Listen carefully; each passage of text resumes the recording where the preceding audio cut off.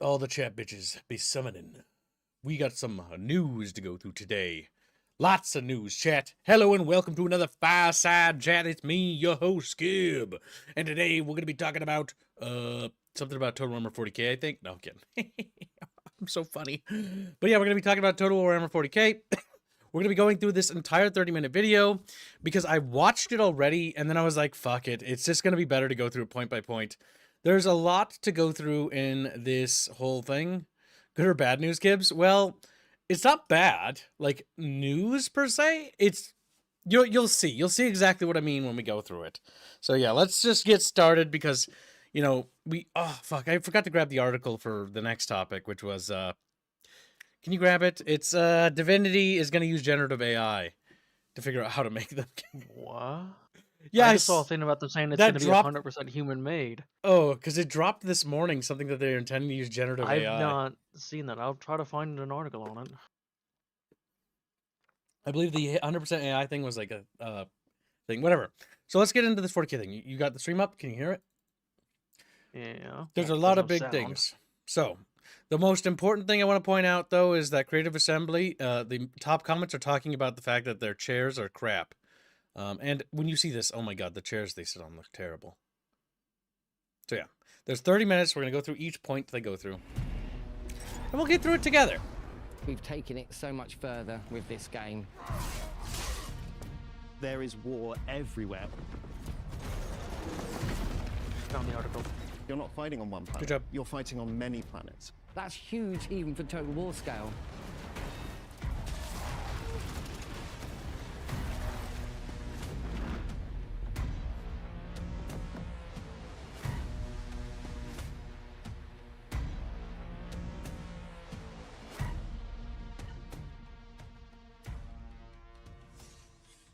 Welcome to Total War Warhammer 40,000 Developer Roundtable. I'm Nastya, Senior Community Manager on Total War. And I'm Josh, Head of Player Engagement on Total War. Today, we are joined by some of our development team to give you the very first glimpse into what Total War Warhammer 40,000 will bring. Exactly. You're right. There's a slight desync. 1 second. It is bothering me on a little bit of autism level, so let's just fix that real quick. It's my capture card. It does that sometimes. Two people that are talking that have not done their jobs well ever. What do you mean? I just want to point out, because we got the community manager, who have always been shit for Total War games. Okay, so like, wait, hold up a second. So, to be fair, as somebody who's been a part of Total War for a while, I don't recognize any of these people. Except this guy right here. I recognize him, but I can't quite remember why I recognize his face. So, new community manager and new person in charge of player feedback? Yeah, I don't know who these two are. I don't remember seeing them before. So these might be new people. So let's go. The trailer by now, and today we're going to be here giving you the broad strokes of what you can expect from our next title. So before we begin, let's get some introductions out of the way. Dave, care to kick us off? Hello, I'm Dave Petrie. I'm the product owner for Battles on Total War, and I'm going to try and spend this interview not hogging all the time talking about orcs. Hi, I'm Ian Roxburgh. I'm the Principal Creative Director. Hi, I'm Simon Mann. I'm a lead designer, primarily focused on the campaign gameplay. So this game has been something our fans have been waiting for a long time. So how does it feel to finally reveal it? Oh, it's been brilliant. We've been working on the game for such a while. To finally be able to come out and talk about it with our fans is really great. There's so much enthusiasm for this setting within the team. You just walk around the office and everyone's painting minis and creating armies and playing the game, and it's such a great atmosphere, so much excitement and passion for this setting. It's really nice to be able to actually talk about it openly for the first time. So when you sat down with that massive list of every possible future Total War title, what was it that encouraged you to settle on Total War Warhammer 40,000 as our next adventure?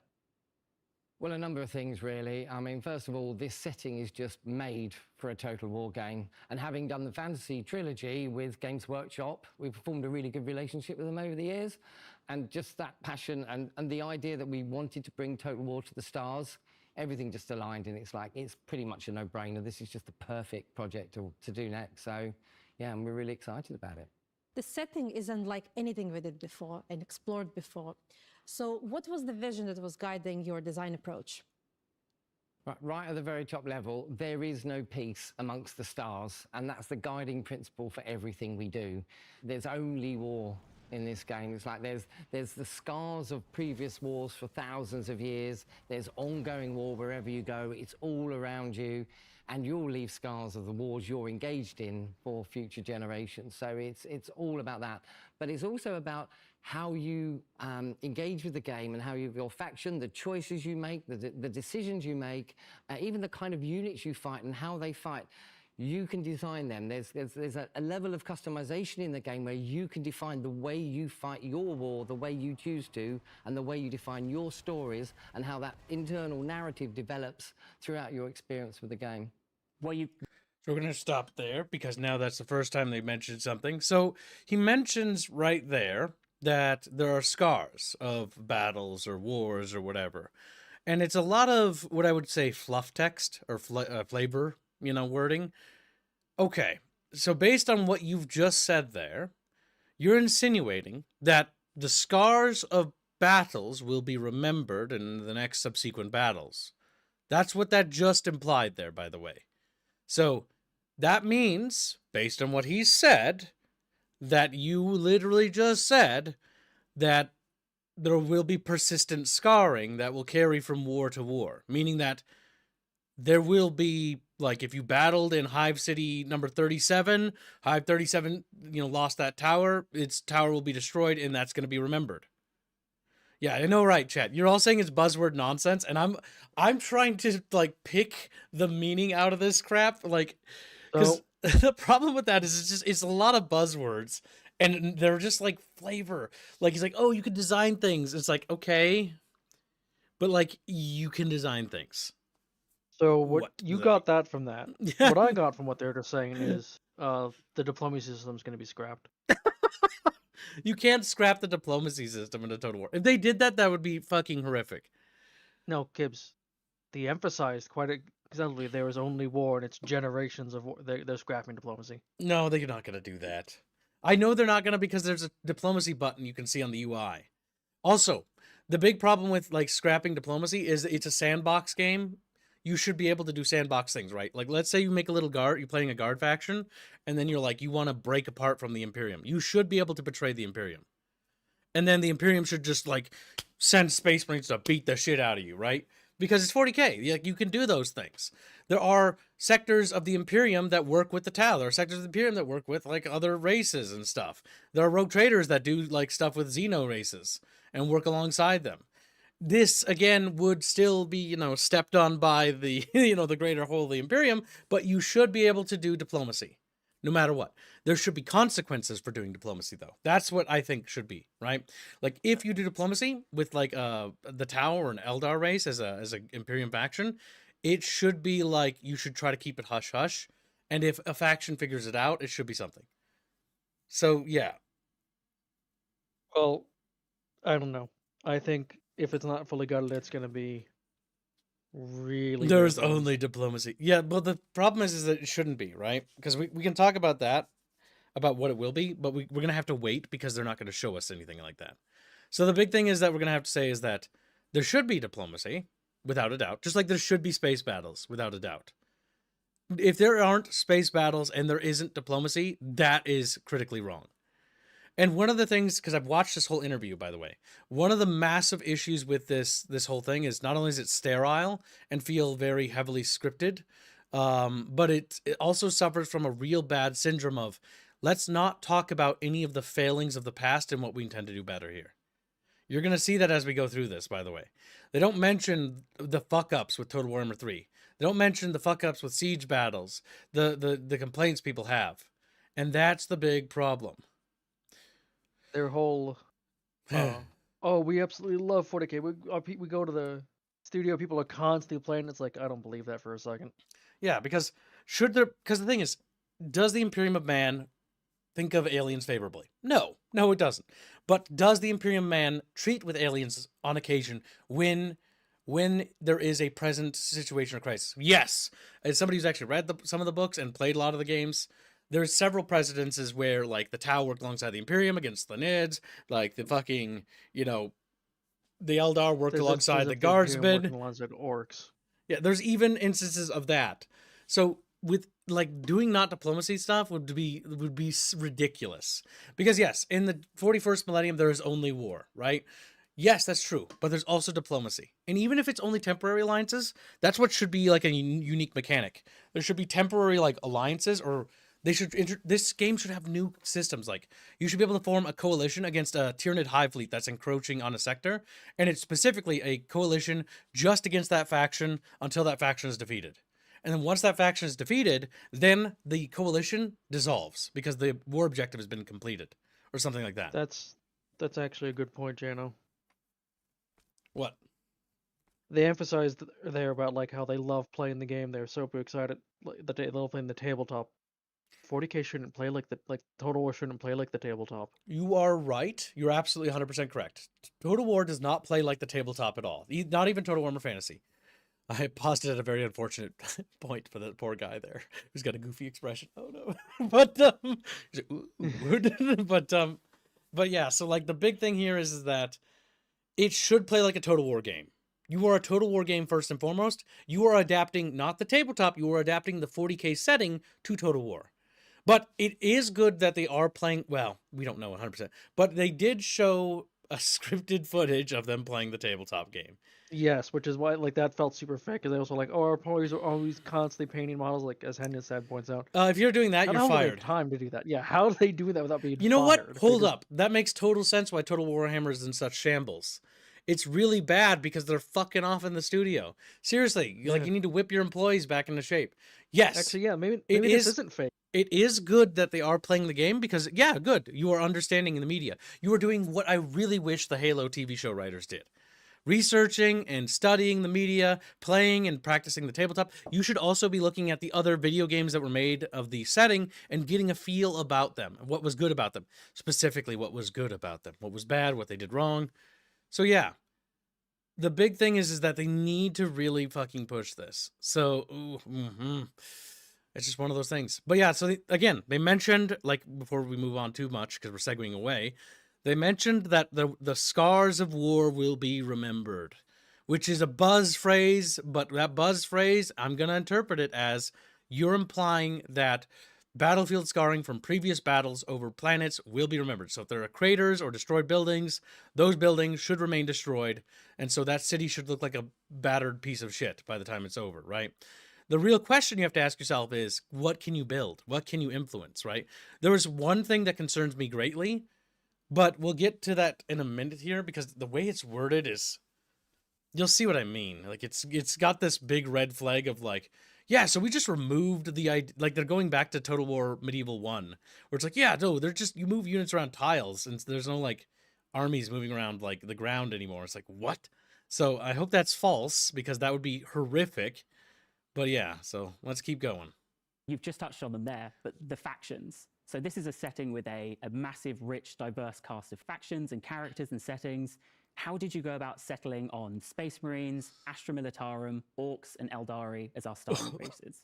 So I think one thing we wanted to do was seize the opportunity to make some really cool asymmetric factions. I recognize you. You're the only person here I actually recognize. And I can't put my finger on it. His voice. He's somebody who's definitely done PR or done talking points before. I'm just trying to remember what this guy did. Fuck, can't remember. I think the Warhammer 40,000, certainly the tabletop and the universe itself, offer us a lot of opportunities to bring asymmetry between these factions. They're all very different, right? If you look around this room and all the different kind of 4 factions you see around you, they're all going to play and feel very different to one another. That obviously meant we couldn't do all of them at once, right? We had to pick just a limited number because we really wanted to put the effort in to make each one very special. We decided to start with the Space Marines. For us, we think they're kind of one of the most important factions for our telling of the Warhammer 40,000 universe. They are this elite troops. They are the kind of scions of the Emperor. Their goal is to defend humanity, protect it from threats both within and without. But they're very limited, right? There's not lots of them, so when you're playing as them, you're not fielding tens of thousands of troops, right? You're fielding maybe kind of 100, 200 troops. but each one of those is worth 100 of any enemy. So they're really fun to play, and you're not controlling lots of units. So there's this kind of gameplay that feeds into that. We also really wanted to bring a faction that feels very Total War. We decided to go with the Astra Militarum because they are billions of men and women. Once again, they're all kind of part of the Imperium of Man. They're trying to defend humanity from the Xenos threats. But there are lots of them, right? Like, they are massed forces, regiments, there is artillery, there is front lines. It's something you'd see as a very military faction, right? Even down to their industrial complex, where they're building industry on planets and developing them in order to kind of fuel the machine and fund the development of more like tanks and infantry. So they kind of come in as a really nice kind of contrast to that, and a faction that I think a lot of more traditional Total War players will really vibe with, because it's got a lot of that kind of heraldry to it, as it were. I think the next faction that we chose to do was the Orcs. The Orcs are a really big part of the universe, but they're the enemy, right? We needed someone for the kind of Imperium to be battling against. And the Orcs, they are a massed green tide of kind of chaos and energy that's charging across a battlefield, armed with metal sticks and axes and whatever they can jerry-rig together. Rocket launchers on sticks, but also like vehicles, right? Which they've repurposed from Imperial scrap. Right, they're literally deconstructing the Imperium to build their own kind of war machines, as it were. And they offer this kind of beautiful energy to the more kind of military regimented side that you get with the Imperium. Lastly, we chose to do the Eldari. We really wanted to kind of push the boat out a little bit and sort of really push what it means to be a faction within a Total War game, right? Like, they play totally differently to anything I think we've ever done in the past, right? I don't think we've done anything quite like this. They aren't a faction which is built for kind of massed combat, right? Like, it's not big armies fighting one another. Every loss to the Eldari doesn't get returned, right? Their souls are being taken away by the Chaos Gods. Like, they are literally kind of fighting to death to try and protect the universe and the galaxy itself. So you're not fighting, once again, as say, in this kind of frontline style aspects. Okay, I'm sorry. But like, They look, don't understand the Eldar. no, hold on a second. Look at this planet, right? Look at this planet. I think they have Star Wars syndrome for the planets. I mean, 40K had that to begin with, but look at how the planet is just a singular biome. So this is something that you're going to notice throughout these videos, by the way. Welcome to the stream, Lumley, and Silverian, and Dogfishy. Polly donates 5 memberships. Thank you for the generous gift of memberships. Liza Bat, Blake Bacher, Crazy Templar, Brian, 317, Chad, 8131, and Telecone. Thank you for the gifted memberships. And he gives And another gets 5. 5 more. Holy crap. So Very while generous. those go through, I wanted to just point out, so like, okay, so we have Space Marines, an elite faction that will have limited troops but very strong troops. You Yep. got the Guard, mass troops, and then their enemy factions, the Orcs, mash of troops, and then the Eldar, elite small armies. Yeah, so there's like, Okay. so So there's they- 2 archetypes of there's armies. 2 got it. archetypes currently based on what I'm hearing here. Now, one thing I think that will be different is that the archetypes will be sub-archetypes, right? The Eldari and the... God, no! Quit calling the Eldari! The Eldar and the Space Marines. Eldar. Eldari! Get out of here with that fucking fruity language. All right, so the big thing here is that the Eldar and the Space Marines are both tactical armies, is what they're going to be, but they're going to be different in terms of how they work. Space Marines are going to have deep striking and heavy like absorption, versus the Eldar are going to be more stealth and more nimble and fast and speedy. So they should be fun and very unique. I think what they've chosen is very interesting here. The Guardsmen and the Orcs represent very mass, traditional, large, blobby armies. The Orcs are very melee, get up in your face. The Guardsmen are hold lines, set up firing lines, set up artillery, and bombard the enemy. They're both theoretically different. One thing they're going to talk about as well in this video is they're going to talk about how you can... They go into this great detail about how you can make your army very unique and more tailorable than ever before. Which, again, they use a lot of floaty words, but there's a lot of implications there, so I'll have to see what they mean by that, because I don't really understand. It's like, well, I could play Total Warhammer Fantasy and make, like, several different themed human armies. So, like, I don't really understand what they mean by, like, yeah, you can just use, like, more flamers. It's like, well, yeah, I could just build more grand cannons in my Empire army, so I don't really understand what's the real difference. What's the real... Waiting for the Chaos DLC? If they do any sort of pre-order DLC, I will be livid. But here's my theory. I'm going to call it a kid theory. I imagine there will be a pre-order DLC, but if they do a race thing, what they're going to do is they're going to probably be like, actually, it's free. or they might do the they might be what we call fabricated outrage. Make Chaos a DLC, let there be outrage, then immediately be like, oh, we've listened, and then we're putting it in the game as a stunt, PR stunt, to show how much they've changed.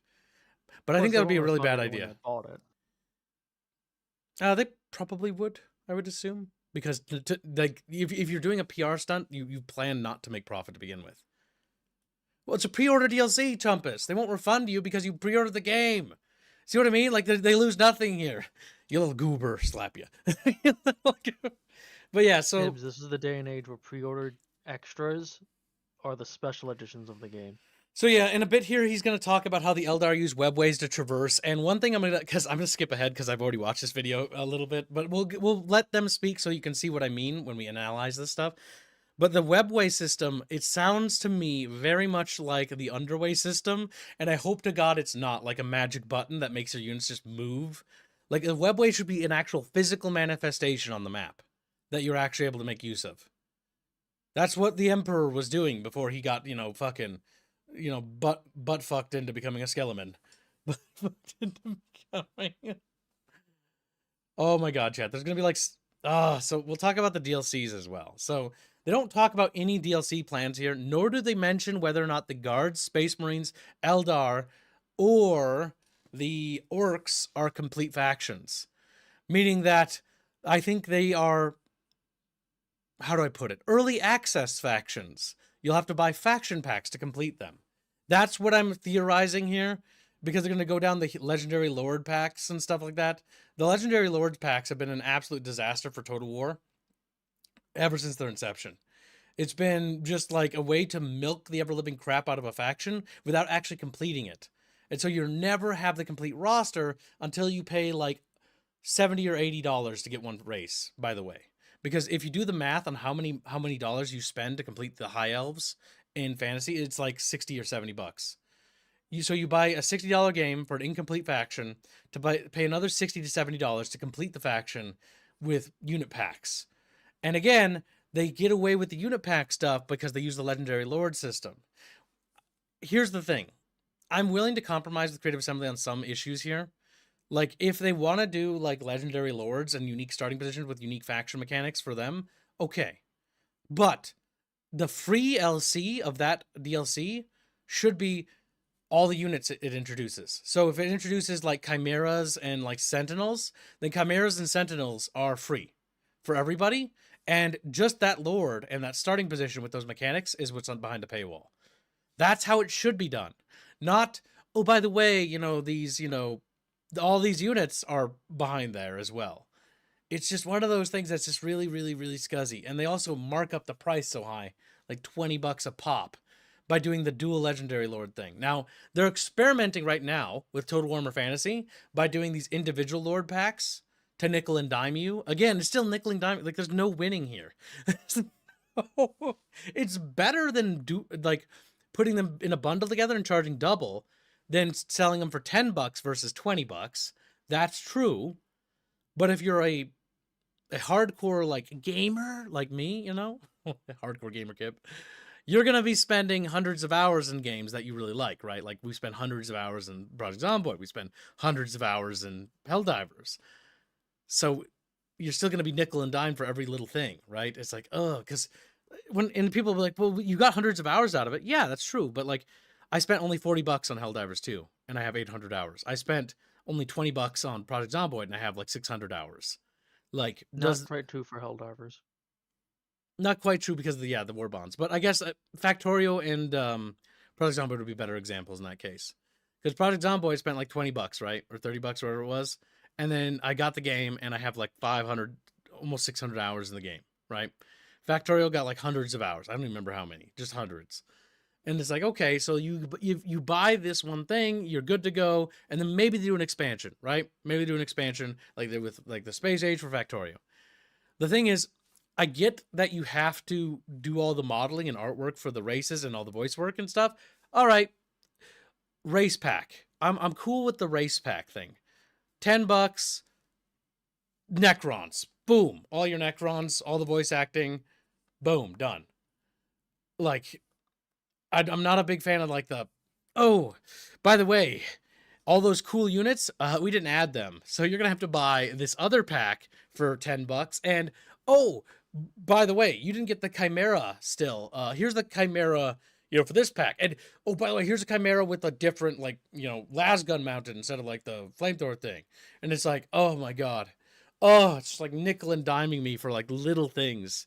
You're And it's forgetting just, the worst part. well, This could be the first in a trilogy. they have not announced that. They're not going to do that. They do that, and they cannot. They do didn't that. announce it for the first Warhammer game. It's been an no, they did. That was a big part of the PR for Total Warhammer 1. Always. Okay, I don't recall. ever I hearing that covered then. I covered Total Warhammer Fantasy. I covered it super early on, unless I have gone completely schizophrenic and I'm senile, and maybe I am. I don't know. But Total Warhammer Fantasy, immediately the first thing they did was they were like, it's going to be 3 games to make a super big game. And that was a fucking lie. It's 3 games to make a super average sized game with a big map, but the maps all feel the same. It doesn't actually feel very big because it actually doesn't make use of the Total War system, where you used to be like, if you see that city on the hill over there, and you have a battle next to it, you'll see that city on a hill, right? And then you could battle over there. And if you see a river behind that city, you could fight on that river. That was what made Medieval 2 cool. That's what made the old Total Wars cool. And they got rid of that. They deleted that. And like, this would be such a cool opportunity to have that here. You fight on a field battle next to a hive city, or on an agro world, right? And you're fighting in these grassy rolling farm fields, and you see like a distant hive city over the horizon, and that'd be just so cool, as you fight your way closer to it. But my worry here is that they're going to mention in here that you're moving armies with ships. And I think I immediately had like a allergic reaction. I swelled up, and bloated like a balloon. Like, ooh, like that's better oh my God. If they go backwards from what Rome 1 and Medieval 2 did, and again, that's the problem with like doing these things without showing anything, is you're doing all this hearsay and all this flavorful text and all these flavorful words without actually showing anything. The issue is that you're leaving things up to interpretation, and when we're leaving things to interpretation with Creative Assembly, if we look at your recent track record, it's not going to be good because your games recently have been very bad. You haven't produced a good game in well over a decade. So you don't really have any ground to stand on. You have to earn that trust back. You have to earn it. And again, the reason why I'm interested in Total War again is because of the Warcore engine. But a part of me is suspicious because the Warcore engine is made this is what we've deduced from things. It's just the Warscape engine, but for consoles, with some slightly new bells and whistles. If that's true, that will be a travesty. That means that the Warcore engine is a modified Warscape engine that's just for consoles, and it's got some destructibility. Which, don't get me wrong, destructibility is cool. I super love that. But, like, man, if there's not destructible bridges, if there's not... Like, they talk about destroying buildings, but they never talk about, like, blowing up bridges or anything like that for denying, like, access points. All right. Shall we continue, little fishies? We've got... Yes. a lot of video to go through. You're using the webways, and you're using your kind of stealth and your advanced technology, right, which none of the other factions have available to them, to actually kind of achieve your goals, right? And your goals aren't always just conquest, right? Your goals may actually be just kind of, don't allow this awful thing to happen. Stop this calamity that could be occurring to the galaxy. Like, everyone else is still trying to kill you while you're trying to do that, but you know what your mission is and what you need to achieve, and you approach it with kind of grim determination. So how did that It's not the affect the Eldar. design approach? So, Was that Trumpish? You have something? So that's not the Eldar at all. Their primary concern is the benefit of Eldar, not the galaxy. Well, based on their lore, I mean, he's saying it from a very poisoned well view of the Eldar. He's saying it like Eldar are the good guys of the setting. They're not necessarily evil. They're arrogant. They're not necessarily evil. They literally birthed the Chaos God. Yeah, but that was the Eldar Empire. Again, that was like 40,000 years ago. Or like 30,000 years ago or some shit. That's ancient, dude. So, the big thing about the Eldar is, if you ever look at what they're doing, they're always trying to do, quote-unquote, the right thing, or more or less good things, but always in only the Eldar interest. They're not actually helping humanity. It just by consequence, helping themselves helps humanity as well. By consequence. Because if you look at any of the games, Dawn of War games, or any of the books, at least the ones I've read anyways, a lot of the time, the Eldar are doing things that, yes, that would help the galaxy. Yes, they're fighting against the big bad. However, it's not because they have the interest of humanity or the other races at heart. It's because it's about the Eldar's existence that's at stake, which is fair for themselves, right? But saying that they're doing it just out of the fact that they're good is not true. The Eldar don't do it just because they're good. They're not doing it to help people. They're doing it because if the Chaos Gods get more power, they're snacks. They're literally, little popcorn I will chicken. point out the Eldar Corsairs who literally just raid and kill humans for fun. Mm-hmm. Well, Corsairs, are you talking about they're talking about the Dark Eldar, aren't you? No. The Dark Eldar are their own thing. Yeah, Dark Eldar do that.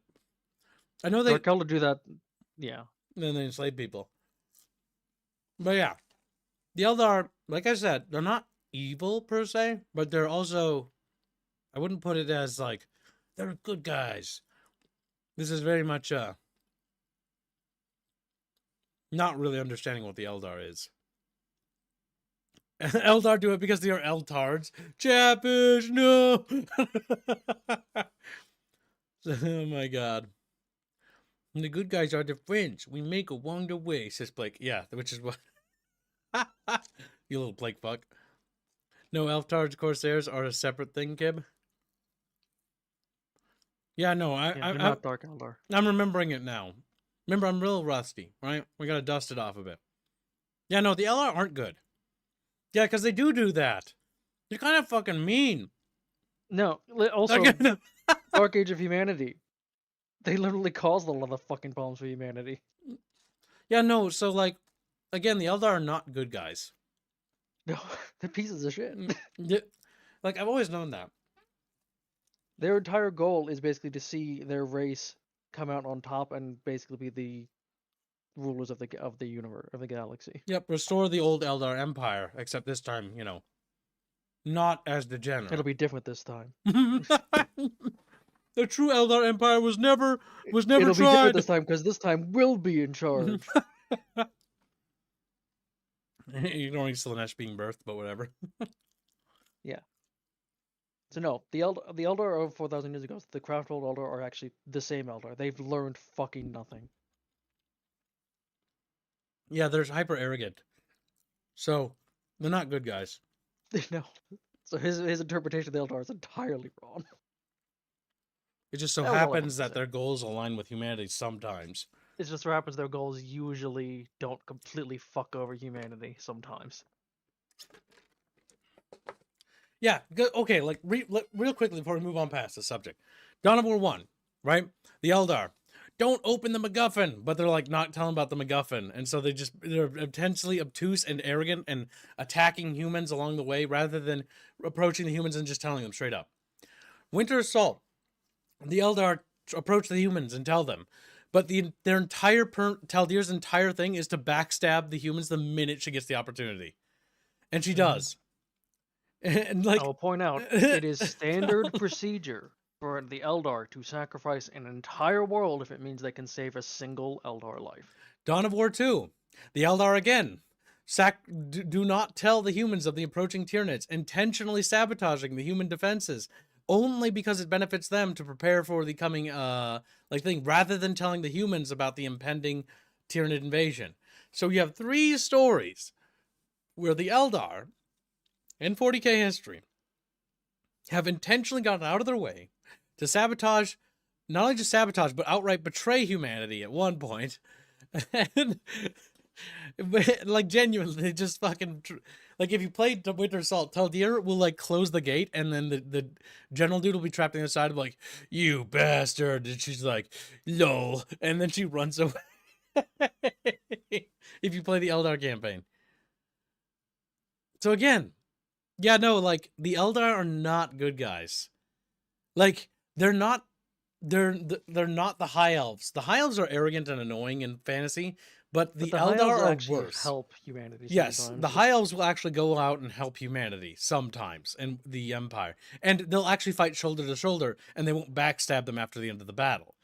In 40K, the Eldar will always, without a fail, backstab in some fucking way. Some little Because they just want to see humanity killed off, because humanity is a potential threat to their rise to power. Yeah, so again, this constant using like, oh, you know, they're just misunderstood, because that's what they're saying. They're fighting to help to save the galaxy. It's like, no, they're Save the not. galaxy? No, they don't give a shit. They're fighting so they can create another empire and birth another chaos god.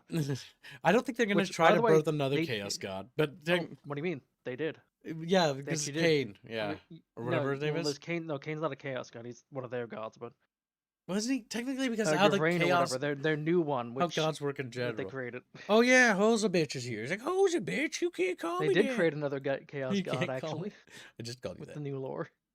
They did. There's another one. Yeah, your Rain or whatever her name is. Oh my fucking The god. new Eldar god. So the who Eldar is- just are fucking evil. Oh my god. They are. They Well, just it's not a chaos god because their whole purpose is to kill and ultimately will be just yeah, but replace technically Slaanesh. all chaos gods are chaos gods because of how the lore Yep. works. So that doesn't make any sense. But yeah. So no, the Eldar never learned nothing. They are the same from the birth of Slaanesh, the same people, the same culture. God fucking damn it, Chad. What did we learn? Not to trust the pointy-eared bastards. Like, that's true, Kib. Can't trust them. Stream animation. paused, by the way. I know. I'm fixing something. There's something I have to put up on stream. Chatfish got something because they're cute and adorable. Like we are? Oh yeah, there's a new animate Chatfish. I also am posting a link that Blake wanted you to look at. That'll be after everything else. Okay, almost done, chat. Just have to add it now. Next, we add a source, because there was a new animation finished by Palu, so good job, Palu.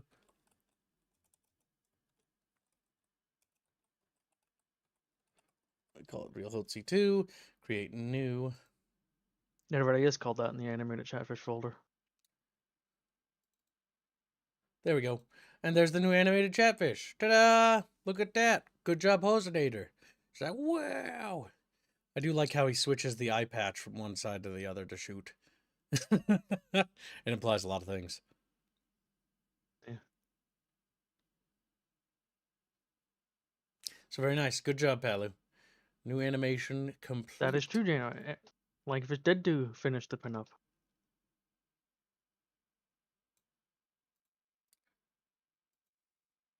There you go. Put it down there. Boop. All right. So back to the thing.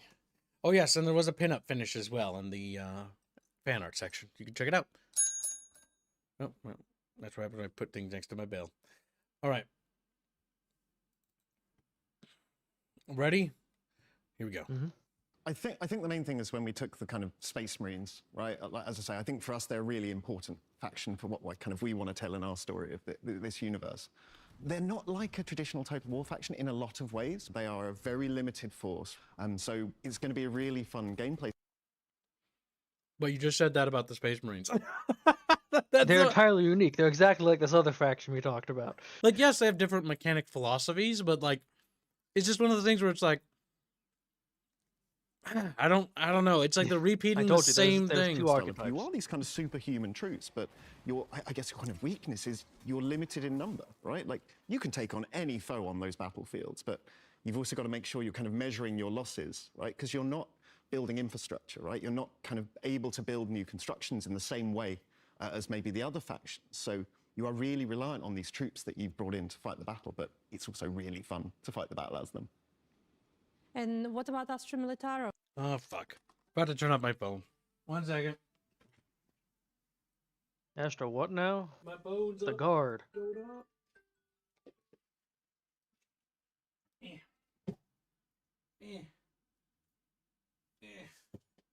There. Okay, turn that off. Right, back. They are quite different. They are. They're a lot more of a traditional, I like to call it a Total War faction, you know, massed ranks of infantry lines and artillery. If you want the more Total War experience when you play this game, I'd pick up the Astra Militarum. They're definitely hitting that right on their head. How is it that they're emulating that traditional Total War experience? Well, as I said, it's more about building up resources, supply, building infrastructure to recruit an army in what you would expect most Total War games to have as a core. With some of the other factions, we're moving away from that and trying very asymmetrical ideas that you progress through the game in slightly different ways. Whereas with the Astra Militarum, What the fuck? Jesus. Mutant. These are women? What the fuck? Oh my god. There is no women in the guard, Kibbs. is that you progress through the game in slightly different ways. Whereas with the Astra What the fuck am I looking at? What is this? What is this? Kibbs, the guardswoman they're showing on the little splash screen. You saw the zoomed in of that, right? It was That's that not head a was woman. triangle. It's ma'am. These are terrible. Oh my god, tell your concept artist to redo it and learn what women look like. Oh my god. She identifies as a man, actually. It's ma'am. I hate to say it, but this is looking kind of woke, my dudes. Very diverse set of guardsmen. Yeah, they all have the same face. Yeah, it's the same face for every single one of them. The most feminine one is the Asian one on the right. Still got a man jaw. Yeah, still has a man jaw. These do not look good. What Good is news, you won't be able to see the faces in game. Oh my fucking god. What is this? Chat. How many of you are okay with this in chat? How many of you? Sound off. Silverman says, listen, no one wanted them, so might as well make them soldiers. It's like they hate women. Women don't look like that. This is why we wear helmets, damn it. Give them a faceplate. Fucking Christ. Oh my god. Needs a paper bag. I've been seeing a couple of you go on about Cadian regiments. Is it supposed to be Cadian in the game, or is it just because that's just Cadian regiment has just become the bog standard? This is what all guard. Cadian armies will be look the like. launch, yes, because that's what they'll do, and then the other ones will probably DLC. My point being, it could be any fuck off regiment unless it's one of the big couple named ones. They all will look Cadian. Because Cadian's the standard template. I haven't seen anyone say that they're okay with this yet. No. You're not a spite. Mugi says women. Oh,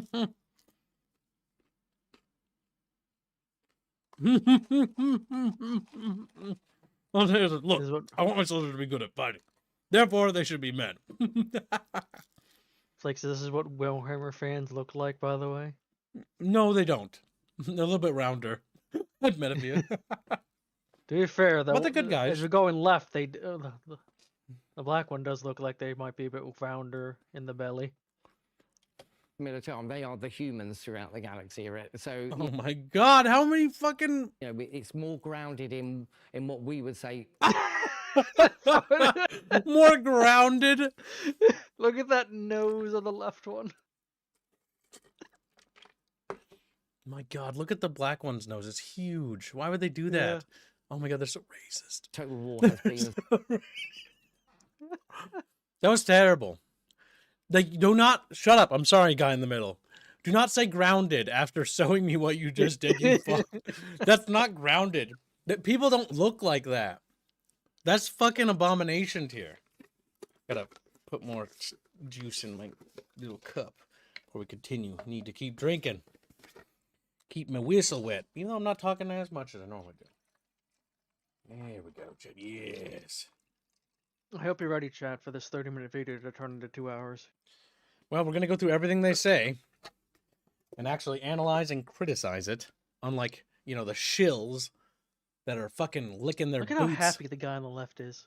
He is actually happy. In fact, this guy on the left, his energy is actually, I think, the best part of the here's video what so far. The orcs will probably be done decent. Yeah, because he he- actually seems to give a shit about the orcs. Yeah, look at this fucking motherfucker here. He's just like, I think he's the only one who's actually a fan of the setting. Yeah, everyone else doesn't look like they're as enthused. Like, he carries They all the give a energy. shit. Yeah, To be fair, the other Germany. two guys are old, and the one guy on the right has probably seen so much shit because he's been here for so long. He's been in Total War for a while. I recognize him.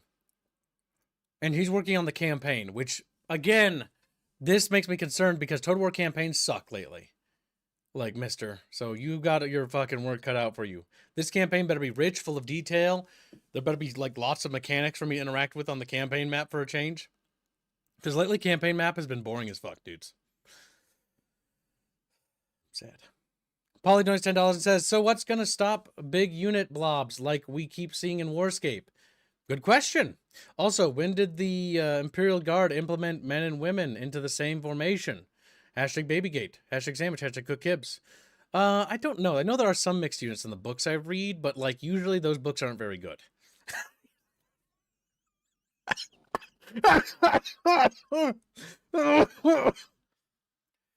Because the issue is that, okay, let me explain what happens if you have a mixed unit. People will fuck because they're tense and they need to decompress. Then women get pregnant. Then women have to become logistical problems because then you have to have them shipped off the front and do all these special things. Like, it's just, oh. There is a thing for it in lore, and I know because one of my friends, who's a super big nerd, told me. Basically, like, women that get preggers get to, like, put off to, like, a special regiment, and then they give birth, and then they go back or whatever. And then they get preggers again or some shit. I don't know. I just think it's really weird. It's weird is what it is. But whatever. So, let's get back into it. It's a staple for so many years. So God damn it, I'm right. I didn't read Janos, don't know. One more. My big question is, will all Space Marines or guards, etc., be just different skins on the same unit and tactics set? Fit Indio art piece, codename Doming Aerith. Thank you for the donation. Very generous. So Indio's comms are currently closed. You can pre-order a slot, but it's just pre-ordered, so it won't be till like next year. Okay. But thank you very much. Very generous. But yes, as long as you realize it's not going to be ready till not January, because nothing will be worked on until after January. All art commissions are temporarily closed. The only thing that will be allowed is stretch goal art pieces. Stretch goals are open, but we have no stretchy goals yet. And Travis, get putting it. to me, that's kind of that's my meat and drink. And what about Eldari and Orcs? Don't call The them Eldari have been really interesting for us, right? Like, as I said, I think sometimes a faction comes along and they're so unique that you kind of have to do them justice, right? Like, they are a dying race due to a kind of major cataclysm that has occurred to them many kind of eons that they ago. cause, but so yeah. they are kind of trying to prevent these cataclysms occurring, kind of more tragedy that could befall kind of humanity or any other race in the galaxy. Okay, that's not true. Like I said, he has no actual understanding of. That's not the Eldar. The Eldar, caused that tragedy. Yeah, look, can't you tell that's a good guy right there? The Eldar are... Again, like, the issue is that this is coming from someone who has amateurish 40k knowledge, but yeah, the Eldar are not good guys. And I'm an amateur, my dudes. They're not a faction that will fight toe-to-toe. You're utilizing your webway gates as a kind of traversal Webway mechanism gates? to move quickly from place to Oh, place, it's the Underhive. including moving to your craft world, a kind of off-map setup piece, which is actually where you're recruiting all your units. So that sounds cool on paper. If that turns out to be the webway is just this thing that you set your army to, and it's just fucking magically, everywhere, this is the problem. The underway and that system sucks in Warhammer Fantasy. It's just a magic MacGuffin. There is no underway. When I first bought Total War Warhammer Fantasy, I thought that it was going to have an underground map, that the underway was a physical manifestation. It isn't. It's just a magic MacGuffin button that transports your armies everywhere. And that was really lame. Like, listen to me. It was fucking lame. Because there's no underway map. So if the webway works just that way, what you've done is you've just made the Eldar broken. And so what's going to happen is you're just going to introduce new races that have webway mechanics. And what's a webway mechanic? It means they can teleport underneath fucking everything. Woo! So that better not work that way. The webway better be physical locations, hard points on the map. He literally said off map. Yeah, that leads to the craft world, because the craft worlds are hidden. That's canonical. Though I thought craft worlds Yeah. could also be like within worlds or something. I don't remember. They're literally big ships. Yeah. But I just want to point out, so recruiting off map. So basically, what this sounds like to me is you'll just get to recruit from one place, and you just kind of get units from there, and there's no real. And then you can just kind of teleport them around with a webway. So in other words, they can't if it's off map, they can't really stop you ever. So the Eldar are just gonna be broken as fuck. Well, you have to be able to go to the craft world and destroy them. That it would be nonsensical. You would just have to have like some sort of mechanic to kill them, because that's true. If the craft world is off this on the special series map, how do as a faction, as the orcs or as the guard, how do I go there to kill off the faction? How do I go to the craft world? How do I get there? You know what I mean? Like, how do we get there? It's a reasonable question. How do we get to craft worlds to wipe out Eldar factions? Because that's the big question I have right now. If we can't, that's a big problem. But I assume that because there's webway gates, there must be some sort of way that you can like research a technology to travel through the gate and then attack them or something. You have to, because that'd be retarded. The Leave Dead is an Elf-Tard simp. Well, wherever does anyone need that this game will be absolute shit. Listen, he's not the only one working on the game. Also, he's got Yeah, we got experience the with Orc it more. simp over there too. Orc simp, and the guy in the middle just looks so sad. He's just like He has the least enthusiasm out of any. like all of he's like got big bags under his eyes. He kind of feels like what I look like oh my god, like just tired. Yeah, that's probably how it will be. Look at his Okay, face. cutscene. He's so To defeat the Elder faction, you just have to destroy the webway gates. You can't actually stop their production. I can guarantee you that's what it's going to be. Oh my god, no, that'd be dumb. It's like, well, You can't ever stop them from producing units. It's just you destroy with the webway gates where they can spawn, they can teleport to. we'll have to wait and see. I can't believe it would work that way. That'd be so bad. They wouldn't do that. That's I'm like calling it now, chat. that's novice game design. And you're setting up your various shrines, which allow you to access your more elite troops going through. So Shrines? there's this really interesting gameplay here that, once again, a bit like the Space Marines, you're quite limited in number. Your troops are not a kind of infinite resource that you can use. You're actually kind of having to, once again, use them carefully because they're all a glass cannon. Every They're the soul Wood lost Elves. is a soul not returned, right? So Well, you yeah, have that to makes really sense. pick The your Eldar fights shouldn't be and that way. challenge your enemies. That's how they're going to work And then mechanically. there are orcs. And then there are orcs. Go on, Dave, do it. They're much less about that sort of like weird, sneaky stuff like hiding. They're much more upfront about building up a huge mass of boys and basically smashing through the orcs solar gotta system, be through fun. the galaxy in a big terrible war. because When this that guy's comes to the too campaign, enthused. There are actually some sort Yeah. of parallels with the Astra Militarum, for example, in that there are loads of them. They are building up resources, but they are much more about building up momentum and continuing to fight and continuing to crump. It's think crumping it's with so the lads. stupid. You know, it's continuing to fight and continuing to push forwards a front line and making sure that the boys don't get bored and start fighting each other, right? It's about taking him and his lads and basically smashing along and keeping that momentum up and making sure you've always got something interesting to sink a chopper into. Dave likes the orcs. I love orcs. Yeah. Wouldn't be able to tell. You've grown the scale for what we're fighting for from provinces to planets. How are you going to capture both the small details of planetary warfare and obviously the wider conflict? So it kind of starts with you're fighting on a planet, right? You're fighting in a battle, a kind of real-time experience. You've got thousands of troops kind of charging across the surface of a hive world, right? Kind of fighting in the streets of a hive city, firing powerful bombardments kind of at one another, either from orbit or from off field, right? And you're kind of fighting.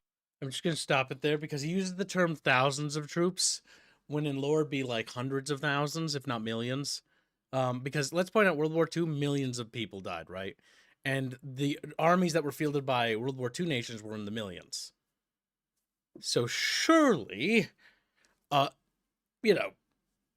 interstellar level civilization should be billions. But what worries me about the phraseology of thousands is like Total War battles have forever been trapped in these like tiny little armies. And it's like 20 stack card limits, and it's been tiny and bad for a very long time. They've never been able to really fix this without mods, but the engine was super bad, so Warscape sucks. So will the War Core engine, will we actually have tens of thousands of troops in these battles finally? As it should be normal. Tens of thousands. Not, I shouldn't look at the battlefield screen and be like, oh, 3,000 enemies and 2,000 our guys. That's so few. Tens of thousands. Tens of prediction. thousands. No, we know those aren't going to be the numbers, but yes, they should be.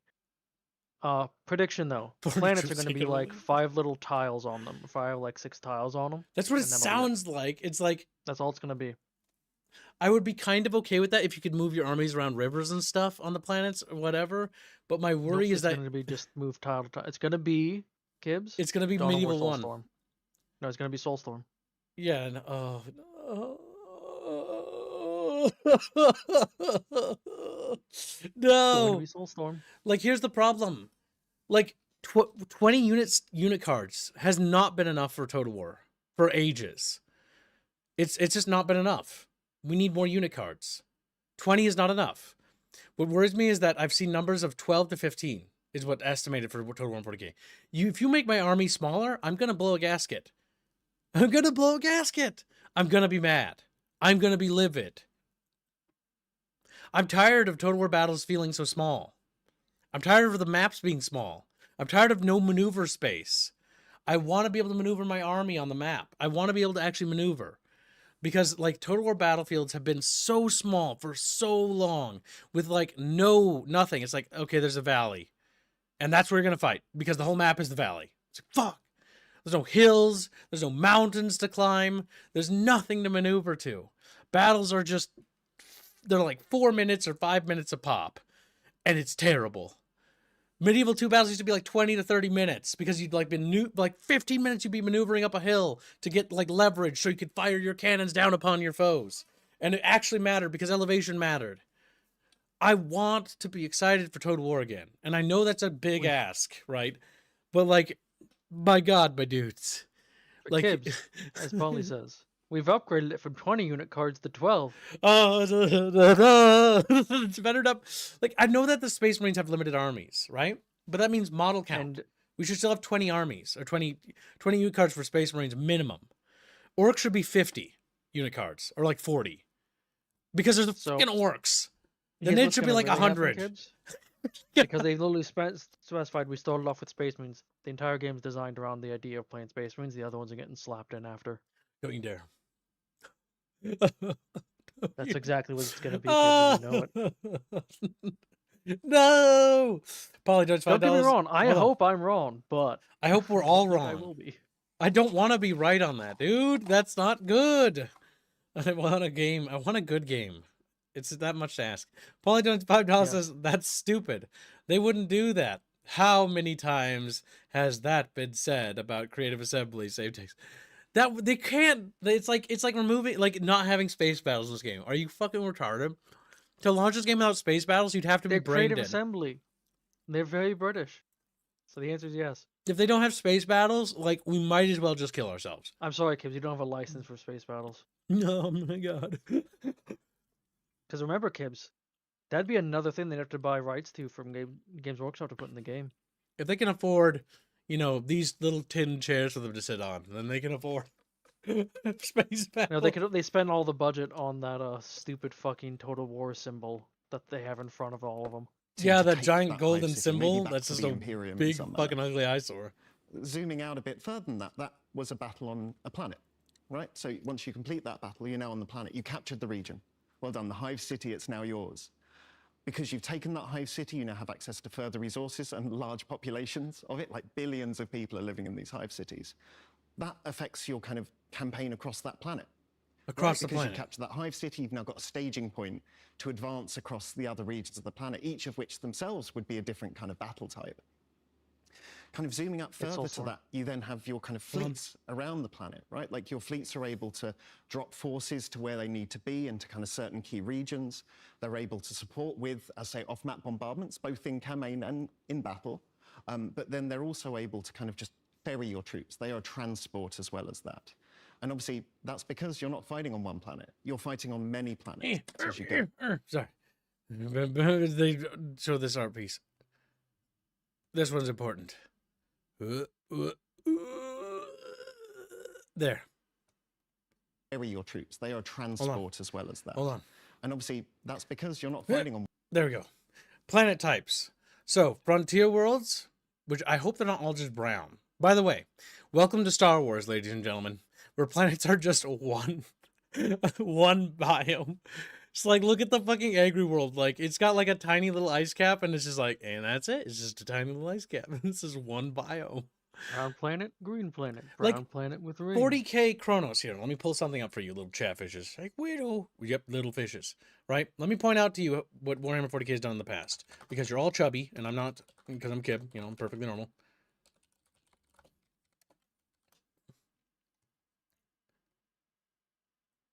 All right, there we go. This is technically a fan edit, but this is the map of Cronus, right? Take a look at this planet, right? Look. Look, chatfishes. Look. You see it? Notice how you have deep jungles in the south, and you've got, like, alpines in the north, and then you got, like, a frozen tundra on the northern section of the planet, and this big desert washing there. And then you got, like, this volcanic region here. You've got, like, these grasslands and basically, like, area over here and plains. And then you got, like, these desert and plateaus over here. And you've got this, like, frozen tundra, jungles, and all that stuff, right? Floodlands. Do you see that? Look at that. That is a planet from 40K. That doesn't look like a 40K planet. It's not just one biome. It's a series of different, like, regions of a planet, because planets aren't like Star Wars, right? Star Wars is a bit silly where it's like, welcome to Sand Planet, welcome to Schnee Planet, welcome to Giant Forest Planet. That's just the Redwood Forest, but the entire thing. Welcome to, you know, fucking Coruscant. It's just one big city. It's just one. These planets are just one thing. I hate No, Star Wars ruined didn't ruin forever. fiction forever. Get out of here It with did your about black planets. pill. Black pill, fucking Babu. All planets are now just single biomes thanks to Star Wars. It's a criticism I have for Star Wars, but it's not the only setting that did it, nor was it the first. But the big thing is that when it comes down to it, it's not a good trope. It's a bad trope. And it's a trope, and it's been a trope for a while. Because this is the big issue with, like, when you write science fiction, is a planet is a series of environments, right? Like, when I wrote the, like, lore for the little rock planet that, like, we have in episode 2, like, yeah, it's mostly, like, arid, but it's got, like, actual forests on it and other things. It's not just arid. It doesn't have, you know, there's no ice cap, like, there's ice caps because, you know, how planets work and gravitate. Just, like, everything. When it comes to, like, planets and they're just the biosphere in general, is going to have different things throughout it. Good point, Polly. That doesn't seem realistic. It's just one bio. Oh, so if I look outside and I see snow because I live in Minnesota, that means there's also Yeah. snow in Africa because it's there also. Yep. Okay. And then Kib simps for Dune.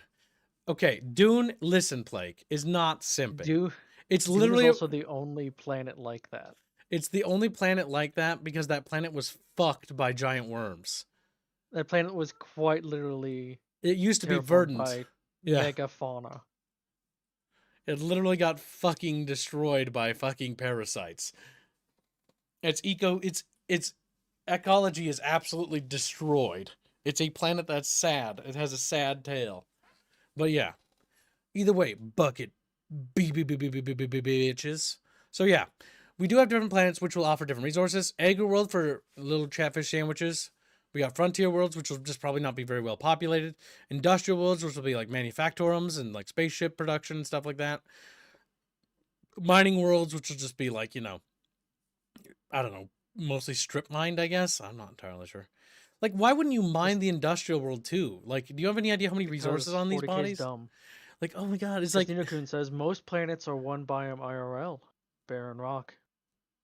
Yeah, okay. That's when it comes to uninhabited.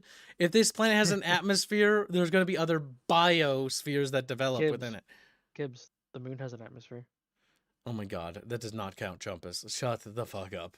Say chumpa, chumpa, chumpa. Bounce Venus has on an moon. atmosphere. Mars has an atmosphere. All right. One planet. You're fighting on Get many it out. planets. You as know what go. I mean. You're traveling your forces kind of to many different. Fortress World and Hive Worlds. So Hive Worlds will be like just lots of cities, and then fucking Fortress Worlds will just be... You can get your planet in any Votes shade every- of brown you want. I mean, okay, the brown seems to be like the reoccurring thing. Brown, brown, brown, brown, green, and blue. Or gray, sorry, that's gray. Front lines, many They different are just battlefields, brown. trying to take Okay, there we go. Okay, yellow. See, hive worlds are just yellow. Why is it yellow? It's kind of funny looking. Wow, that one, the aggro looks like it's got like what? 5 regions? Maybe control of 3? this overall planetary system. Oceanic battles, please. Thank you very much. I'm never gonna do that. Your fleets are kind of your key motivator for that, and obviously That it's looks not like a just planet traveling almost. planets. Damn it! As it fucking winds past it. I hate this. Just YouTube. hit left on the arrow keys. I gotta make it big again. So your fleets are kind of your key motivator for that, and obviously it's There we go. Civilized worlds. That actually looks like an actual planet. I think that's the first time I've seen a planet in the entire game. You've got what looks like some green areas here, and you got like a red sandy area, then like desert and mesa and mountains over there, and you've got an Arctic region there. You got different points of interest across the map. So yeah, so campaigns on worlds should be long. Quiet Halsinator. It's just too cold for Wickwood Mars biomes. has different biomes though.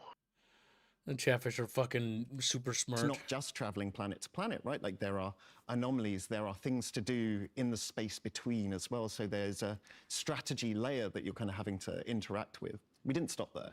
Like even better than that, like we are now offering you kind of a further context, right? Like much like campaigns give a context to your battle, right? Capturing that hive city changed the way that you play. So like that's been a case for every Total War game, and trying to spin this as like a mechanic or a new revolutionary thing, I think you're treating me like I'm brain dead and I don't know how Total War Now works. that you captured the city, you get more resources, which changes how you can play, Kibbs. Excuse me while I go and do a backflip off my fucking porch. Ugh, fucking like, what the fuck? Oh, no shit. No shit it does that. Like, you should be talking about new things, not old things. Yes, when you take a city, you get resources. That's been the case since, like, friggin' Medieval 1 and Shogun 1 even as old as those games. Ugh. When you take a territory, you gain things. I also, Kibbs, I'll point out, Getting he violent. only ever used the word regions when talking about battles on planets. Yeah, that is a dangerous bit of verbiage. Can I move my army around the planetoid surface? You move region to region. Can I move to secure bridges that cross over great rivers? Can I construct elaborate fortifications with my army on the planet like you could in other Total Wars? Can I actually interact with the planet? Is the planet actually something I can play with? Is it like, can I do things to it? Can I You can touch it? capture 4 territories on the planet, Kibbs. Because what concerns me is this Or, sorry, guy right region. here is the campaign designer. And if he's been the campaign designer, and I recognize him, I recognize his voice. In recent Total Wars, the campaigns have become more sterile.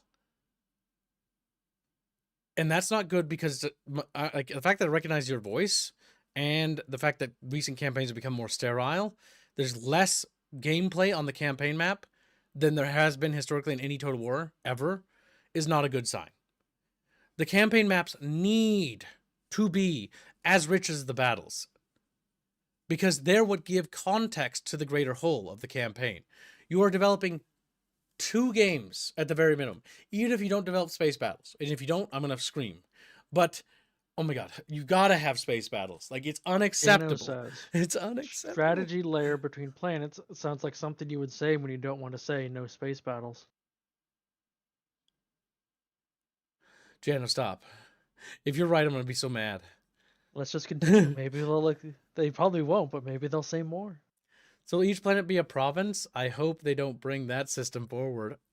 Oh no, provinces are gone, Morty. Now they're regions. So hold on on. each Curious planet. question. Can I control 50% of a planet and my ally, who is Chumpus, is playing the Tau, because, of course he would be, control the other 50% of the This planet? is slander. I know, but theoretically, that should be possible. That needs to be possible. That'd be cursed, but it And needs to then be because possible. neither of us controls the full planet, we actually get a bit of a debuff. We get a penalty? Oh my god. Yeah, because you only get bonuses for planets. If It's you like, control the whole motherfucker, I thing. control a fucking continent. Do you not So know instead what a of continent provinces, is? Kibbs, it's now planets. Oh my god, I'll be so mad, dude. Like, you better be able to It's zoom a into the new planet and system. build up different cities on the planet. Without a doubt. If I click on a planet and it's got one build menu for the whole fucking thing, I'll be mad. No. Each Each region will have a city. build. Oh no. No. Each region will have a build menu, I'm sure. Uh, And then when you have the whole planet, you'll get access to planet-wide edicts. There better not be the edict system. I better not see the edict system. That thing needs to not be in the game ever again. The edict system has telling been you, kid. so goddamn annoying forever. Because it's Telling like, ya. bread and circus. Like, what am I going to do? Bread and circus. We're bread and circus. Bread and circus. Like, bread and fucking circus. Telling you. It's gonna be. Yeah, but there's these other buttons. Bread and circus.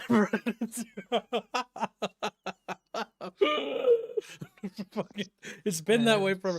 And like maybe you'll do 2 provinces where you don't do bread and circus. But it's always like bread and circus. Polly donates, and the answer to his question is no, but he did donate $5. He says, I wonder if they'll include the pleasure/paradise worlds in the campaign. Nice. Neko breeding. What the fuck? We are now saying that actually your campaign matters. The result of this campaign will change the kind of future of the galaxy itself, because we've moved up to this other layer where you're fighting in what we call a crusade theater, which is a kind of area of the galaxy which is seen as a kind of hot point for conflict with factions fighting one another. And in these key areas, you are fighting in systems. You're also sometimes just fighting pivotal battles as well. And that's the idea behind it, is you now have a context for it. It's not just a campaign and it's a one and done thing and you had great fun and it's over. It's a campaign, you had great fun, look what it's done to your next steps. What campaigns trigger from that? What battles come from it? How do you advance your faction after that? So when you go into the next campaign, maybe you are more prepared or even more powerful than you were previously. So the big thing about that, right, is I don't know what that means. Because when I think about what he said, I just think of Medieval 2 when it's like, yeah, I have a big campaign to unify England. And then from that campaign, I decide what I'm going to do next. I'm going to go move and take over fucking Ireland. And then from that campaign, I'm going to launch a campaign into France, to destroy the French. And from there, I'm going to, launch a crusade against the Spanish or whatever, or something like that. Because that's how that's always worked. The only difference is just on planet scale. Like, I don't understand what that means. You guys, what do you think that means? What's different about that compared to like any other Total War we played thus far? Drop him! Drop him! Come on, somebody's got to know something. Chatfish, what does that mean? One of you, give me some hope here. I ate all my fries. Now I'm sad. I'm sorry, Kib. It's just gonna be Warhammer again. Medieval 2. No one in modern CA has seen it, Kips. That's actually true, probably. All of you little chuckle fucks, as you little shit stains, you need to play Medieval 2. And then you're allowed to make video games. Like, it should be mandated that you must play Medieval 2 Total War, and you must play Shogun 2 Total War, and you must play Three Kingdoms. Because mechanically, those 3 games are the most unique mechanically games in their entire franchise. The other ones, Rome, Attila, I like them. They got their ups and downs, but like, they don't have anything that's special mechanically. Good night, Moogie. Take care, Muggles. It's like, Muggle. All right, let's see. I have lost all hope for this game, says Mamu. That's okay, because we'll be playing it anyway. No matter what, we're covering this game on the... I've decided, by the way, I've already decided, like, when this was announced, we're going to cover this on this channel. We're going to cover everything to the release. We're going to cover every moment of it. And then we're going to be like, our criticisms are going to be blown away. And the game's going to release. It's going to just be like, oh my God, we were so wrong. It's amazing. That's what I hope. Fingers crossed. I have a prediction, and I Fingers really crossed. hope I'm wrong. I hope that we played this game and we're like, holy shit, they fucking did it. That'd be great. So, prediction. Please. It might be Please. 70, but it'll probably be 60. However... Yeah. There will probably be a special edition of the game. That'll be like 80, maybe 90. And then we'll have a couple day early access. Ah! Streamer tax! No! Don't. I also will have to buy that. Oh, do not do the streamer tax versions, please. They will. Because they know, Kibs. They know. Ah! There must be space battles, Doman. They'd be stupid to not put space battles in this. You'd have to be a moron. Do these look like stupid people to you? Look at Matt? him. Look at the guy on the left. His eyes filled with hope and youth, and the woman on the Look at right your eyes. who's like, I'm suspicious. Who She doesn't looks look like a typical HR woman? Yes. She does, but she doesn't look mean like the previous one. Yeah, she doesn't look mean. She looks like she's somebody who'd be nice to talk to, maybe. Fingers crossed. Fingers crossed. She's like, we're not so sure about it, kid. And for $100, you can get chaos for free when it comes out. That's not free if you're paying money for it, chat. If you pay extra money, Special it's free. edition.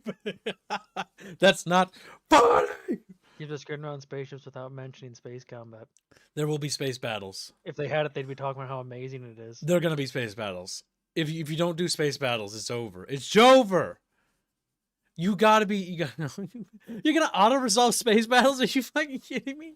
What are you gonna do? Attack Kibbs, you won't even be able to attack other ships. Like What are the you talking enemy about? armada shows up over the planet and like they're bombarding my army while my armada's bombing my army, and like they're just like looking at each other like, kicked back in their armchairs. Don't like, you know 40K ships are only designed with guns at the bottom pointing down? Then aim the ship and angle it upwards so that it shoots. No, because space is like the ocean. You can't do that. The ship will flip upside down and it'll sink. Oh no, my god. No, Chatfish. Chatfish bad.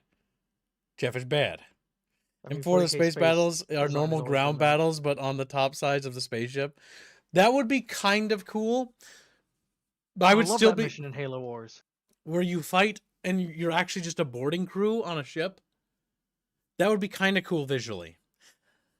But to not have space battles would be just like, what the fuck? Like 40K has like these. Okay, so if you've never heard about 40K space battles, they're absolutely retarded. They're the most brain dead thing I've ever heard of, and they're funny and glorious. Because they're designed around the idea of They're the ships just are mana boats. wars. Yeah, they're just mana wars in space. And you know what's funny about it is that it's got some space mechanics, but it's mostly just it's fantasy bullshit. And it's fucking hilarious because the ships look like giant fucking cathedrals with these ridiculous broadside cannons and macro guns and stuff like that for like blasting each other. And it's the most dumbest shit ever because they got like these tapered noses like battering rams that they can just ram into shit. Yeah. Star Wars Empire at War would make such a better 40K game than Total War. You are right. If they took the Star Wars Empire at War formula and made a Total War game out of it, it would be amazing. Or a 40K game.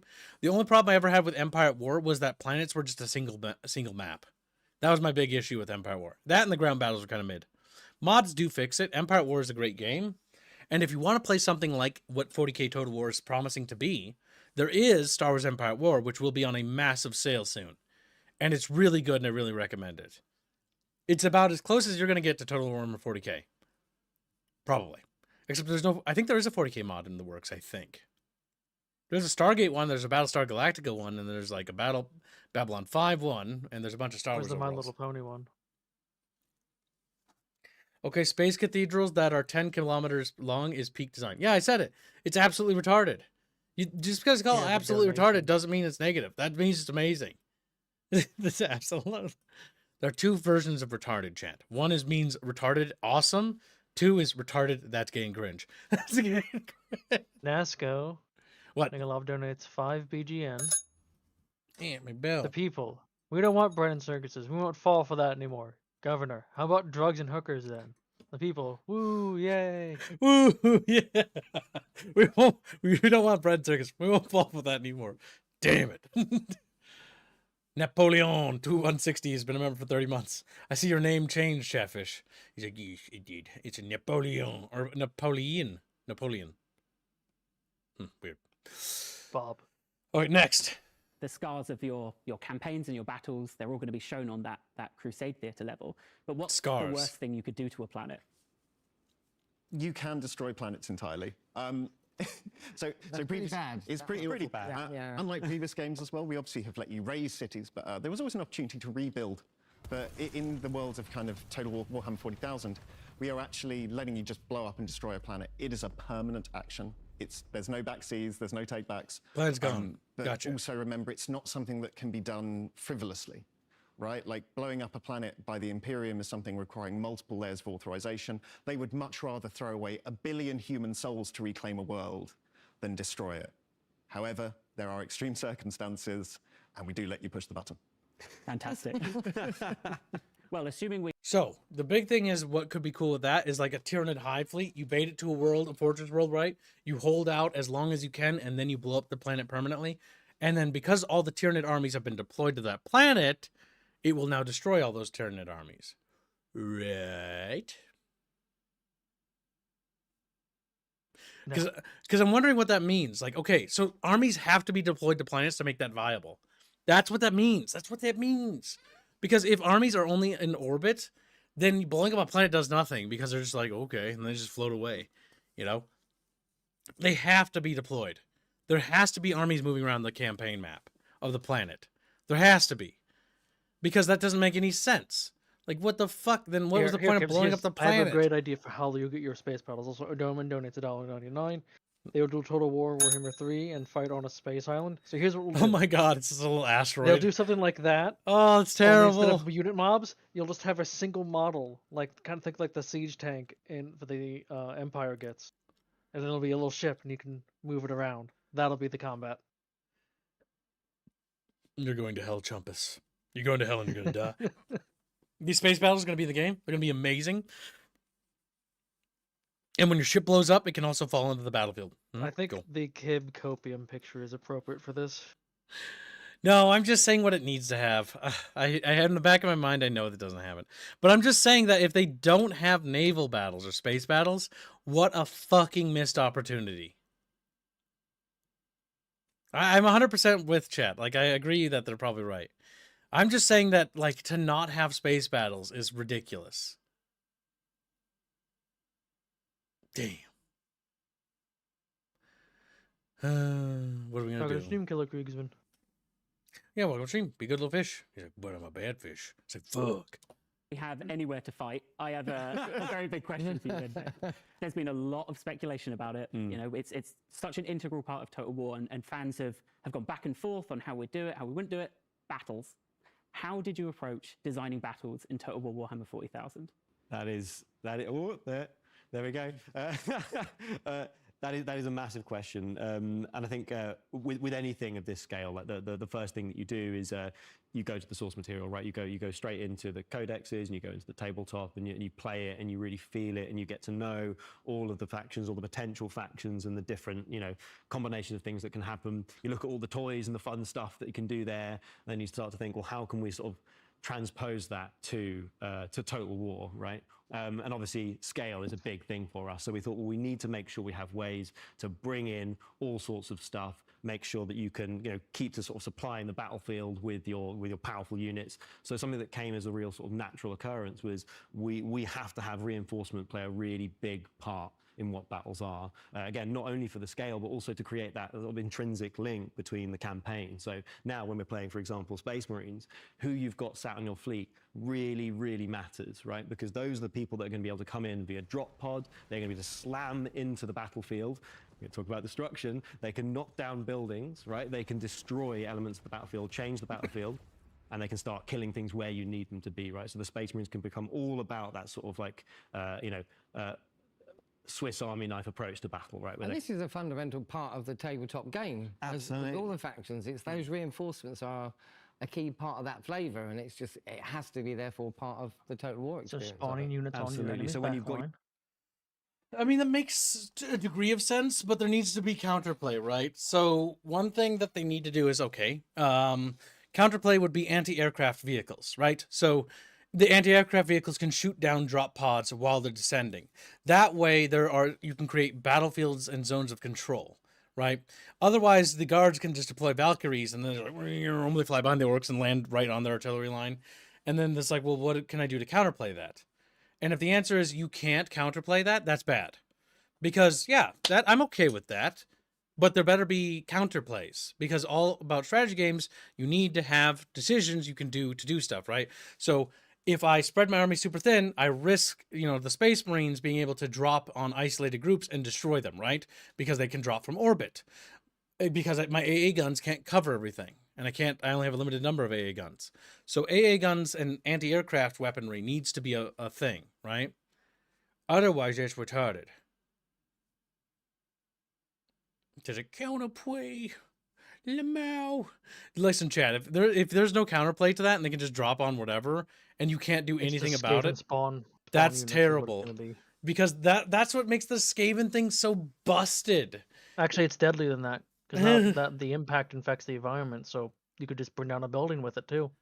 I mean, that's cool because it opens up, like, that ties the It's environment. cool. Yeah, I like that. But now it just means it's Skaven 3.0 basically with that ability. It better not be just like if you just drop well, no, a unit, not quite. It's not free spawn. yeah, because You free have to have spawn, them, apparently. yeah.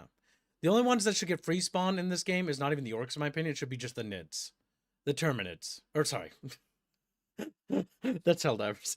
The Tyranids. The Tyranids should get free spawn to make their armies big. In fact, the Tyranids should always get like a free extra army.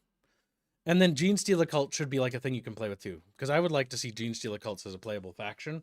Where you, as the Tyranids, you can spread Gene Stealer Cults to like attack worlds before you're even there. You know, to soften up defenses. I mean, it could be really cool if it's executed well. But if not, well, you know, there goes Gibbs. He did a backflip. Before we get to the next part. It will be the Skaven mechanic, Gibbs. No chance otherwise, or Empire at War.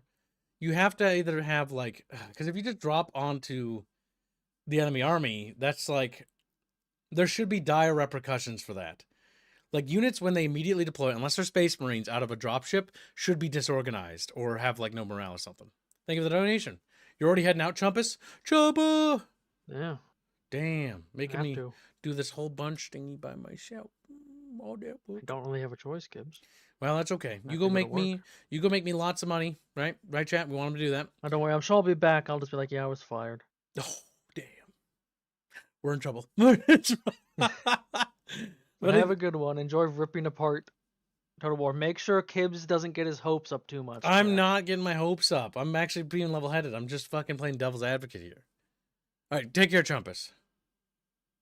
There, now I can talk about him. You're just you and me now, Chatfish. Like, fuck. I do like how Armada plays space battles, but this is probably not going to happen in Total War. My only biggest problem with Battlefleet Gothic Armada was that it wasn't turn-based. I think if you've ever played a game called Battlestar Galactica Deadlock, that game plays so good. Like with space battles, because it uses a turn-based real-time system where it's increments of like, what is it, 30 seconds or whatever that plays, and then you issue orders. I think that is genius for space combat. Fucking really cool. It was actually a really fun game. Genuinely recommend it if you can ever find a way to acquire it. But yeah. DW will make sure Kib is not hurt waiter when the game comes out. Says bestest friend Joe. Goddamn. In before Gene Stealer Cults and just the Skaven Undercities. Fuck! Ah! I'm just gonna start screaming if they just do that. That's so lazy. It's Creative Assembly. What am I talking about? It says lazy, then all the stars align. It's like, damn. YouTube denied me saying bye to Kamigawa. Damn. Well, you can always pay pittance. By the way, we're a quarter of the way towards today's goal. Very good. Actually, over a quarter of the way. I'm bad at math. So, you know, it is what it is. But yeah, so either way. Oh, don't choke. Let's continue. Your units that you have specific roles for, they can sometimes now show up where you need them to if you sort of sequester them away in the right places. You know, and we have different methods for each faction. Some are much more traditional. You know, the Each Guard faction. have less ways of interjecting directly into the battlefield. They might have to throw wave after wave of their own men up the battlefield in order to, you know, arrive in time to make sure that they get there before the last unit that is probably now flagging might be running away. So to replace them in time. Okay. So there's different ways to drop units on the battlefield. Sounds like, oh my god, the guy on the right. Like, you know that dog where its eyes is closed and it's like peaceful? Like that guy on the right, he's just like ready. He's ready to die. He's ready to die. God help me. Either way, It means that there'll be ETAs for arrival, right? Space Marines will get in the battlefield faster, and they'll probably arrive via Valkyrie ships, or they'll run onto the battlefield via, foot. And so that's how units come in. So it's going to be more about like waves and bringing in more dudes. Now, one thing again that's concerning is how are these battlefields going to actually work? Like, how is terrain going to be an advantage? I swear to God, if I see a capture point on the map and it's about taking capture points, that's going to be a disaster. The capture point system, for those who don't know, they tried this in Total War before, and it was fucking terrible. It was fucking terrible, chat. It's just so bad. You just take 3 points, and it's like you just sit on them, and then the game ends. It's like, fuck. It's just not good. The capture point system was bad. They implemented it, I believe, in Rome 2, and it was just, oh, so rancid. So genuinely rancid. No capture points. None of that shit. You mean Thunderhawk, Kib. Marines have Thunderhawks, not Valkyries. No, I wasn't talking about the Marines. I was talking about the Guardsmen. The Guardsmen infantry will probably be deployed by Valkyries. Remember that scene in Space Marine when you're on like a flight of Valkyries? Get it? Flight of Valkyries, gotcha. But then they're like, you're flying to attack that one location with the guards. You remember that? I remember that. Yeah, I know we see that on that map, Doman, but I'm just saying, if that is genuinely true, that's terrible. There better be siege battles as well. Like, attacking enemy fortified positions should have walls and siege mechanics. If you little chuckle fucks gave up on siege mechanics, I'm gonna blow a fucking gasket. Because they borderline tried to, like, throw away siege mechanics in Total War Warhammer. Oh, whatever. Let's just keep going. Oh, Fuzzy, welcome to stream. Fuzzy! I watched a good chunk of this during my breaks, but what point are we on? We are currently at 60 minutes and 58 seconds. About a third left. Okay. So ready? I'm going to hit the play button. Yeah. Okay. And to keep and hold that line, you have the orcs in a similar fashion. They do have some incredible teleportation technology. You wouldn't believe it, but they do. So they can really zap things into the battlefield and do some pretty wild things there too. And then, of course, you have the Eldari with their webway gates and things like that. So the ability to sort of pop up in unexpected places. All of these methods allow you to bring your toys to the table where you need them, right? And that was a really, really big part of making sure we captured this and sort of evolved the gameplay. I think a lot of people look at this setting and they kind of go, wow, that's really futuristic. And they're right, it feels very futuristic. But a core realization that we had was that this is, it's not a realization we only had, this is it is science fantasy, right? So there is so much fantasy wrapped into it. And when you think about the conflicts that go on, yes, there is cover. Yes, there's a lot of ranged combat going on, but there's also like loads of punching, like so much punching, and loads and loads of crumping that goes on. Like you really have a lot of melee going on in these battles. There are lots of forces will sort of mass up and crash into one another.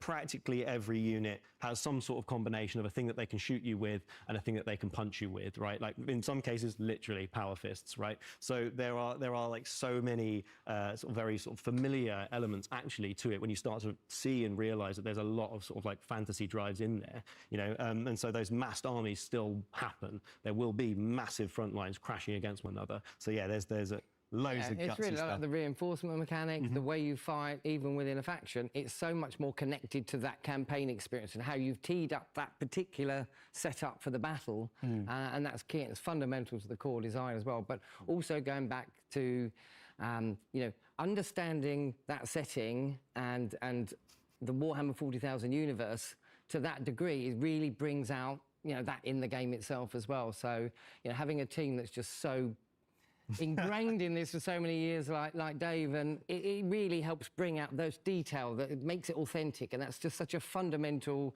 Total War franchise pillar is authenticity, and you can just see it coming out in this game in all the details as well as the bigger picture. So I think that's key to what we need to do to bring that out in the game. And again, on that connection level, we really want to make sure that we capture, again, the scale of these conflicts. So when we're fighting these battles, they're not just like one battle happening in an isolated pocket. You are the flashpoint. You are the most important force fighting in the most important place that will decide the event on effectively that continent, right? But there is war everywhere, all across the planet's surface, right? So you really are that flashpoint. When you show up to battles, you often will have a purpose. There are things that you are trying to achieve. achieve. It might be like, you know, securing an orbital cannon, for example, to stop people from using it. But also you'll be joining and fighting against forces that are already present on the battlefield. It is not uncommon that you'll rock up as Space Marines and find that there are a bunch of Astra Militarum about to be overwhelmed by a bunch of sneaky Eldari. Or it might be that you show up as orcs and find that there's loads of really great Astra Militarum to beat the hell out of, right? So it's that kind of level of trying to, again, capture that scale, make sure we really are doing justice to this sheer volume of stuff. So we've let them talk for a while because now there's a nice pile got a to lot. talk about. So the first thing to talk about earlier, he mentioned ranged combat, right? And then he mentioned melee, and then he mentioned melee again, and really focused on melee and kind of made ranged combat not important. And basically Yeah, and mentioned that's that what it was worries me. more important than ranged combat, which is false. 40K, if you know anything about it or played any of the tabletop games, you'll know that 90% of the game's combat, well, not 90%, more like 70%, should be primarily ranged focus, and melee is not a common tactic. Guardsmen do not want to be getting into melee combat at all, nor do Tau, nor do Space Marines for the most part. Melee is just something you don't really want to engage with if you can avoid it, and usually when it happens, it's like a do or die moment. Even the orcs spend a great deal of their time doing ranged combat. They do have melee units, this is true, and they're more melee focused than most factions. Like the Tyranids and the orcs are like the exception, but the vast majority of these factions are ranged primarily. Like melee is just not a focus of 40K tabletop. It never has been. It's always been mostly ranged combat. Melee is an optional thing. And it's a thing that does happen, but it doesn't happen often. Yeah, that to me, what he just said, on top of what Kibbs just said, comes off as a, I'm not going to be generous here because I'm too pessimistic, excuse for them to not mess up the Total War formula that much and do a drastic shift that 40K Total War will need. As far as I know, when I was listening to this during my breaks, I am quite worried about the cover mechanics. It looks like they are not going to go away from the Napoleonic-style blocks. They're continuing with the blocks. I'm going to try and force 40K into those blocks. That's not how it works. Yeah, orcs, yeah, they either have their massed hordes to swarm the enemy and hopefully their melee gets through, or they have these big, heavy, the biggest of big, the knobs, or these heavily armored monstrosities are the only ones capable of getting into melee, or you have your storm boys that have to ambush and surprise the enemy. Eldar, they're squishy. They have to rely on surprise to get into melee, otherwise they're not going to try. Space Marines, they're well known for being one of the most hard-hitting ranged factions. Melee, again, this shoving melee combat into everything, it shows a very clear level of disconnect that we constantly see with Creative Assembly, and is clearly still there. Yep. Now, before we get too lost down the rabbit hole, like the big thing that is that, again, he might just be saying it merely to placate people's fears that maybe melee will be a thing. This is the issue with this whole... We've talked about this at the beginning. The issue with this video is they want to put out a video to talk about it, but they will only show off concept art in this video, and I've watched it twice now. And they only show off concept art, and they don't really show any gameplay, any new gameplay whatsoever. And the reason why is because they're probably not allowed to. But the issue is that the lack of transparency is the big concern here. They should be showing us and telling us what it looks like, even if it is rough around the edges. I don't care. I don't care if it's buggy. Most people don't give a damn. People just want to know exactly what you mean when you say certain things. And so they're using a lot of flavorful words, for the most part. But the big thing here is that when it comes down to it, melee, like, for example, if we set up a good firing line, like Fuzzy, let's say we're playing like Space Marines and Guards, right? And we're playing together or whatever, doing a co-op campaign, and we set up a firing line. If we set up an effective firing line, the orcs should never be able to break through that. Like, unless they have like a ton of mass. Because we could just, you know, gun them down before they get to us. My one concern I have is that when you watch some of the footage, which, again, you know what we'll do? We're going to open up the trailer because you want to see the rate of fire. And again, it is an early trailer, so take this with a pinch of salt. But we're going to be vocal about it because, you know, it's one of those things where it's like it's what we have to go off of. And so that's what we're going to go off of. So we're going to pull up this trailer here, okay? Just like we did yesterday. And there's a section in here that shows some shooting. Yep. And that shooting is pretty important. It's going to come up here in a second. Gonna mute that so we can actually, talk over it. But yeah, look at the fire rates. Now watch the guardsmen here and there, and watch the fire rates on how much shooting they're actually doing. Okay? Look closely. It's like just sort of random, like, pew, pew, pew. Like within a span of a second, like I saw maybe 3 units shooting. Those are 3 tracers for 3 units that fired. There are 2 tracers further ahead from those 3. That's like, okay, are you telling me as a soldier, right? You're going to be in this situation where you see a tide of orcs and you're just going to like, pew, pew, pew. Like, no, like, motherfucker, I'm holding that down. All right. I'm holding that down. Last guns fire much faster. I am going to shoot until the gun breaks. Like, these are supposedly automatic weapons, and they are certainly not shooting like they're automatic weapons, are they? Again, we'll watch this again. Like, look at the fire rate. I'm just gonna...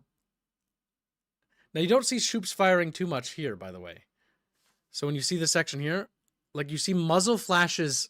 Again, I think that's a bug, but you can see muzzle flashes of the troops down there, but nothing actually happening. Because I don't think they can actually shoot them. That, or there's another thing here, because it's console limitations, it might not be rendering the tracers at that distance, actually. Yeah, because it's not rendering the tracers. Oh my god. Like, I hope I didn't just make that breakthrough and revelation there, because if that's true, if that's the reason, I just fucking exposed how bad that's going to be. That doesn't make the engine and their technology look good. They're a brand new engine. And look Because at that firing line over on their far side. That does not look like a giant firing line firing into a huge mob. That looks like only 5... It looks like only 6 dudes firing. Yeah, they don't seem like they're shooting. Like, they're just shooting, like, barely at all. Like, fire rates, like, motherfucker, this is 40K. Like, these guys are meg dumping, all right? They're meg dumping. These targets, these orcs are huge, all right? You aim in the general vicinity of an orc mob, you're hitting something.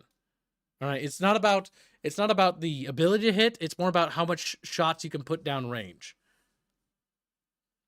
If you want a good comparison, look at the first Dawn of War. When you get a huge firing line in Definitive Edition, you see lots of particle effects and everything going on, and that's an old game. I don't see that here. Now we'll go back to this. There we go. Yeah, as Polly said, last guns are all tracers, and even auto guns, you should see lots of muzzle flashes and everything. Yeah, the weapons fire in this game feels hyper anemic.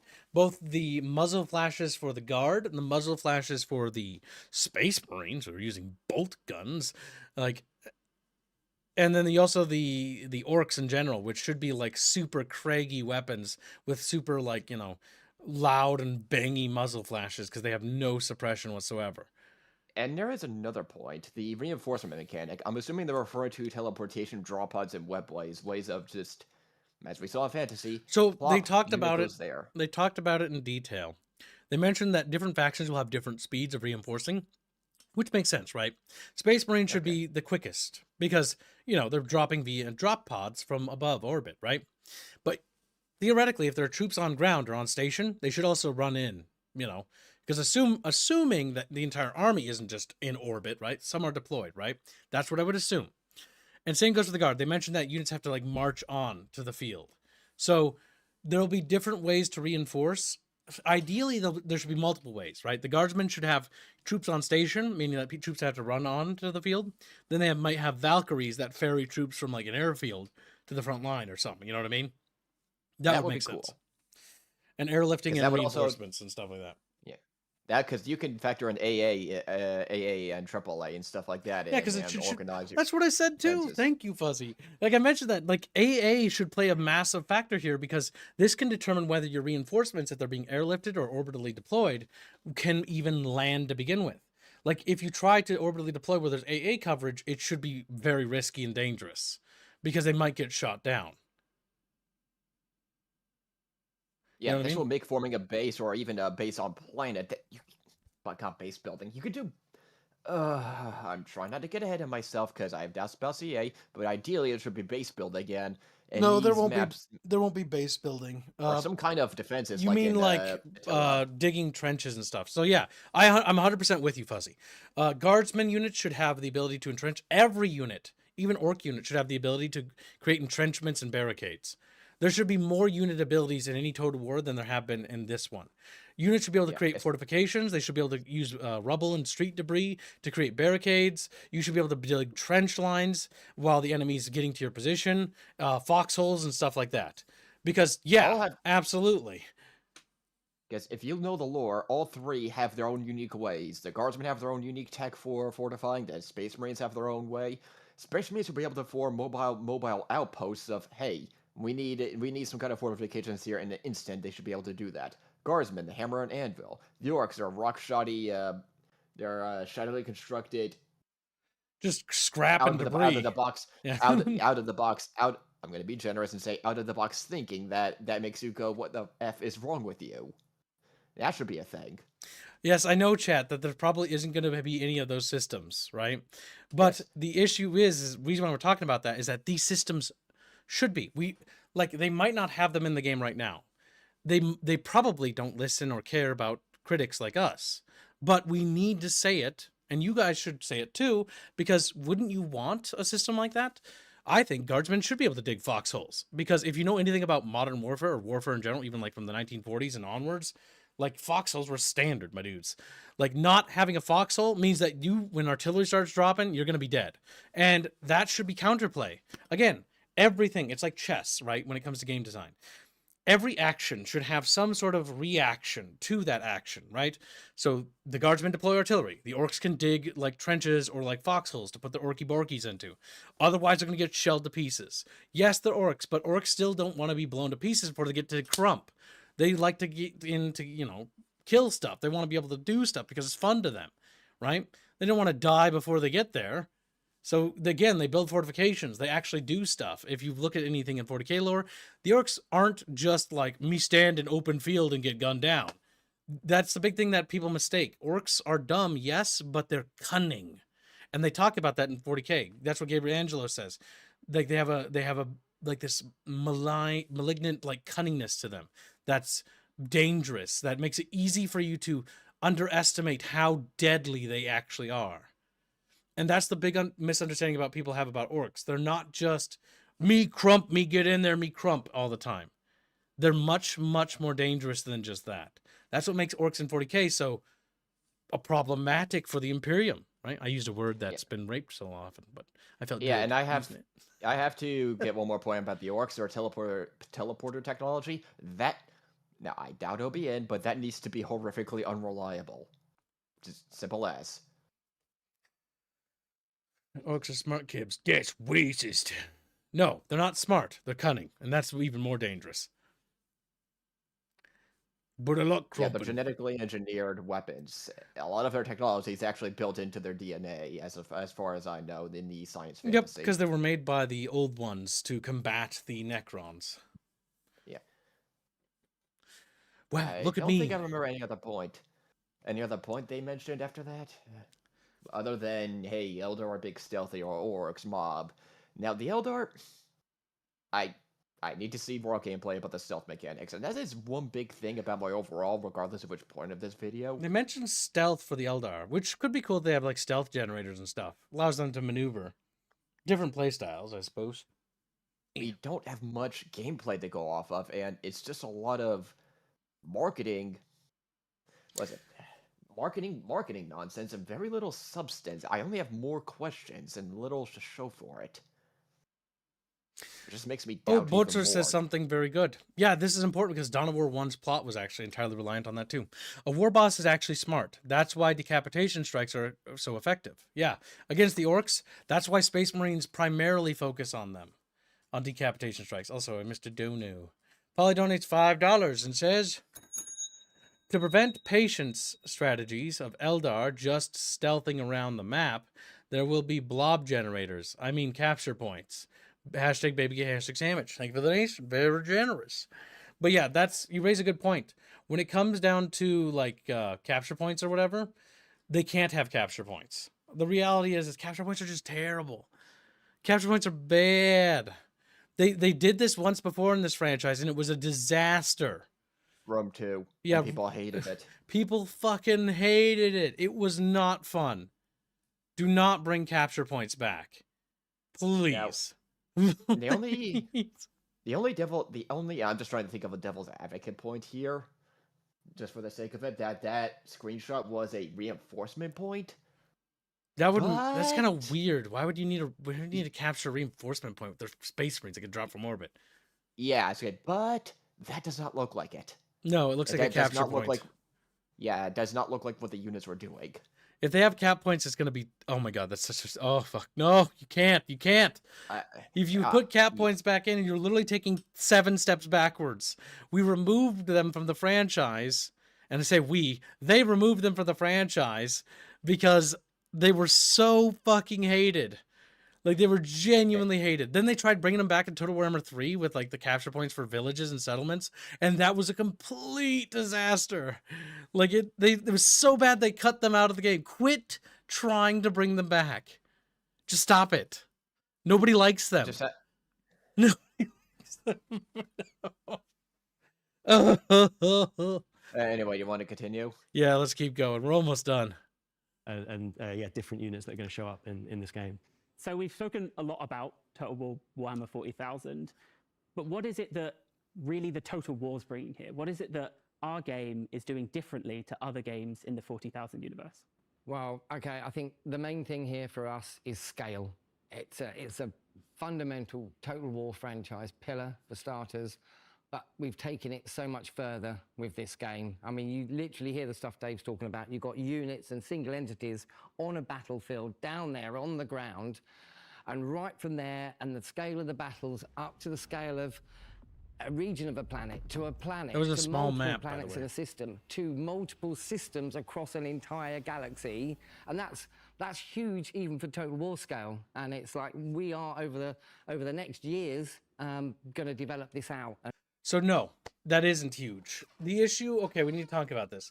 Medieval 2, right now, its battles, at least from this one map they've only shown this one map, by the way. So to be fair, I'm going to point that out. So hopefully there are bigger maps because that map was abysmally small. But that map there is like smaller than the smallest map in Medieval 2.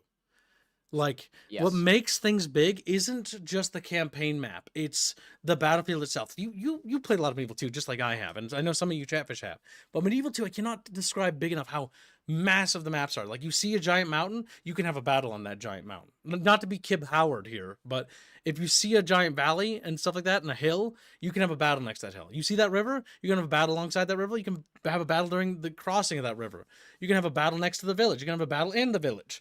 And then outside of the village on that hill, you see that giant cool like statue of, Zeus over there, you can have a battle next to it and it'll be right there.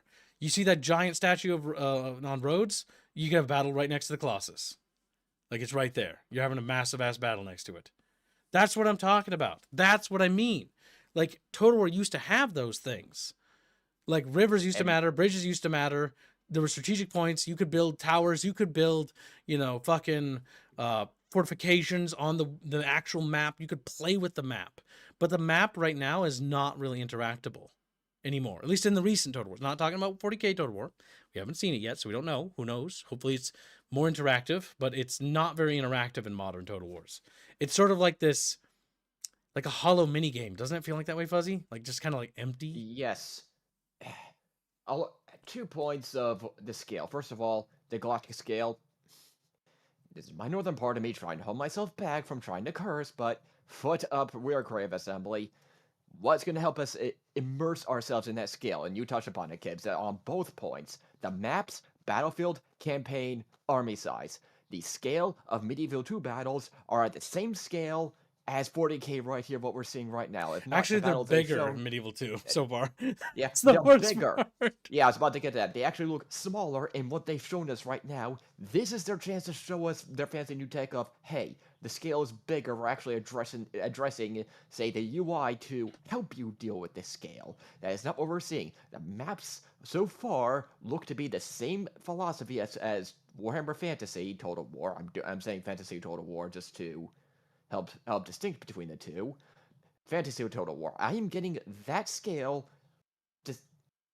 even more so, and we have more reason to think it's going to be that smaller scale, not smaller scale, a smaller feeling scale, because of the console releases that they keep stressing that makes me want to facepalm. That tech cannot handle that scale, and I am not seeing that. We need procedural maps, because what's one thing the procedural maps allow? What Kibbs just said of terrain, using the terrain to your military advantage. That, if terrain in Fantasy Total War means almost nothing, except for a few things like, say, you want to be careful where the trees are so your projectiles don't get partially blocked, and even then, sometimes you just don't care about that.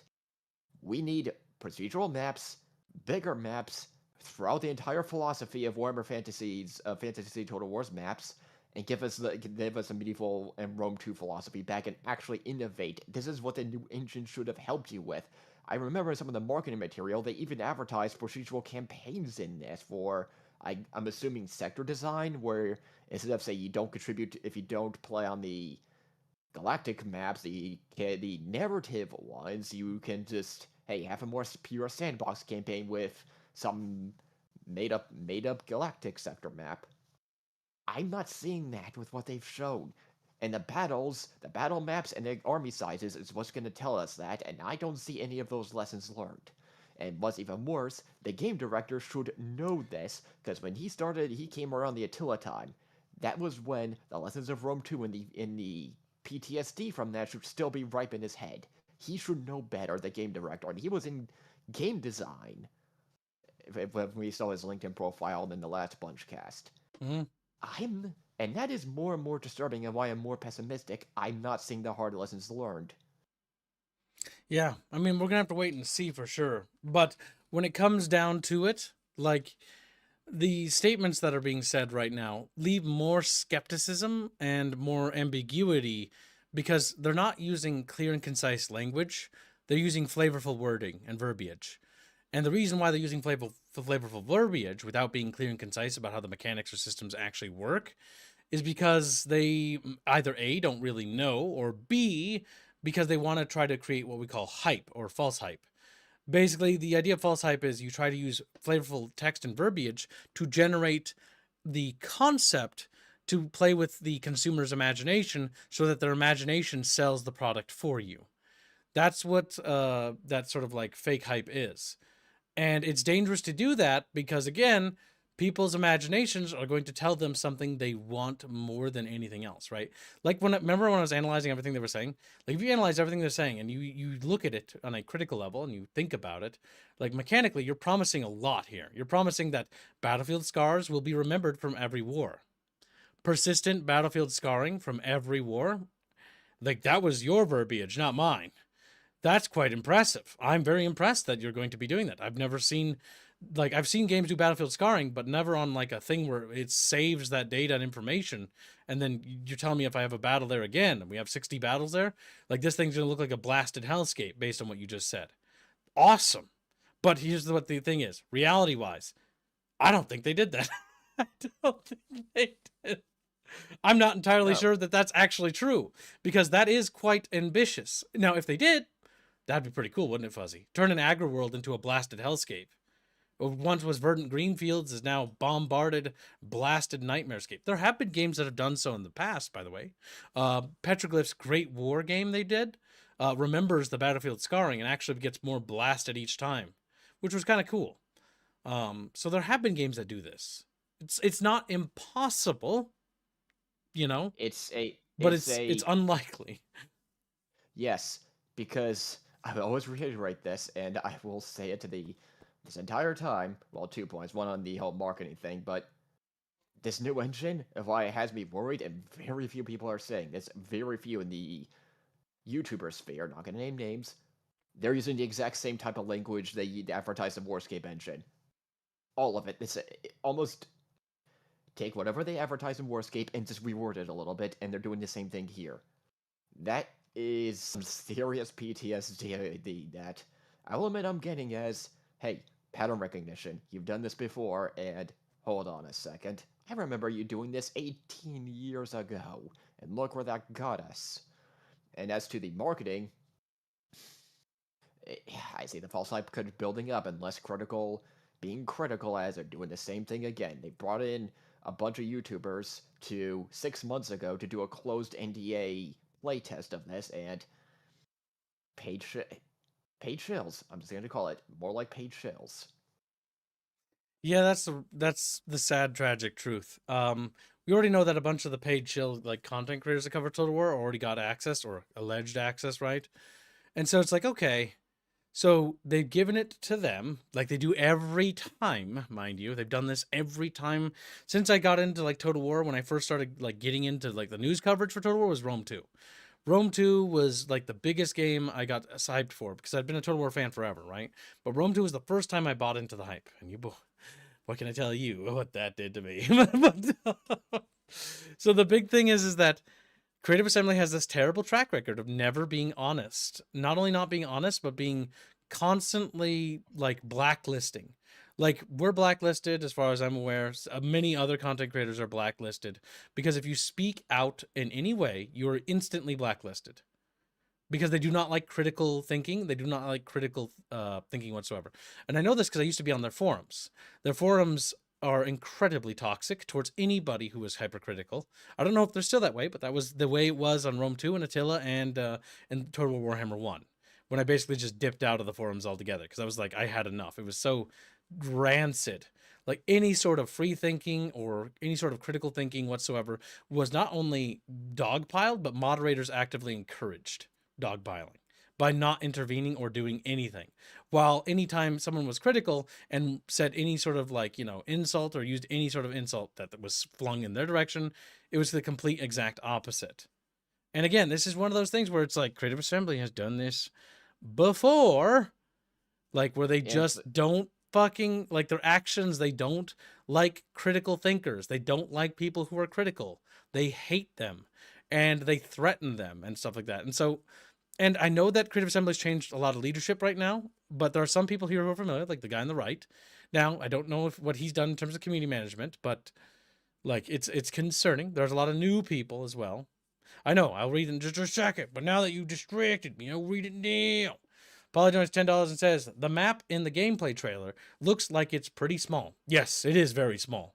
The little bridge is a significant portion. No reason to have mechanized infantry. Best to have heavy tanks and heavy crews. Hashtag same takes. That raises, and you raise mechanized infantry, motorized infantry, and stuff like that. It's pretty interesting that you brought that up.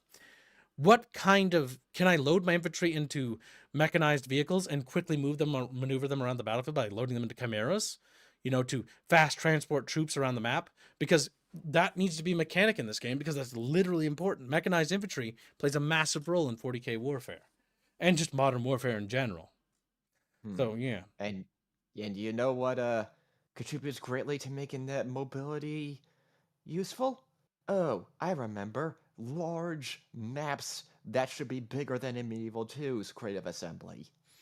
Yeah, the map sizes. Like the big problem with Total Warhammer Fantasy and like a lot of the modern Total Wars is the maps are just so puny that when you have a 20 card stack army, your army, if spread out correctly, almost covers the entire play space area. Meaning that there's like of the flanks of the map, meaning that there's very little maneuver room to actually maneuver around the edges of your army. Because the battlefield itself is about the width of your army. Meaning that there's just no maneuver room to play. And it leads to some of the worst, most cheesy tactics possible, such as corner camping. Hey, I have artillery, you're attacking, I have a corner, a bunch of heavy infantry, good luck. You're going through a massive slog, and I'm going to be pounding the ever-living S out of you the entire time. Looks like Chaos Dwarves and their Dreadquake mortars. Yeah. I mean, if players want to corner camp, they can. I personally just detest corner camping because I find it boring. Even if I'm going to lose, I normally just take the W or the L or put up a fight or whatever. Welcome to the stream, Mamu! Hola. Anyway, you have anything to add, Morty, before we go, feel free to add. go on to look at our rant? I mean, same thing that's been said, like, without seeing gameplay, we won't 100% know, but everything they're saying in this little fluff piece is very much just advertising. It's marketing jargon. It's nothing of real substance, and they sound like tourists to the setting. Yeah, the big thing is 100%. that, like, when they mentioned the big expose for the, like, not knowing the source material was when they went on a tirade about how the Eldar were good. And I'm trying to the play, Eldar are not good. and I'm trying to think about like from a point of view, like how someone could come to the conclusion. Do the Eldars try to stop chaos or whatever turn? Yes, but it's never in the interest of protecting the galaxy. It's in their own self-interest. Do the Eldar go out of their way to kill Also, humans or damage human infrastructure? Yes. So it's like they're not good guys. Like to say that they're the good guys of the setting would be like saying that the Imperium of Man is the bad guys of the setting. It shows a complete disregard and disconnect. Is the Imperium a government that I would want to be a part of? Fuck no. But like at the same time, the reason why the Imperium of Man is the way it is because the nation state has basically decayed at this point, right? The Emperor is, entombed, not entombed, but he's on a golden throne. Well, it's kind of entombed on a golden throne.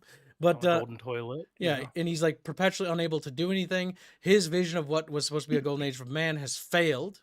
But instead of it outright completely collapsing, humanity is still clinging on to the last vestiges of a once great Imperium and is desperately doing everything it can to hold itself together in a desperate bid of survival. I mean, it's just Space Rome Collapse 1. That's what it is.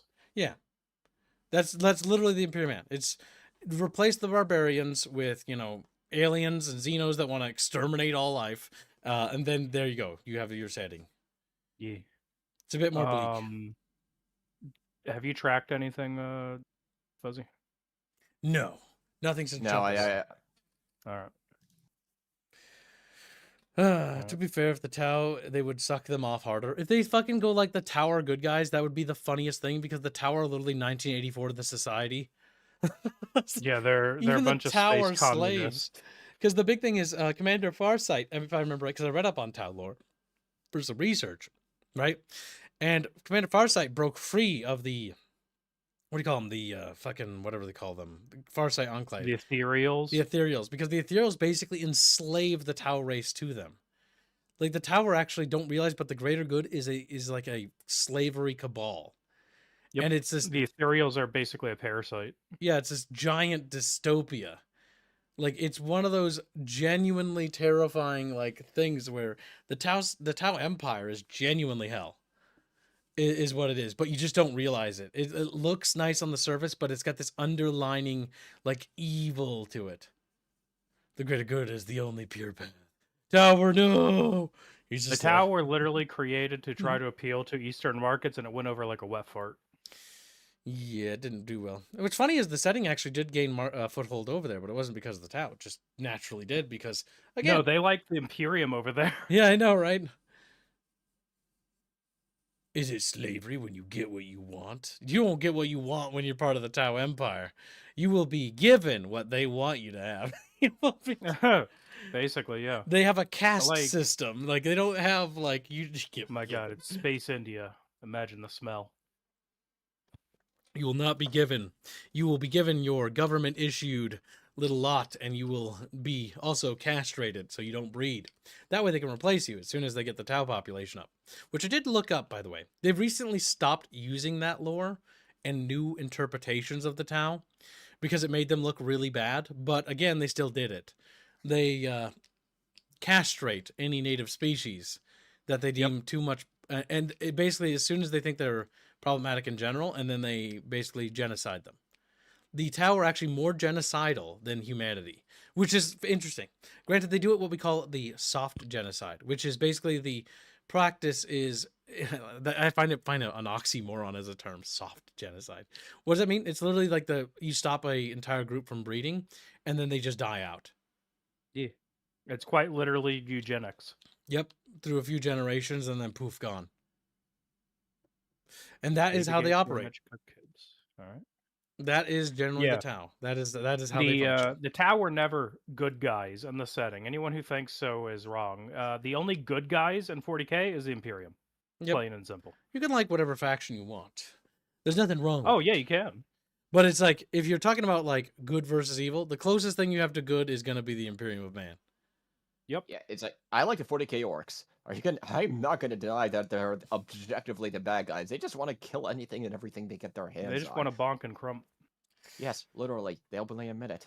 Yeah. The one thing I do like about some parts of the 40K lore is like the Farsight Enclave, where it's a group of Tau that broke free of the Ethereals and are actually living symbiotically with a group of humans.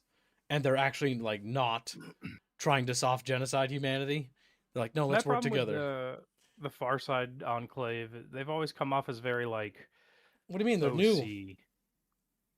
It's well, new relative, but like they also don't have any representation in the story for the most part. That's like, because no one really likes the Tau.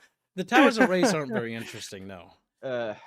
They have some. They have some. Deus ex machina, the race. They have some interesting characters, but the big problem with the Tau as a species is that the Tau Empire is like a dot in the galaxy, and like they're just so tiny and like small, and like every other race is everywhere, and they never. The one thing they can do with Total WH40K before we get too lost in segues, right? Yeah. Is that they can actually have what you call it, like actually explore some of the minor races in 40K, because there's like a group of insectoids that have some lore, there's a bunch of other things, but they never do anything with these races, and now is the opportunity for them to actually do something interesting. Oh, Crown of Solomon says there's a Death Watch book where the Tau used their citizens as test subjects to the Gene Stealer Kiss. Can't remember their objective by doing so, but yeah, do. Like, when it comes to, like, that's just, not okay. Yeah, the only reason the Tau still exists is because the Black Templars got recalled to go save the Blueberries assholes during the Damocles Crusade, where they were just absolutely punching their shit in. Yeah, it's if the Black Templars really wanted to, they could just roll up their sleeves, take the Tau, and twist them up like a wet noodle without. They had what, like eradicated 3 worlds, which is like a third of their empire. Oh my fucking god! I don't think a third, but losing a planet is. For the Tau, it's a much bigger deal. One thing I will say, losing a planet is colossal. Just imagine, right? They had the Tau race, and like the first thing we're all gonna do in the expansion, it's like exterminate. Yeah, it's gonna be an alliance of orcs and. It's going to be a alliance of orcs, Eldar, Space Marines, and Imperial Guard, and we're going, okay, we're going to right one of the wrongs of GW, okay? Let's get them. Curb stomp them. First race wiped out. But as far as, like, this interview, because I've been listening since I got home doing stuff. Is it really an interview? Like, think about it. Well, it's themselves. It's them interviewing themselves, so it's like... Good job, self. Good job, because they're not asking hard questions at all here, mind you. Yeah, it's quite literally that meme of Kibbs giving himself a medal, except it's Craig Assembly doing that. It's like, aren't you such a good person? We're all such good people. Kibbs is the savior of the games industry. Hang on, I got it in a folder. I'll put it in the stream room. I wouldn't necessarily try. But yeah, it's not a. It doesn't give me a warm and fuzzy about 40K Total War. There you go. It's in the stream room. Oh, you want something to show? Hold on. Yeah, the award thing. Yeah, that's Grave Assembly. Yeah. I'm working there on you it. go. That's been all of the marketing. Nice, chat. We caught Creative Assembly red-handed.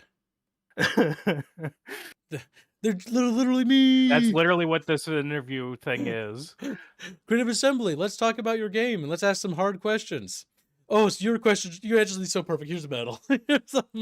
Yeah, do you like pink medals or do you like rainbow medals? Until we see like actual uninterrupted gameplay going from the campaign map to a battle, I'm not going to 100% say it's dead. However, this definitely pushes me in the red of like, all right, you're just slinging a bunch of marketing jargon at me. Yeah. You know what's fascinating? Now they did say that there will be more game deep dives coming in January. Whatever. You know what? Fuck it. Maybe it's time to get back to it, because they're actually going to tell us when those deep dives are going to occur.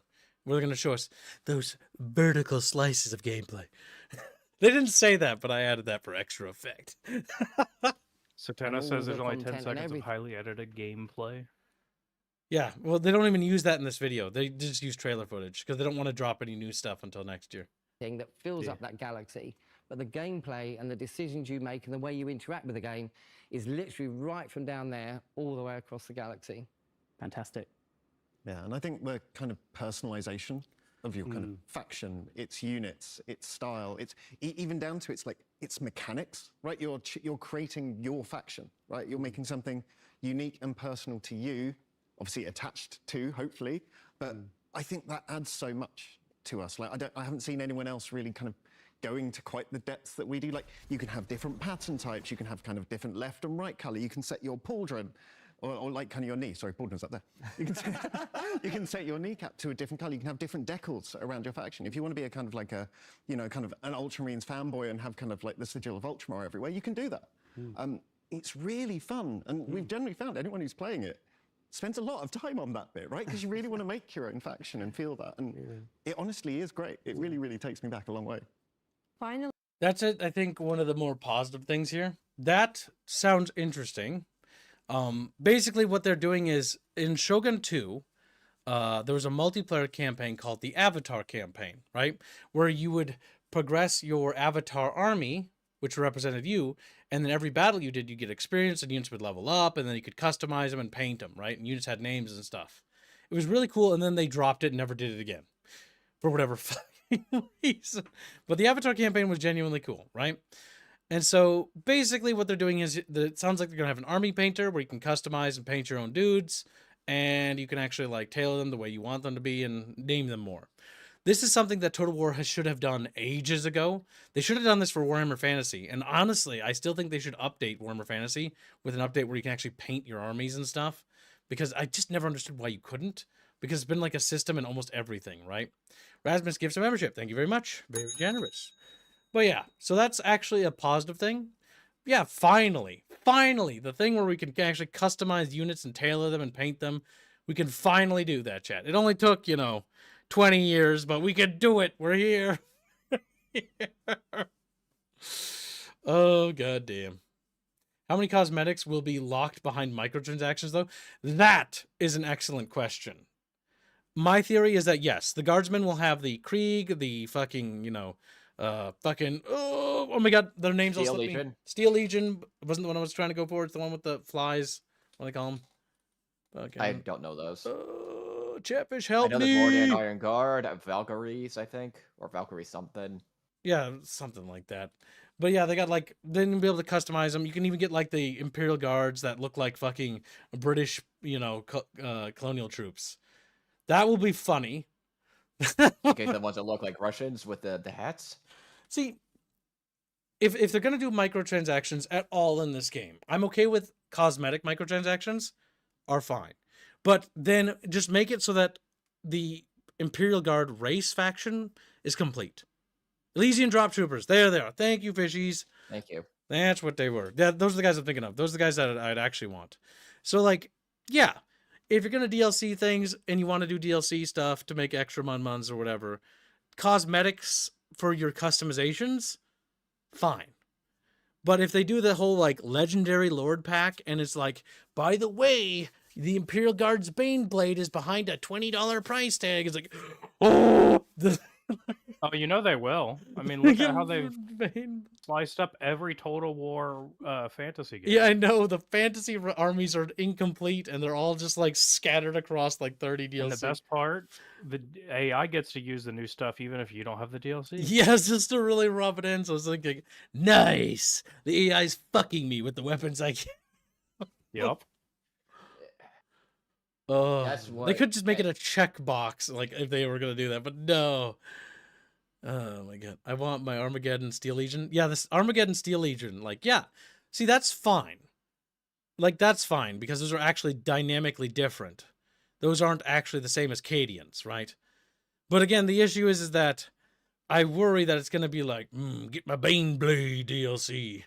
Get my different variant of Lehman Russ DLC, because there's 30,000 variants of the Lehman Russ, It's like one of those, like, I don't really want to be nickel and dime for every single unit.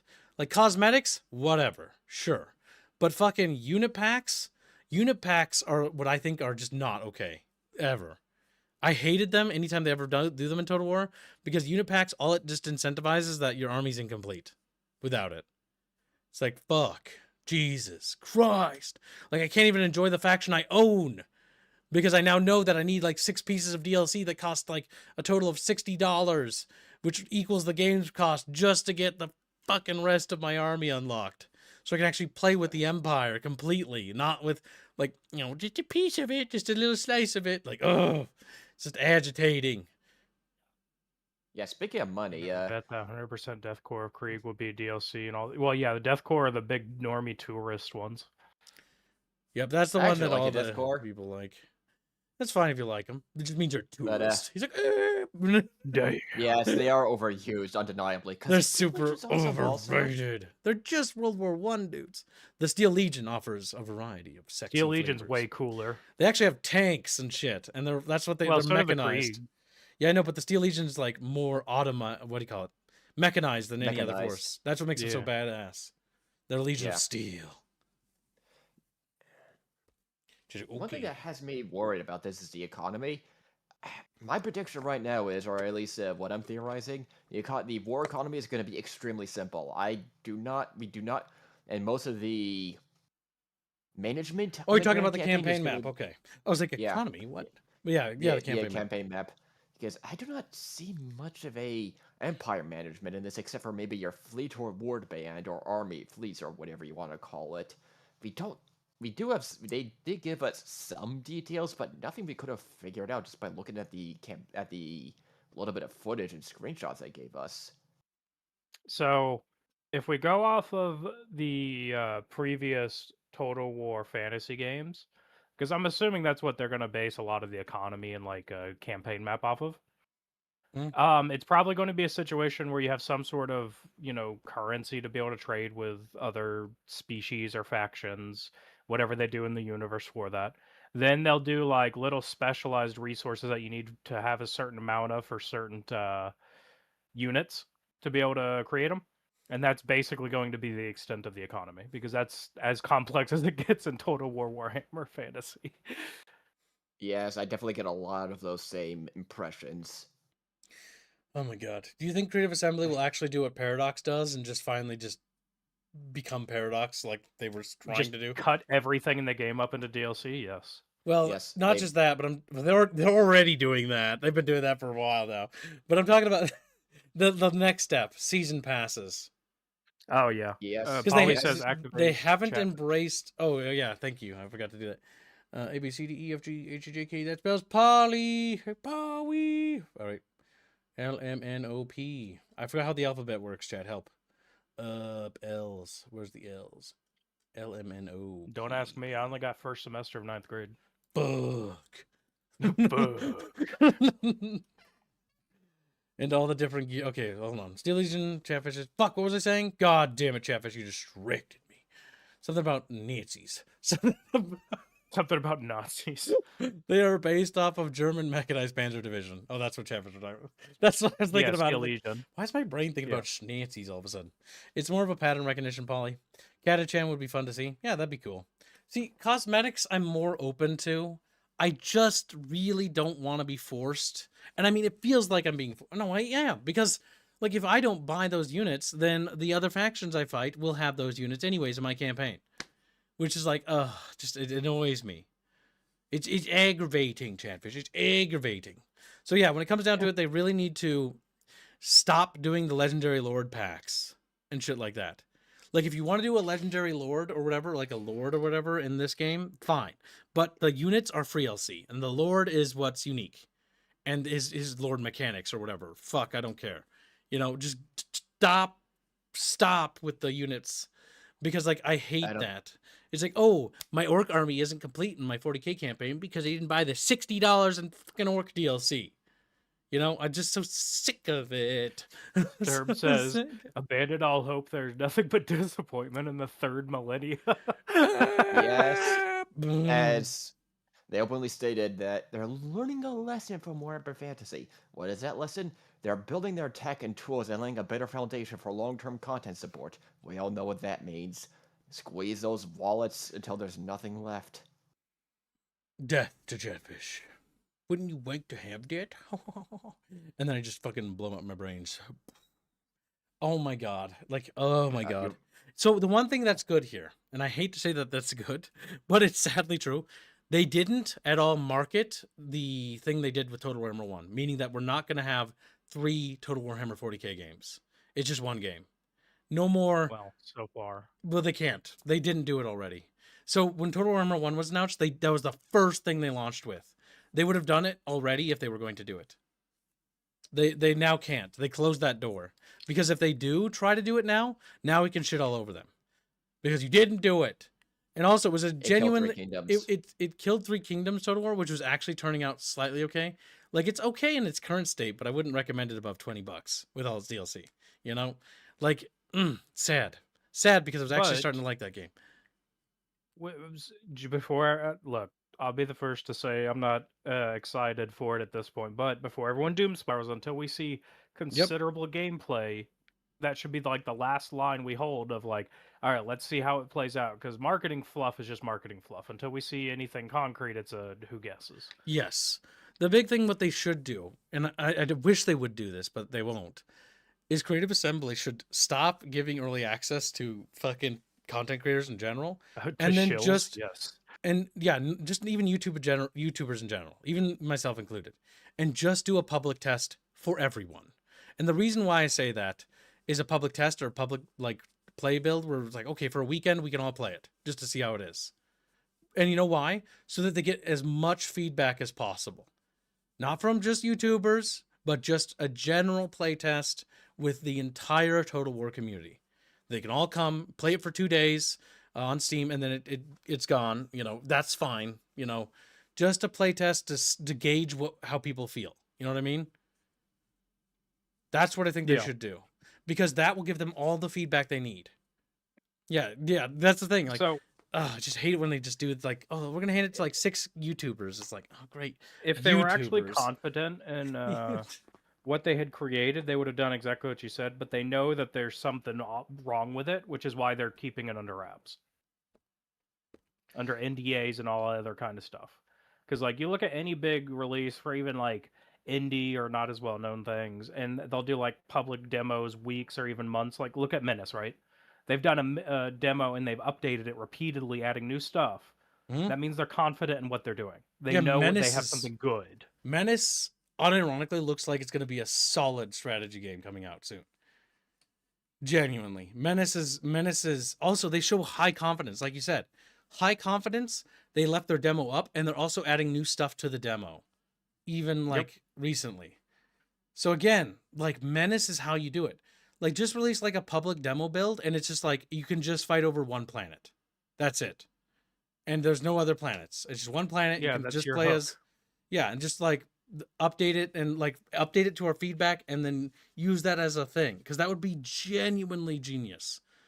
Just one planet, you can fight over this one planet, and then it ends. It's like 4 or 5 battles, and then it's over. And then that way, people can get a feel, give you feedback. You can update that demo, and then adjust things until you get that right. And then you can release the full game, and then bada bing, everybody will want it, because they'll be like, oh my god, finally I can try something besides that one aggro world. I'm so sick of it, you know? Good night, Sturm. And Crown of Solomon says, if you haven't already, would you kindly read my message on cosmetic DLC? I didn't have enough space to ping you in it. Wow. That's a very entitled little fishy right there. It's like, what the fuck? He's very greedy. If Menace has modding, that would be insane. Yeah, Menace is looking good. We'll see if they stick the landing. I doubt it, but they did confirm anything to do with fleet-based combat? No, they haven't. Also, no, they've purposefully steered clear of space combat. They've mentioned space a couple of times throughout this video, but that's about it. Oh, how I think cosmetic DLC should be is that CA sells them in piecemeal. Want this cool-ass helmet? $1. No, fuck, no. That would kill the game even with the normie audience. That sounds terrible. Do not sell me fucking, like, individual pieces. Like, oh my god. Like, you want this pauldron? $1? Like, fuck, I'll blow my brains out. Oh my god. That, talk about nickel and diming. It's like, okay, guess what? Here's the Steel Legion cosmetic pack. All right, it's like $80 now for all the $1 piece items. But, like, you can choose which ones you want for $1. It's like, just kill me. Just fucking kill me. Like, the big problem with that is that one piece, like $1, like, oh my god, if my 3D modeler charged me $1 for every time I had to model some new units for our tabletop game, I think I would have killed him. I think that would have Baphios is like, new way to invoice. That's just not economically viable in production sense. Because usually it's like, okay, Baphios, we're going to make concept art for these units, and then you're going to make models based on that, and then we'll just charge us for the bulk order of all the poses and the models, and just boom, £1, one and done payment. Nickel and diming for individual sets and like color palette swatches. No, that's something I've heard one of my retarded friends say once, where he's like, yeah, they should just make it so you can choose which armor pieces to buy. It's like, oh my god, you want to advocate for more nickel and diming? Like, come here, you little fucking monkey. Like, let me just fucking wring your little neck, you dumb oh my god. I've heard some people echo that, and I do not like that idea. No, that's a very bad idea. Individual pieces is like, oh my god. All right, you want helmet variant number 32 or number 37? It's like, I think I want to kill myself. Yeah, anyway, you want to continue before we get too sidetracked? We only have a little bit left. Yeah, it's true. We're almost done. All right, keep going. Of everything we spoke about today, what are you the most excited about for our players to experience? I think for me it is the customization. I know I've literally just mentioned it, but it keeps coming back as this thing, right? Like everything comes back to this fact that I think for the first time I've made my faction, right? Like they're uniquely mine. No one else will have a faction anything like mine, right? Okay, yeah, there'll still be That's a lie, because there's only so many customizations. You just lied, but continue. Space Marines, but they're my chapter, right? Like this is my force commander who I've kind of personalized. Like I'm controlling all that. If I want to have a Space Marine faction that's more about kind of fire mechanics, like I want flamethrowers and melters everywhere, I can make that. I can make a faction that's leaning into that. And that is my kind of way of playing, right? Because I love fire. Fire is great. Normally. Again, another Hold problem with on. what he just said. So he's like, you can make a chapter, and your chapter can just focus on those weapons and equipment, and that's what it'll lean in on. Okay, here's the issue with that. That's not a new thing. You can do that right now. I can make an Empire army in Total Warhammer Fantasy, and I can use mostly cannons and ranged combat. Or I can use mostly melee and focus on mostly melee armies or whatever. You can make different army builds already with what you can do. So the issue with that is that that's not really how that works, if that makes sense. And it's also one of those things where it's like, that's not quite how any of that functions. Yeah, there might be customization. Yeah, you can make a variety of characters. You can personalize them towards your preferences. But there is no infinite button. That just doesn't exist. I played hundreds of RPGs. I played hundreds of strategy games. And I can tell you right now that I've never seen one that's actually done the infinite characters. You know, I played Product Zomboid. That you can make a lot of variations of characters. You make like probably hundreds of variations, but there's only hundreds of variations or so. And eventually, like that's it. That's the limit. It's not that you can make one that's unique that no one else can make. Like I made like a carpenter's character that's doing something. You can make a carpenter character that does what my character does. Like it's not that hard. It's not how that works. Again, buzzwords, and more buzzwords. On top of that, hold on.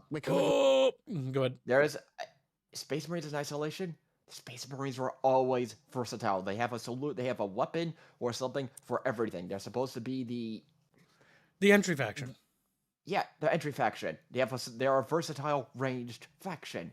What is this personalization? The Space Marines were like this from the very start. Versatile. This make it your own? That's the Space Marines in general. Yeah, they're always that way. So that's why it's kind of weird that he says that. It's like, because when he says like, oh, you can make an army, like, oh, you can make my guard army, and I can make it like more tank themed. It's like, well, yeah, so I could do that with any other Total War. Like as long as I had the economy to support it, I could make like a cataphracti only army, you know, if I really wanted to. If I really wanted. It's like a lot of the other factions, even still, the Imperial Guard are the hammer and anvil. They have their strengths and weaknesses. The Space Marines are the closest to versatility, but all the other factions, including the Orcs, have their strengths and weaknesses. Is personalization for every faction? That's not exactly the appeal of 40K. I would like the Orcs because I like this unrelenting, mashed hodgepodge tide of wacky tactics. Because you're just a wacky little guy. He's a gee. No, I'm just innovative. I'm just think outside the box. Look at this little my brain's in the other world. Buck over here. All right, let's keep letting going. you make your own kind of gameplay, essentially, right? Like, here are the problems, here are the challenges that the universe is throwing at you by battles and campaigns and flashpoints, but how do you solve that? How do you build the kind of ultimate faction to kind of deal with any problem that could be thrown at you? I think it's going to give so many kind of hours, maybe even years, hopefully, of like entertainment, of just making cool factions, hopefully sharing it with your friends and stuff like that as well, right? Like, and always comparing your kind of faction designs with one another. I'm really excited by that. Well, all of that as well. But for me as well, it's something that's very different now with Total War, the Crusade Theatre concept, where, you know, we know how long a campaign can go on, how engaged you can be for hundreds of hours. I've done it myself for years, right? And then you go, great, that was a campaign. I invested so much time and effort. Now I'll start. It's very replayable. I'll start another one as a different faction. Great. But now you play that campaign, and that's another part of that jigsaw of your own internal narrative feeding onto a higher layer that moves gradually across the whole sector and then the whole galaxy. To me, it's that whole campaign experience just being a part of your journey, not the whole journey. And to me, that's so fundamentally new. And it just means it's just such a long-term experience beyond even our, you know, massive long campaigns for previous years. So that's the bit for me that stands out, I think. Dave? It's kind Orcs, maybe? probably something to do with orcs. Maybe. Maybe something to do with explosions. Probably. I think it's sort of like a litany of firsts, right? It's like, again, talking about the Lance Strike, it's the first time that you drag a Lance Strike across the battlefield, and the second time, and the third time when you use it to, you know, obliterate buildings, to drag across units. You know, that sort of satisfaction is so super, super tangible. It's the first time you like you shoot a tank, right, and you see it like veer off and, you know, hit a building and again cause a bit more destruction, cause a bit more chaos. You know, it's the first time that you use like a Psyker's ability, right, and sort of, you know, like blast apart an opponent, or, you know, see orcs teleporting in from somewhere unexpected, you know, a weird boy going pew and jumping a bunch of boys right up in your face, or vice versa, right? There's all those moments are in there, and I think there's so much love and care for the source material in there, you know, and I think there's a lot of little bits that people find and kind of go, wow, this is, you know, there's some good stuff here.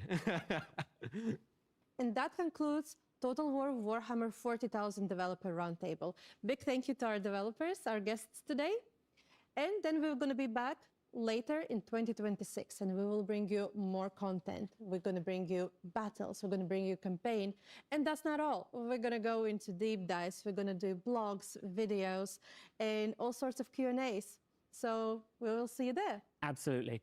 So thank you so much for tuning in, and another massive thank you from everyone here at the Total War Warhammer 40,000 team. We'll see you next time.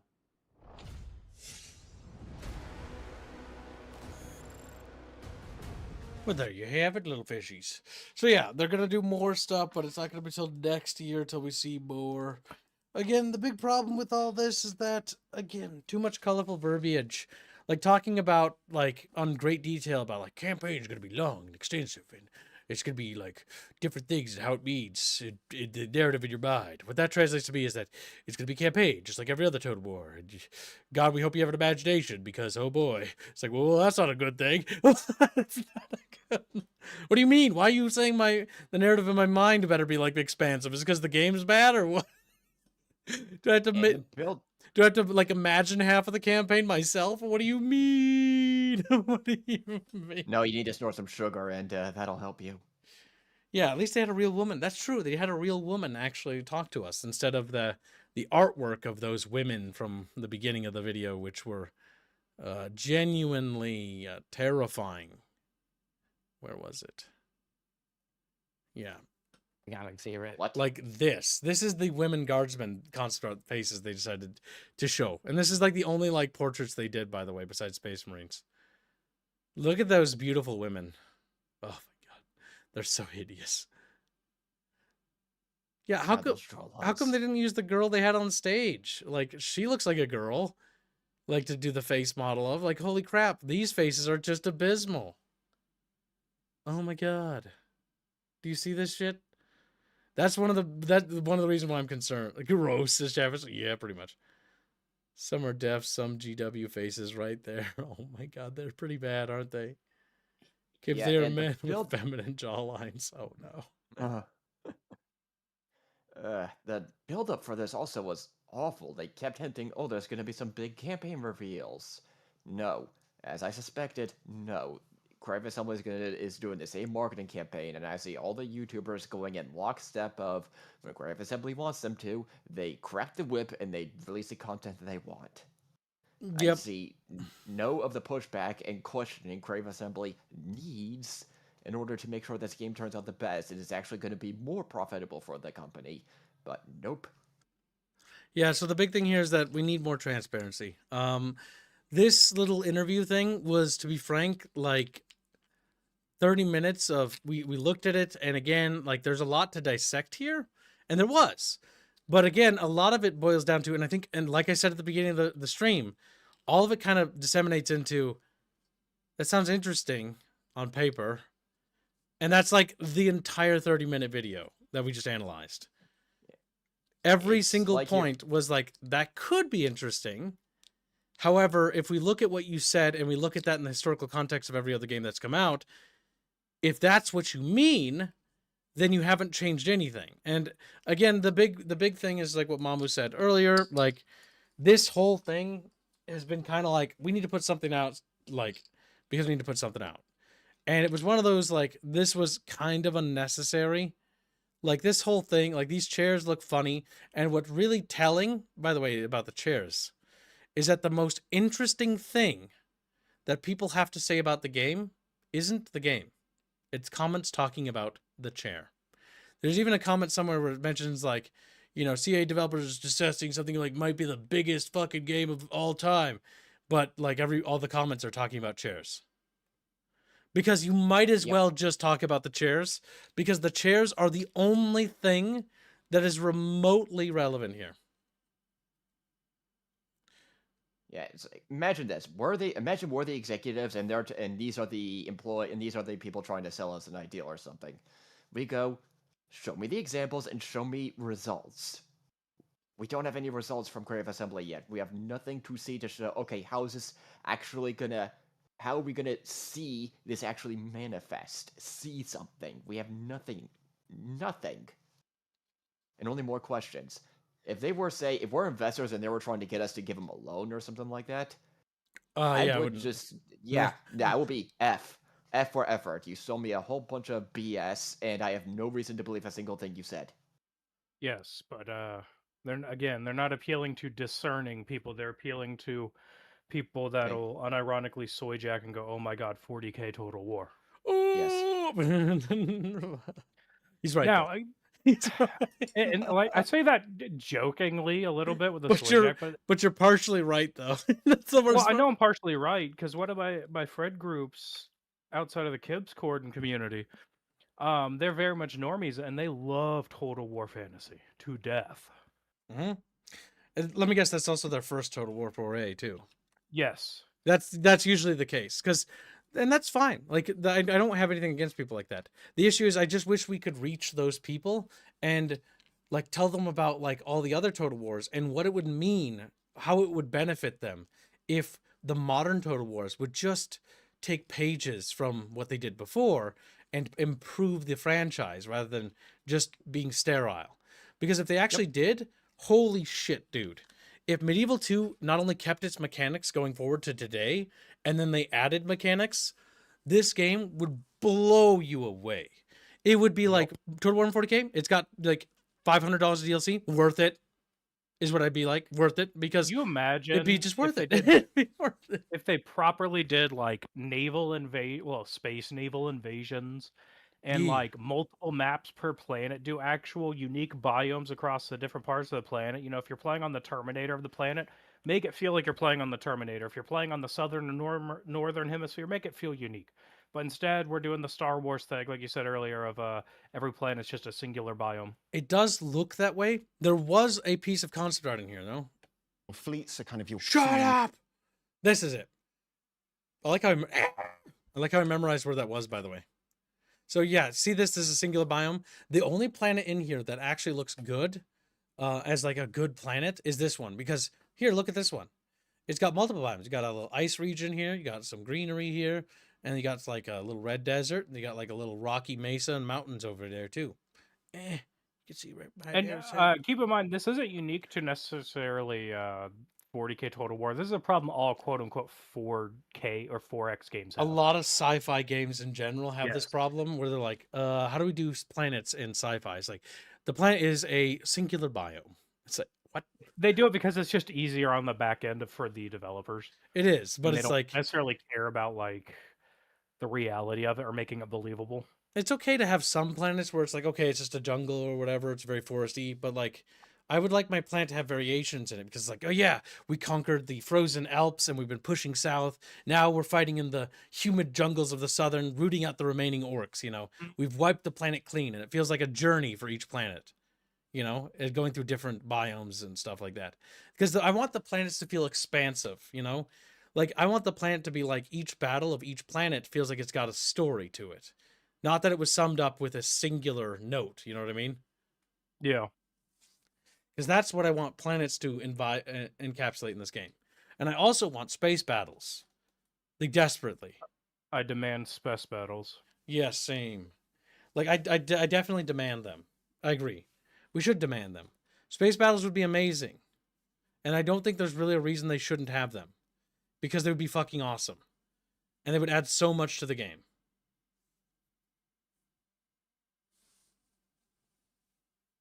Agri-worlds are designed artificially to be one biome. Yes.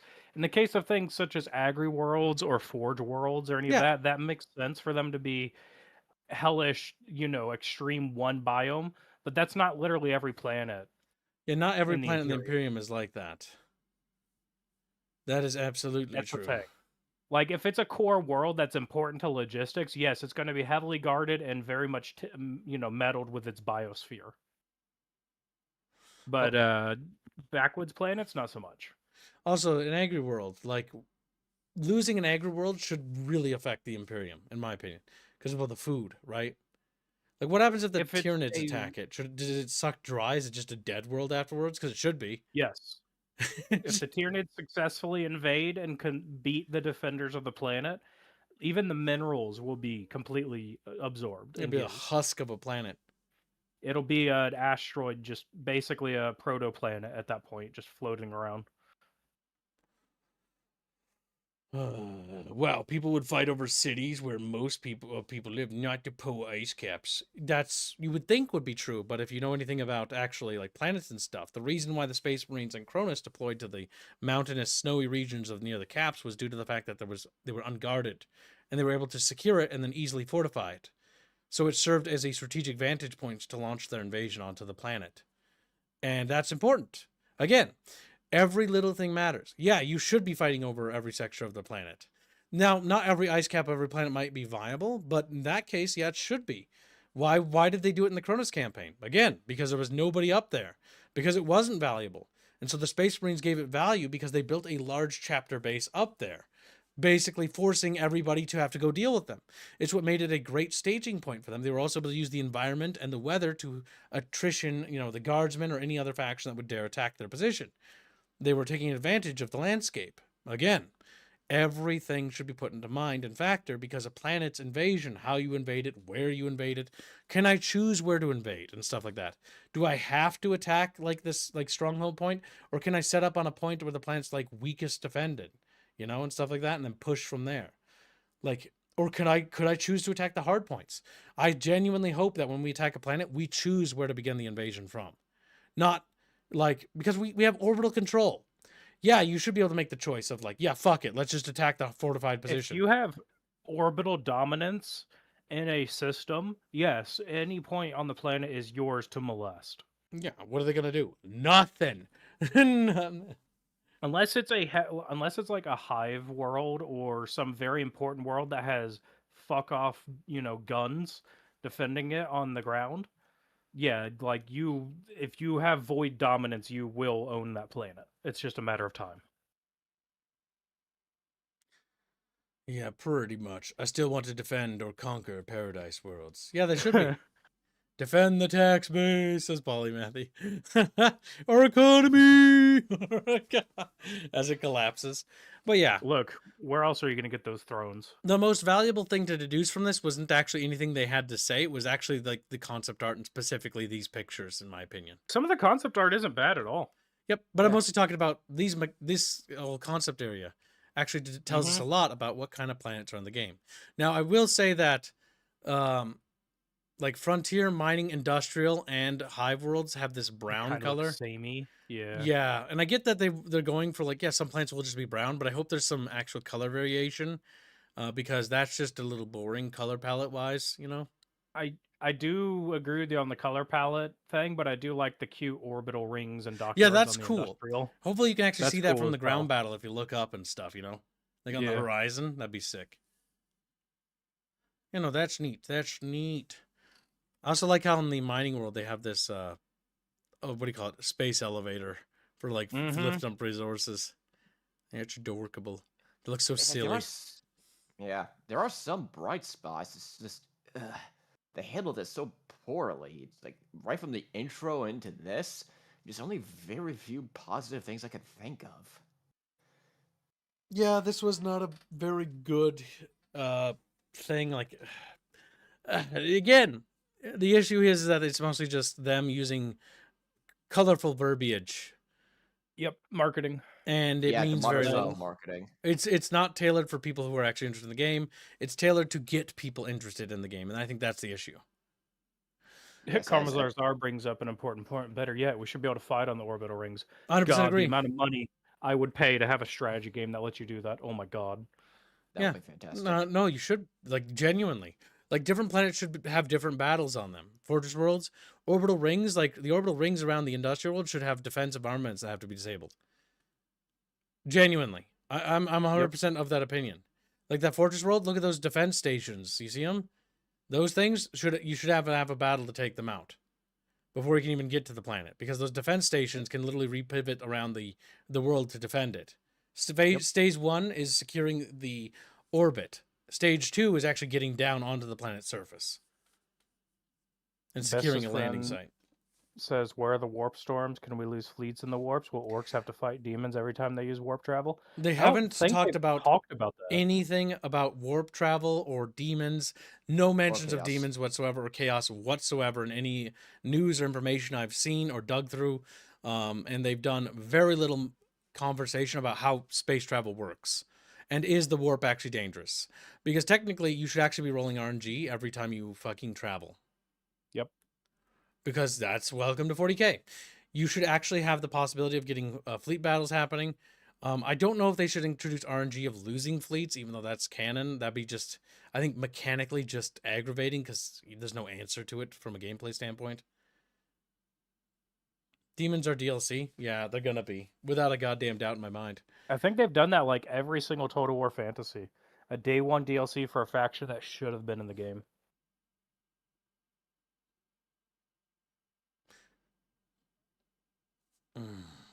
But they're probably not mentioning chaos because of the bad, DLC.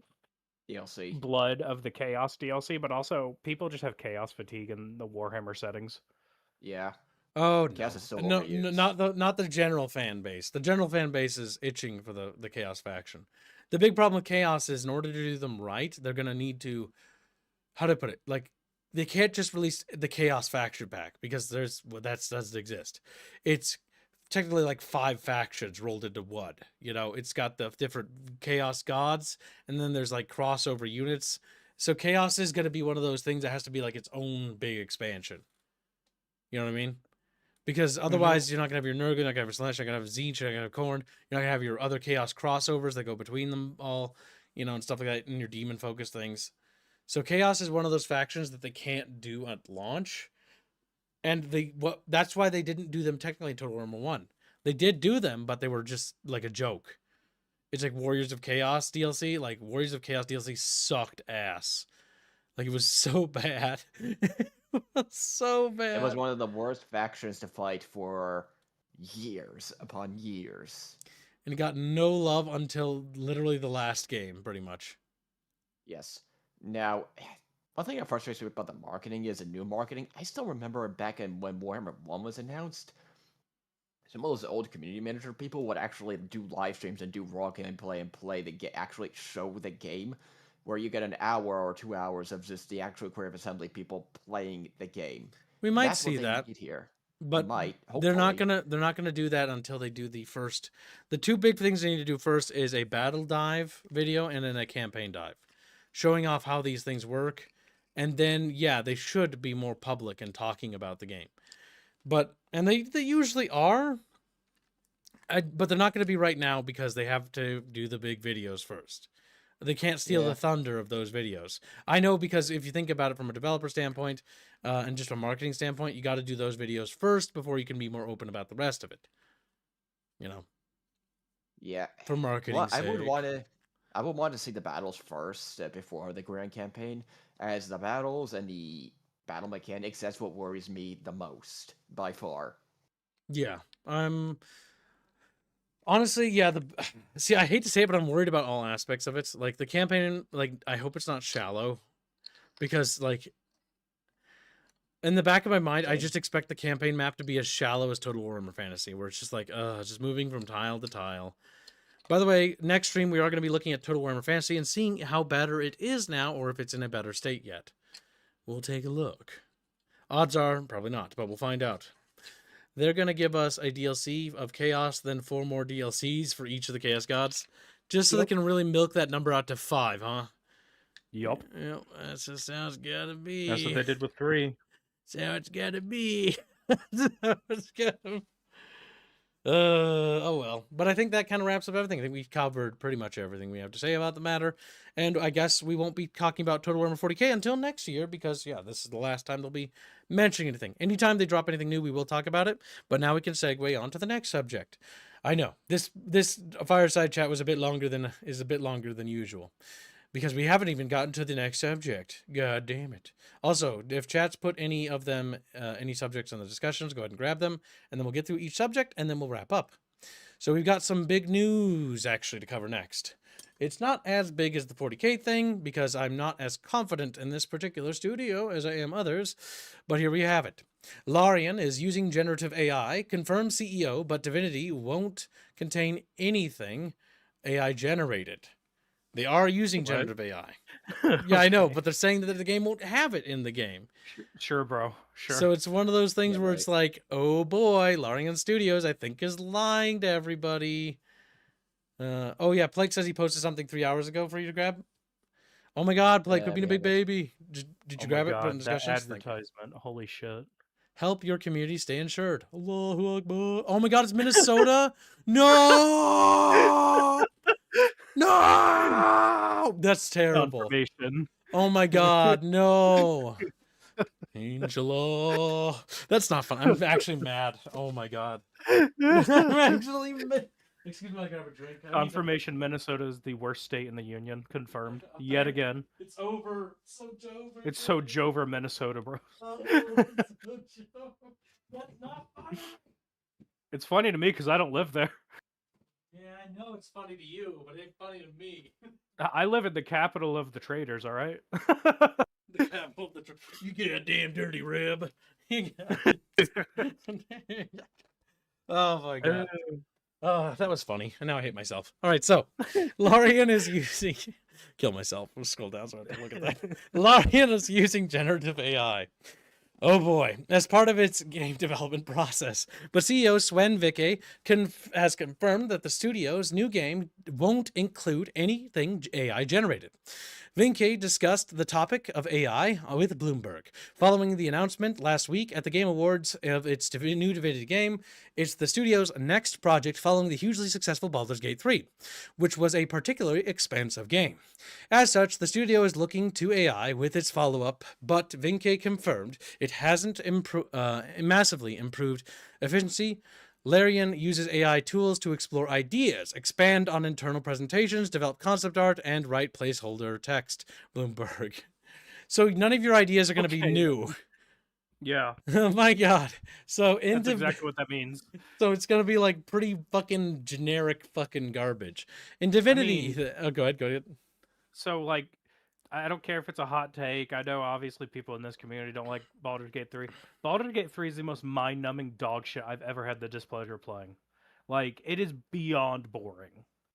Yeah, it's as an RPG, I just thought it was just not very good. Like, I get why people like it because it's very sandboxy and you can experiment. and I see the fun in that. But that was like the only fun I had, was just like, making experimental builds, and that was it. It's not even a good sandbox for that. Like, there's way better on the market that do it better in a more interesting way. But yeah, like this, what this is going to be is they're going to use AI for coding because they've hired a certain group of people I can't mention. Because it'll just nuked. Who can't code to save their lives. God help me. Chatfish are saying, what did Chatfish just say? They say, oh, so vibe coding plus AI writing. Damn. Oh my God, you're probably right. Yeah, we're using AI to write our story because we don't fucking know what to do with it because it's so fucking trash. Oh my God. I don't have high hopes for this game, boys. Yeah, as Commissar said, 5th edition D&D is horribly balanced. Rasmussen says, bear sex. Yeah, that's sex. one thing I've seen. Hold up, Fuzzy. Let's be fair. It's about lizard sex now. Yeah, didn't you see the trailer? Yeah, there's a girl riding a yeah. You prude. In front of kids. Oh my fucking God. That was a very like they could have had like the lizard sex scene, I guess, if you have to. It's still weird. But like, yeah, did you have to put a child in it though? Including the kid? That was a bit fucking. Someone called the FBI. Yeah, that was Did you hear their excuse? What was their excuse? We're trying to respect the intelligence of the player. And my response to that is, BS doesn't even come close to it. What do you mean by intelligence? Like, okay, so like if you're gonna show like horrible stuff, right? You're gonna show horrible stuff, right? Yeah, you have a kid dying. Because I can see people like, well, yeah, but what do you guys think about kids dying in games? I think that's fine. But I think it's kind of weird to have a child in a fucking murder orgy. Yeah, in a sexual thing. Like it's yeah. They said they weren't trying to do shock value. They were trying to respect the intelligence of the player. I just remembered. Wow, I wasn't particularly shocked. I just thought it was gross. That's it. Yeah, shocked and gross. I wasn't really shocked, as again, I'm 30 years old. A lot of us are in our 30s. Most gamers are 30 and up. We've seen a lot of this before, but again, shock factor. Trailer like that is designed to go shock factor, or is designed to make you go, what the F? To make excuses for that, Lorian, and say intelligence of the player, that is not respecting intelligence, not even a hint close. Yeah, you could have made it. I mean, it was shocking. Just remove the kid from the sex scene, please. Like that'd be ideal. Like that's it. You can leave everything else the way it was. The burning people, the weird sex orgy thing. Like, but just like I don't know, like having a little kid there just felt very uncomfortable. Yeah, seriously, for Christ's sake, like just listen to Pink Floyd. Leave them damn kids alone. God damn it. Yeah, because that's just like you can have kids in the games, you can have horrible things happen to kids in games, right? Because it's part of storytelling. But when you have like a public like trailer thing and it's like got that and it's just like, I don't know, it's not shocking. It's just there are just certain weird things that are just like you just don't because it's just weird. Yeah, it's weird as in like, oh, well, wow, I wonder what's going to happen if we look at some of the devs of hard drives. I wonder what we're going to find. Yes, and I've noticed Lorian is going in this weird, just degenerate direction. And I'll say one specific example from Baldur's Gate 3 and Act 3, since the Emperor, the tentacle person, if you tried to not be a dick to him and say, hey, I'm just going to be friendly, nothing, it's not like I'm hitting on him. Yeah, he will act like he will act like you want his tentacle up your rear, and because that happened to me. I decided, okay, got gay sexed. No, I said no to him. No, I said no to him. So no, what's funny, Fuzzy? Before you continue, this is a problem with Larian Studios writing. It's not just this game; it's every game. Any game you try to have friends with in their games because the writing isn't. I'll be real. I don't think Larian Studios write very well. Like the problem is that they don't understand the concept of friendship in their games, and so every time you try to be buddy or friends with somebody, you either get fucked by them literally, or they're like, no, I'm not your type. It's like, but I just wanted to be friends. I didn't want to. That's because that's the millennial worldview. You can't just have like a non-sexual relationship with. Like people. I'm not interested in sex with this character. I just want to be friends. Yeah, like. It's baffling, and that explains a lot, as I'm not that experienced with Larian's development cycle. It's And all when the I games. got that, It's almost yeah, It's all when I the all got of games. them. that It's cutscene with the literally Emperor, all of them. It's all... when I got that cutscene with the Emperor, obviously I said no, and I'm just going, who wrote this shit? Larian. Millennial Larian. woman. Larian Studios. Yeah. They always do this. It's like, I'm gonna be super friendly with that dwarf. And I remember, like Robin was super friendly with the dwarf, and I think Divinity 2. And Robin was like, it was so annoyed because like, the dwarf just fucks him, like literally, and he's just like, he's just silent. He's like, I just wanted Oh, I to be bet friends. Robin I sitting there just- just quietly, just a frown growing on his He face. just got raped pretty much. The game just raped his character.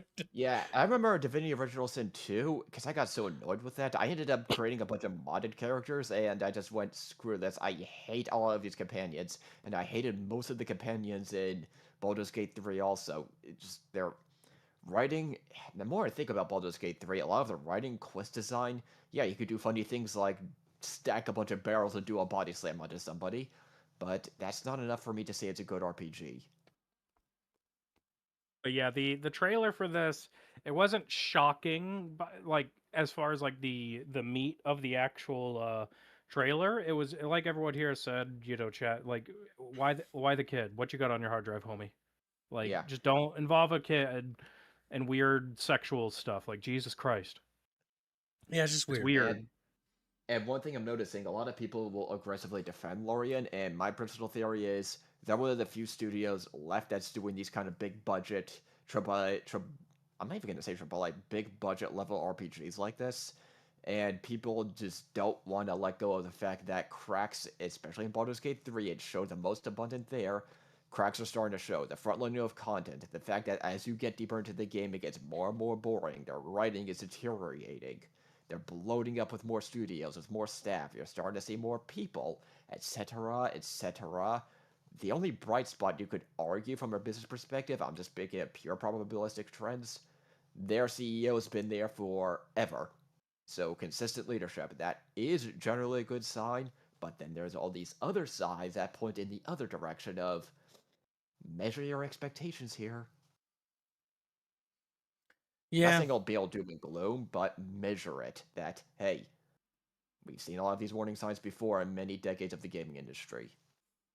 Well, considering the amount of normie love for Baldur's Gate 3, I'd say this one will probably do well, regardless of what stupid shit they do put into it. I mean, Baldur's Gate 3 sold, I think, 17 million copies or some shit. Yeah, an insane amount. Like 17, 20 and million. the first, like Divinity 2 did like 7 million or something. I can't remember. It was like Yeah. ridiculous. So they're doing well, and I mean that's good that the studio's doing well. I just hope that they actually improve their RPGs at some point, because it always feels like the first chapters for all their games are usually what we call the strongest points of their game, regardless of how you feel about them. They're usually the strongest, and then it's usually the subsequent chapters fall off pretty hard. They're really good Yep. at the hooks, but they can't maintain it, and it always falls apart the longer their games go. Yep. I personally don't have any faith in it, but like I've made it clear, I'm very biased against Larian. I don't like their writing style at all. That's fair. It's very boring. You don't like having It tentacles very much inside you? reminds me of Tumblristas. It was very Tumblr, yeah. If Yeah. anyone was, you know, a teenager, young adult during the Tumblr era, you know. I remember. The problem is all those Tumblrites actually became like games writers, and you can tell. Yep. You Oh, can yeah. tell. You can tell where they went. Because Baldur's Gate 3's writing feels like I'm reading something out of Tumblr. It's wow, look at my quirk Chungus. Isn't it so wholesome? It's like, He's all so right, where's the brick? quirky. And it's like, well, it's over, boys. Where's the brick? Everyone in this game needs to die. Oh, this is a funny one. I've read on today. Mhm. Copilot is getting scaled back because Microsoft can't do anything software right. Yep. Yeah, so the Copilot AI is getting like reined back in, which is funny. It's actually funny because the entire thing is completely collapsing.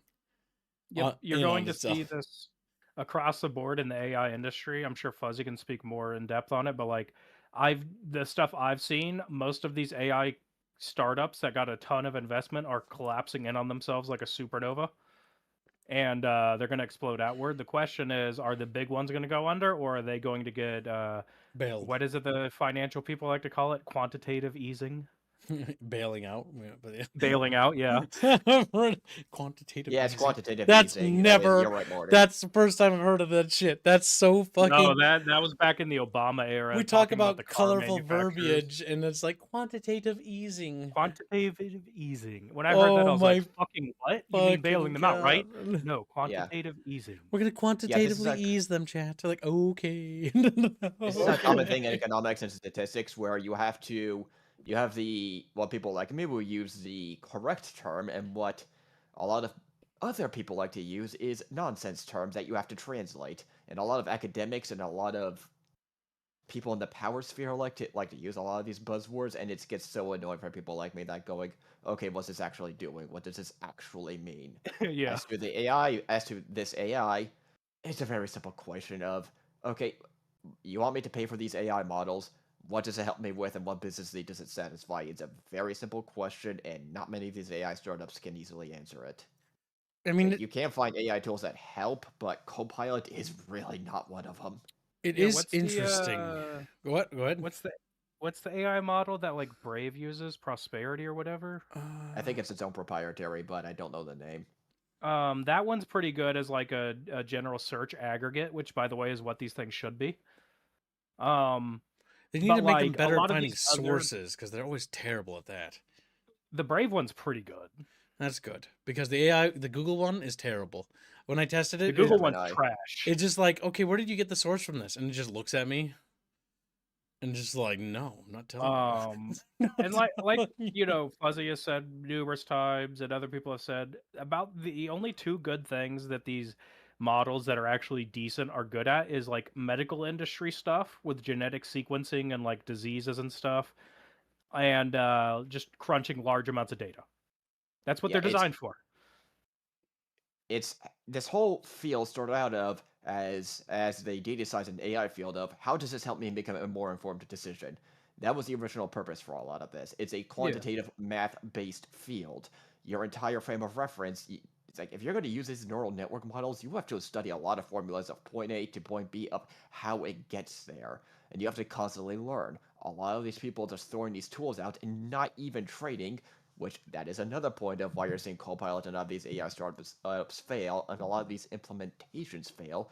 Nobody's training them properly, which is a greater business problem, but specifically in AI of what does it do, what can it not do? And a lot of people do not like to talk about what it cannot do of these are the constraints, because anybody that understands mathematical models knows that this is what it can do, this is what it can't do, these are the constraints and scenario needed for it to actually predict properly, as these maths give probabilistic predictions. That is how they function. Even ChatGPT or Perplexity, what I use, that's how they function. And you're just seeing a lot of people lose touch with that, and are not thinking of classic business needs such as risk management and results, and you're just seeing a lot of it explode. Yep. It's tools being mismanaged, and people basically using it to, I mean, I'll say it, essentially using it to launder money. It's the next .com boom. Yeah, it's the next. Yeah, it's the next .com boom. If you were alive for that, then you understand what that means. Like, it's going to be that level of bubble, if not bigger. It's not just eating RAM; it's affecting storage. And here's the funny thing about the electricity increases: you're not actually even being hit by the increased cost of a kilowatt hour packet. What you're getting hit by right now is people buying and speculating on the value of kilowatt hour packets based off of the growth of AI data centers. So you're not even experiencing the true inflation on your cost of electricity yet. You won't get that until 27. Yeah, it's a basic supply and demand. You have a lot of people bidding and predicting on the bidding, which is leading to price increases. Now, whether that demand actually increases, leading to the consistent higher, it depends on so many factors, such as, okay, how much energy is going to be supplied to meet that demand, such as nuclear energy, which is the only power source that can manage. Is this greater supply even going to be maintained? No, it is not. Like, it's going to start squeezing electricity prices and the cost of anything with a semiconductor in it. Like here in Georgia, we put up a nuclear reactor. I think it's called Vogel or something. It was originally just for the state and selling excess to surrounding states and stuff, right? It's almost entirely being converted for AI data centers now. Okay. I'm sure that's not going to be a problem down the road. Yeah, I'm sure that won't backfire in the slightest. Nope, nothing going wrong here, boys. Like, okay. Okay. Yeah, a lot of this is basic trial and error is a large part of it. A lot of people are jumping the gun on this, and yeah, there's going to be failure in this field. This field only exploded in the past 5-10 years. Yeah. Oh. That's the big problem, I think, is that, again, we have a lot of corporations, a lot of companies jumping on a bandwagon rather than just letting it develop naturally. And so they're trying to force it along faster than it naturally should be, right? And it's not something that's like brand new. It's not like we didn't have this stuff before. It's been a trend that just all of a sudden was sparked on, and then the government got involved and everyone's wanting to like push it. And now the issue is that they're pushing it so hard and so fast that the technology isn't actually there yet. And the reality is that they're going to create a bubble, which is going to burst, and everyone's going to be very upset about it. Hence why, like, companies jumping off of production of RAM and then switching exclusively over to just production, just for these markets, because Google will pay like $1,000 for like this stick of RAM, and an average consumer will only pay like $80. And so they're switching markets because the one's going to be substantially higher. But now that they're burning those bridges with the consumers, now there's nobody filling those gaps, and it's one of those things with bubble burst. They're going to try to come back, but they're going to come back with RAM that is priced way out of what they want to get back for it. And so they've spent way more money investing in this technology that they can't fucking afford to actually sell, because if they sell it to the consumers are only going to pay a fraction of the cost, and so they're going to just go under. So Yep. Yeah. It's going to be a hard correction, and it's going to be a much needed correction. Hopefully we don't get quantitative easing, just to piss off kids. Quantitative Hey, Oh I'm my not the one God. that came up with it. You can blame the mortgage What companies annoys and me the is quantitative car easing. companies. You know what that translates to? Taxpayer dollars is what that translates Yes. to. Yeah, it's literally taxpayer bailouts of companies For that companies need to that fail so hard less it's fucked gonna be up. It's learned. that plus a massive dump of money from the reserve into the currency, which causes massive inflation. Yeah. Oh my God. Yeah, if you're wondering why our inflation is stubborn right now, that's because most of the dollars created were printed in the past 5 years. Some Yep, during companies, if they the can't afford to disease. float, they need to sink. Yeah, it's a simple economic The process. government doesn't and step in when I have a hard time, if like stuff like that. You know, like then no for them too. Are you kidding me? My entire life since I turned 18 has been nothing but financial hardship. You know what? How many times the government's offered to do anything for my family electrical business? 0. Yeah, same. Every family business that our family owns, nothing. Mom and pop shops, nothing. Walmart, though, Amazon, here you go.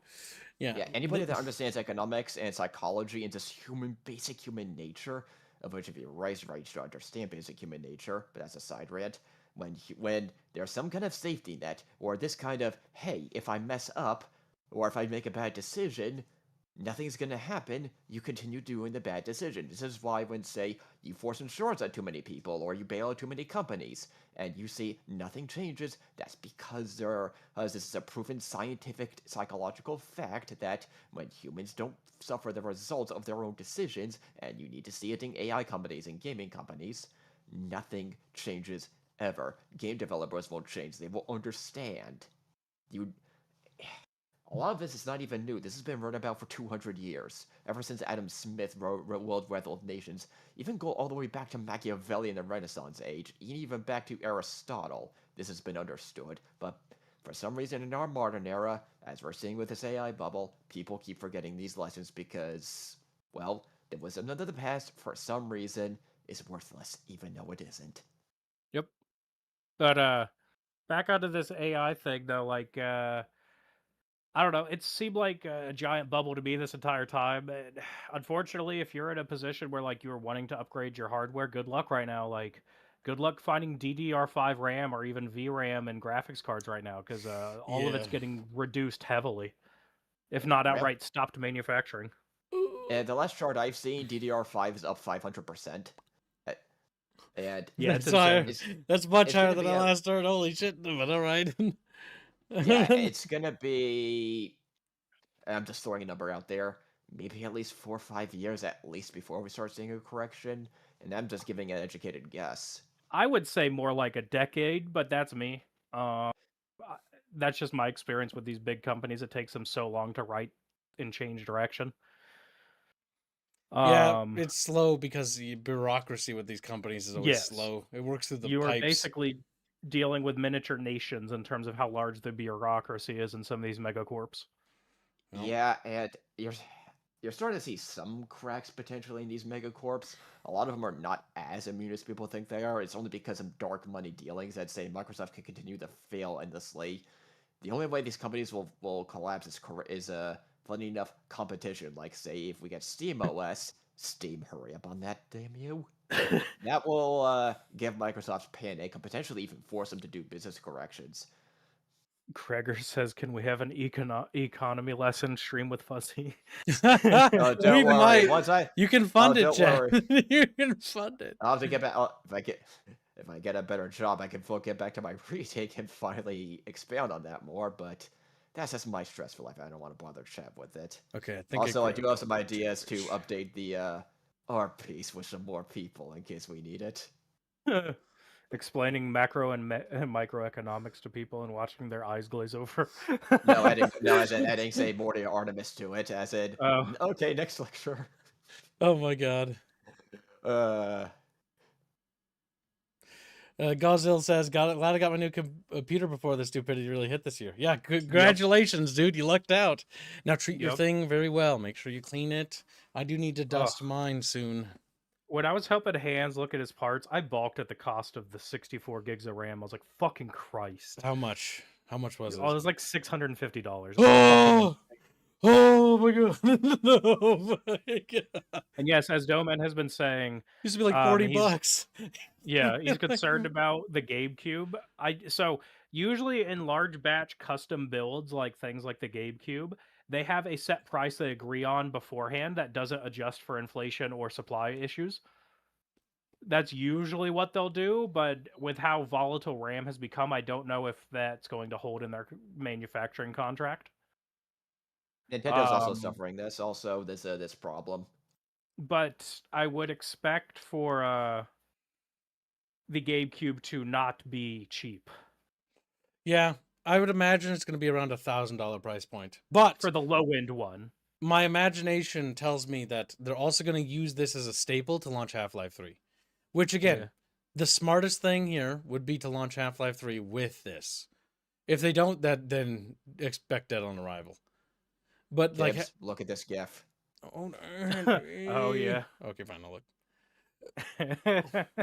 Let's see. He's mentioned Half-Life. They are not escaping this as you talk about it. Oh my god! Why did you put? Oh wait, I scrolled up. Yeah, that's pretty accurate. Even entry-level laptops are going up in price. Yeah. There you go, Chatfish. Now, what was that about Half-Life, Gibbs? Oh, Half-Life 3 is coming. I still believe. It is. If the GameCube comes out and it didn't, then I'm gonna say that it was in development, and that's my goalpost. Like I've already planned how I'm gonna move my goalpost. We know it's in development. The question is like, how serious are they about it? Yes, I genuinely think that the GameCube is going to be launched alongside the SteamOS, alongside the new Half-Life 3 is a big launch title. Can you imagine if they did that? GameCube, SteamOS for desktop, Half-Life 3. Holy shit.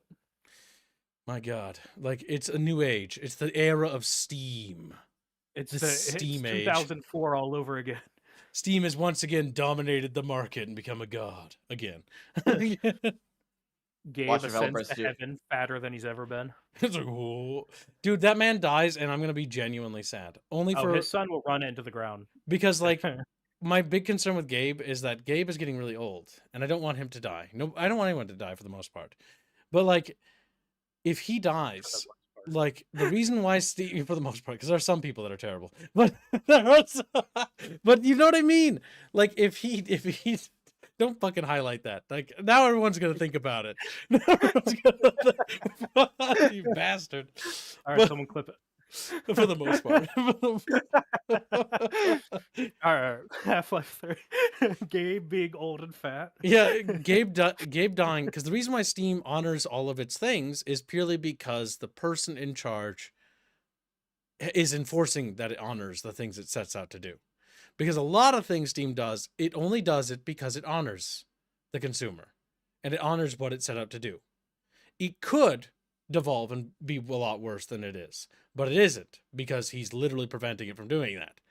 And if his successor to Gabe that takes control is somebody like his son, God willing it isn't. His son, look, if anyone's looked into him, you know.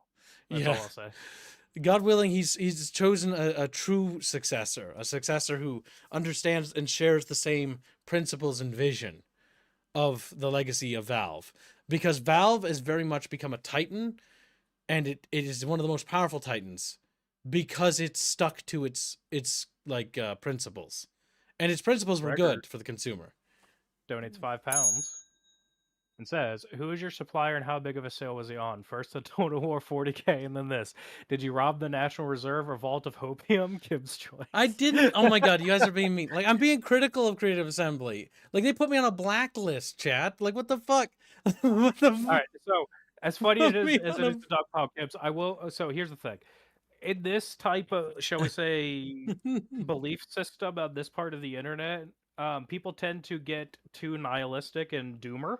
Yes, You don't should blackpill. always maintain a certain modicum of hope, but you should guard it against reality. Yes. If you're just blackpilled all the time, you're going to be negative about anything, unwilling to see or compromise. This is something that I've noticed with a lot of content creators and most people who cover Total War 40K from what I've seen so far. It's usually they're just blackpilling and doom spiraling. And at that point, it's like, okay, let's say that Total War 40K releases and it is bad and it's as terrible as everybody says, right? Then it sucks and there's nothing to be done about it. We're going to say it sucks and then we're just going to move on. And that's sad reality, right? But if we're willing to have a dialogue, right, even though CA blacklisted us, right? Like, besides that, if we continue to still broadcast our criticisms and critique and be honest and broadcast it to CA, as we will continue to do every single day, then it'll only be on them. Because, yeah, I don't really blame CA for not wanting to listen to people who just blackpill all the time, because, yeah, I wouldn't listen to it either if I was a developer. But I would listen to people who would critique things and be honest and fair about it. And I always have. And so I'm going to practice the same thing I preach. And I'm going to do that. And I'm going to be like, yeah, I'm going to cover this game and I'm going to cover it and I'm going to give it fair. Give it honest and fair shake because I want Total War to be great again. I'm willing to give Creative Assembly a little bit of rope. They can choose to hang themselves with it or they can choose to pull themselves up with it.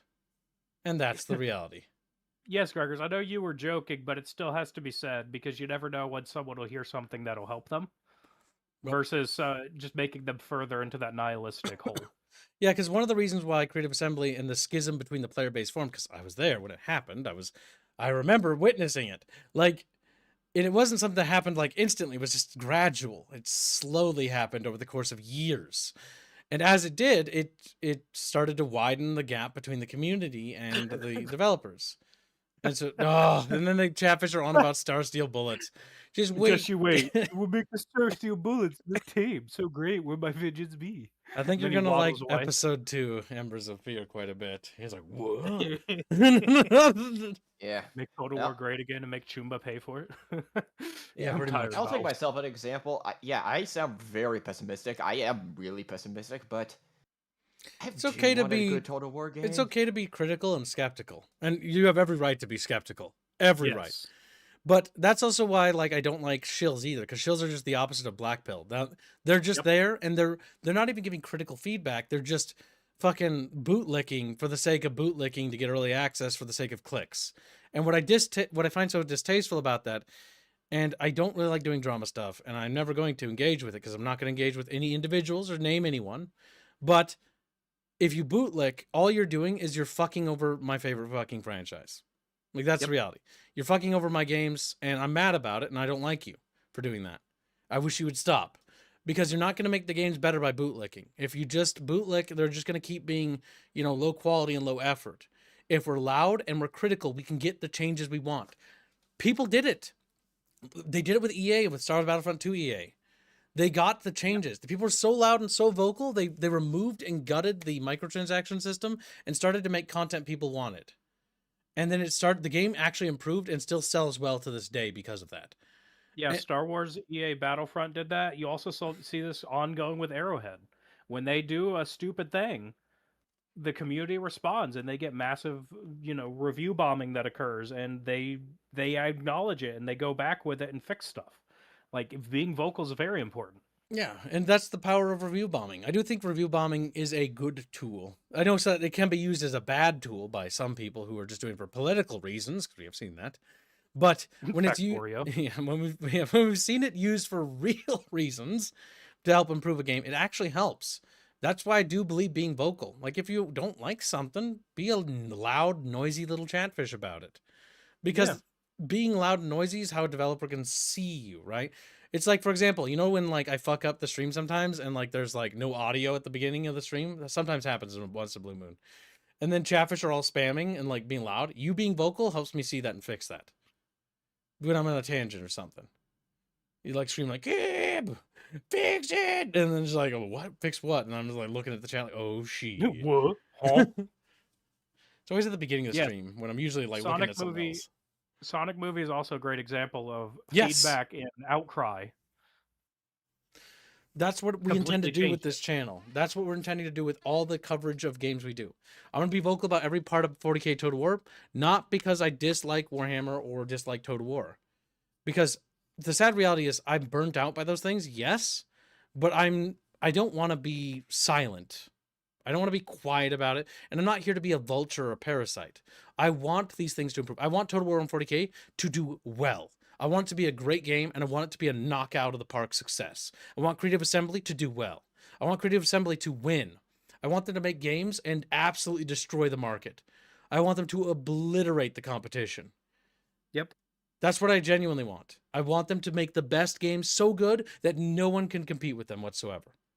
Yep, because then that means you, as the end consumer and fan of the franchise, get the best game Exactly. of that setting.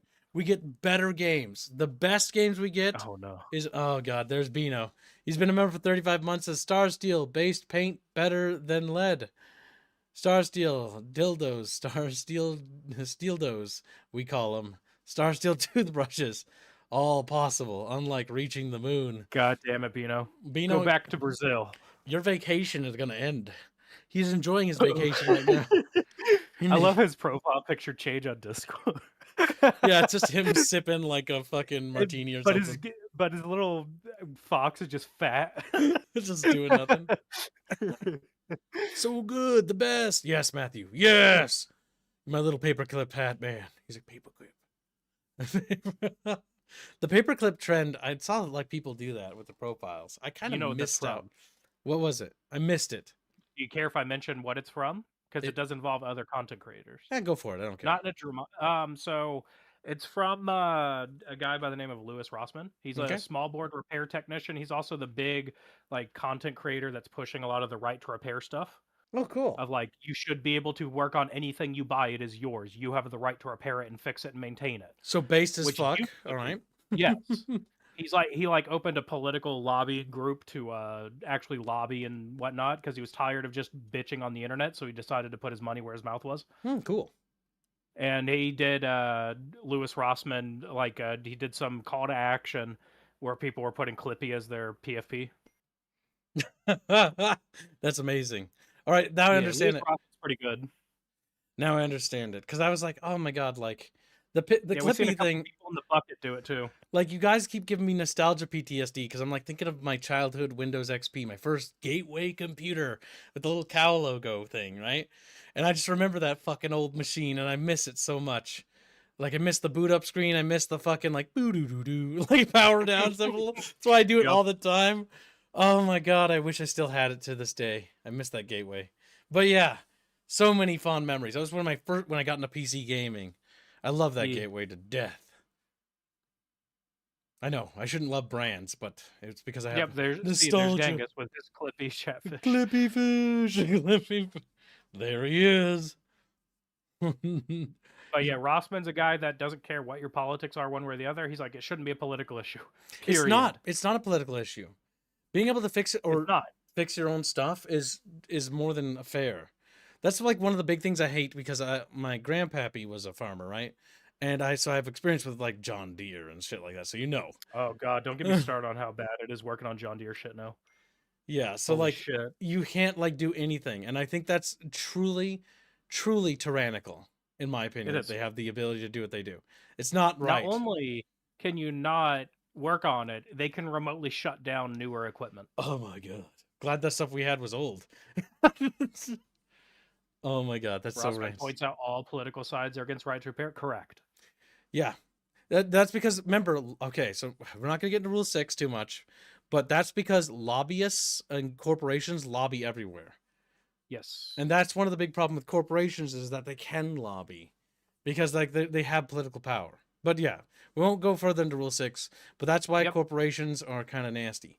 Because as a kid, I always thought people were overreacting about corporations, but the reality is I think a corporation, I don't think of corporations as entities anymore. I think of the people that make up them. And the people that make them up, if they're good people, they'll be a good company. But if the good people leave and bad people take over, then it's a bad company. And it's shit. Because companies are made up of individuals. And if the individuals that make it up and comprise it are good, healthy, and nice people, then you have a good company. If not, well, you can see the results. Look, Do they Chatfish, actually care? There's a gray depresso. Will someone see if memberships are working? That's true. Decompresso is gray. And if we allow him to be gray before Crumbus ends, we'll have to kill Squealy. Okay, well, just won't do nothing then. Say, All right. but yeah. People make up corporations, and bad people should be destroyed. Remember, some people. That's true. Kibbs, 2025. Remember some. Listen, goddammit. I've always said it that way. I don't know when I started saying that, like, you know, where it's like, I can't remember how I say it anymore. Something about, like, you know, some people deserve to die or something, or I can't remember. That sounds a bit morbid. YouTube, in Minecraft. in Roblox. We can't say Minecraft anymore. Terraria. We had to Fuck. switch games. I mean, 1v1 beat Russ. That's what I meant. 1v1 me and Russ. Get my brick. Get my boulder. All right, so next game Chatfish is brought up. One is a game called Raffle gives membership. Thank you very much. Very generous, little fishy. Some people more than others. Damn. But yes, it's a game called Substructure, which is being published by Hooded Horse and developed by Dubious Designs. Chatfish want us to spotlight this game, so we'll take a look at the trailer. Looks very Factorio-esque. Oh, yeah. Yeah, right. immediately Factorio. Oh. Oh, my God. Oh, yes, this is the one where it's got layers to it. So Substructure is like you go deeper and deeper into a facility. Oh, no. It's sort of like Dyson Sphere-y, kind of. Oh, God, the autism. Yeah, so this looks like it might be one of those hyper-tismos. Just right for me. And only me. Yeah, it goes down to a layer below. Fuck. And then there's layers below this layer. Bestest friend says they promise co-op. Oh, no. Having to teach the basics. You of have to logistics have to a co-op kid. in these games. Oh my god, every time I play with Factorio, I just get yelled at. Yeah, that's because you play it with Bubs or Fairman. And they're just always yelling at me like, and it's like, okay, I just See, build... the proper thing is to teach you the autismo. Substructure. That looks very tistic. That's actually an interesting spin on factory management game. Yeah, it is. Like, the whole, like, different layers. I wonder what the threat will be, if there will be, like, a threat thing. Because I usually like these games when they have threats or something that you have to worry about that can attack you. Yeah. Because it gives you an What's it called? external. Substructure? Throw Substructure. that on the wish list. Yeah, definitely. It actually looks very interesting. Factories and farms. So yeah, there's farming in this. Okay. Well, let's read Okay, so there's about probably going to be like a survival type. An interstellar body detected on a collision course with our solar system inspires equal parts fear and curiosity. Could this rogue planet threaten our fragile home, or does it offer some great unknown opportunity? Establish complex automated factories and production facilities on the lush surface of an alien world. As you delve below its surface in search of answers as part of a hastily prepared expeditionary mission. Work alone or with friends in multiplayer as you build within intricate caverns and take in and take advantage of the strange and unfamiliar resources hidden beneath the surface. Industrialize the very depths of this world to uncover its secrets, awakening dangerous threats and encountering inexplicable phenomena along the way. So yeah, there's going to be threats. Okay. Next up, it says, despite its location far beyond the habitable zone, lush green fields dominate the planet's... okay, so there's some sort of weird subterranean thing going on here. Good night, Jano. Take your Jano berries and planet present unexpected agricultural opportunities to pair with your industrial capabilities. Will you seek the delicate but sometimes difficult, inefficient balance between fields and factories, or will the fires of industry burn this world in the interest of your exploration? Obviously, Goddamn the right it latter. will. Obviously, the latter. But yeah. Capitalism ho. Woohoo! All right, so let's see. Sublevel Factorio, but with H scenes. Oh my god. Goddamn it, Genghis. Every goddamn time. Despite it, okay, starting with individually planted seeds to power your first combustion generators, developing Not that kind towards of seed. Not that kind of seed. drone-operated mega farms that sustain sections of your mission, agriculture isn't just a stepping stone in the world of substructure, but a vital process that enables manufacturing capabilities and research. Seek out new raw materials that can be processed to manufacture advanced equipment and increase your efficiency as you journey towards the planet's core. Whether you're pulling water out of the air, produce nitrogen and lubricants, or assembling logic units needed for advanced logistics mechanisms that optimize your throughput, increasingly complex production chains drive your journey forward. A surface-level expedition will only ever grant you surface-level answers. To truly understand the situation at hand, you must dig deeper.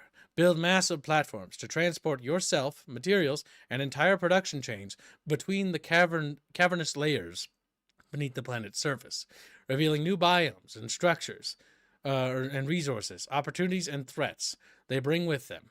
Optimizing your production will require you to analyze and fine-tune not just each individual layer, but the interactions between them as well. Take on the monumental task of digging through layers of the planet, build programmable platforms that transport raw materials, process goods, and factory infrastructure. Drilling through subsequent layers will introduce new challenges to overcome in the dark underbelly of this mysterious world. You'll need to manufacture additional tools to pierce through the increasingly complex layers while accounting for limited space and light. Though many resources on this alien planet show familiar properties, others will require ingenuity to harness. From rocks that are impossible to mine when in direct sunlight, to plants that only grow underground, and materials that are easier to process closer to the planet's core. You'll need to take in consideration of humidity, heat, and light, and more. That's a bit tismic. Improvement and complexity doesn't just flow in one direction. As you uncover more resources below the planet's surface, doubling back to use them in the layers above them might further improve your efficiency or open new opportunities from catalysts to research units to more advanced sources of fuel and power. There's plenty to discover beneath the surface. A bigger expedition. You need not journey alone. So, yep, multiplayer. Okay, that's just reiterating. And made for modding. That's actually a big thing I was about to ask. That's the big one, yep. Yep, so moddability, because these games are all about the modding scene. The base games are fun, but the modding scenes are what truly heighten these games genuinely. So yeah, there will be moddability to this. It looks interesting.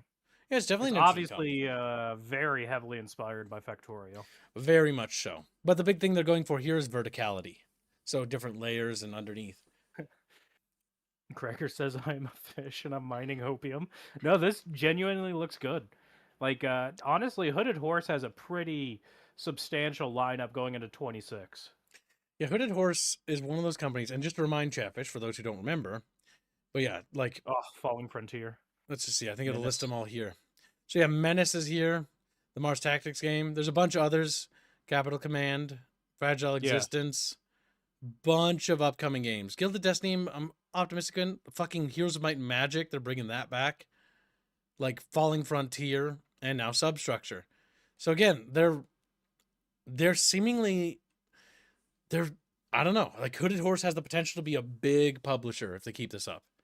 They're doing good work here. If they continue the rate at which they're putting out publishing quality games and picking up indie devs, then they will definitely position themselves to be one of the best AA into even AAA publishers at the rate they're growing. Yeah, Hooded Horse is one of those guys to keep an eye on because I think these guys are going to go places as time goes on. They're going to be pumping out some big games if they keep up the track record. Because Menace, they've got a lot of big blockbuster titles and strategy games. Because the strategy game market has kind of not been doing well. And so it's one of those things when a publisher swooped in, like Hooded Horse, they basically uplifted these strategies games and gave them an opportunity to shine. And the strategy market has doing really well because of it. So we might actually see a renaissance bloom, and it might get a genuine great deal of credit goes to Hooded Horse for that renaissance, for helping Polly incentivize and energize it. donates $2 and says, "I dig this idea so far." Same tags. Thank you, the nation. Very generous. And then Bestest Friend says, "I heard from one of the indie devs that Hooded Horse even offers development support to the devs." That's what I've heard as well. Yes. Because I'm in the Falling Frontier Discord, and the guy, because it's just a solo dev, he's talked at length, like Hooded Horse has given him basically blank check to do what he wants. He's had to push it back 3 times now, and they've been okay with it every single time because they want him to make the most perfect strategy game that he can come up with.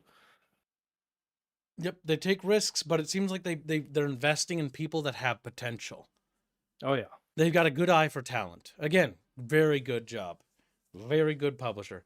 I say that very rarely because I have a very negative view of publishers, by the way. They're kind of like, if you remember back in the day before Devolver Digital became what they are today, early on they were kind of like what Hooded Horse is doing, picking up promising indies, giving them a blank check in unlimited time, and letting them just go. Yeah, so if Hooded Horse can keep this up and can keep going like this and maintains this, they are going to be a very powerful and very respectable publisher going forward. They just need to keep up their track record. Genuinely doing good work. So good job. Good job to a publisher. I don't say that very often. Yeah, it's weird, right? Next. You gotta move your fat fingies. All right, Bethesda. Oh, wait, you don't see it? Oh, God. Bethesda gives us an update on the Elder Scrolls 6 development. Oh, God. Oh, yeah. During our in-depth conversation with key people at Bethesda, our big follow retrospective, and the issue of... Okay, that's a bunch of marbo jobo. Let's get to the meat. Oh, my God. Yes, the quotes from Todd Howard. I cannot wait. All right. My God. Studio director. I don't know who she is, so I can't really comment on her skill or reputation. But her name is Angela Browder. Can you check that, Fuzzy? What's she known for? What's her record show? Is she new to being... Sounds like Hans like... Gruber to me. She's obviously a villain. Angela Browder. Angela Browder is the studio director. Always check the individuals, because the individuals usually give you a good answer as to what's going to happen. This is where Gibbs announces the Skyrim remaster being released for the Switch 2. Hell yeah. Will this come out before or after GTA 6? The real question is, which one will be a bigger dumpster fire? Oh, I was going to say it, but Jesus. Yeah, they're LinkedIn. Okay, let's take it. Or what's it say? Just give us the cliff notes. I don't want to feel like opening it. 20 years at Bethesda. Studio and game productions are current one for Elder Scrolls 6.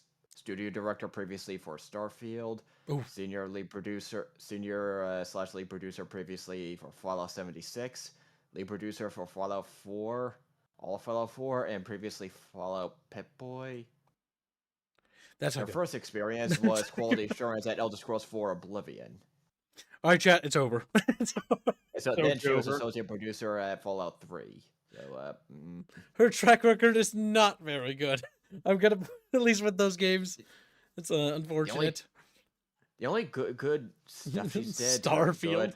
Oh. Yeah, that was her recent stuff in the past, say, 5 years. Her early stuff was quality assurance for Elder Scrolls 4 Oblivion. The quality wasn't very good for Oblivion on launch, though. No, it wasn't. So, like, producer of Fallout 3 and producer of Fallout 4 and Skyrim. Oblivion took 1 billion patches to get working right. Okay, so red flags with Angela Browder, mostly because her reputation and her record is not particular. It's Jover. Jeffers are already giving up. They're just like, Jeffy's done. It's so Jover, Elder Scrolls Bros.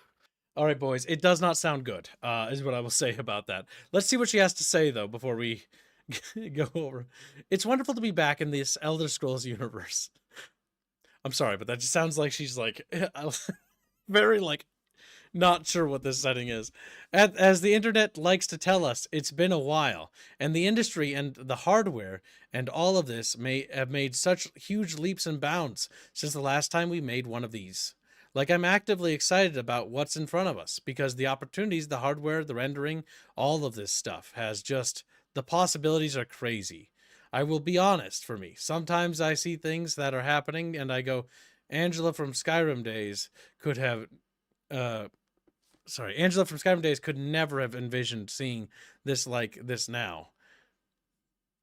She talks in third person. She might be retarded like me. And that is a cool thing to be a part of.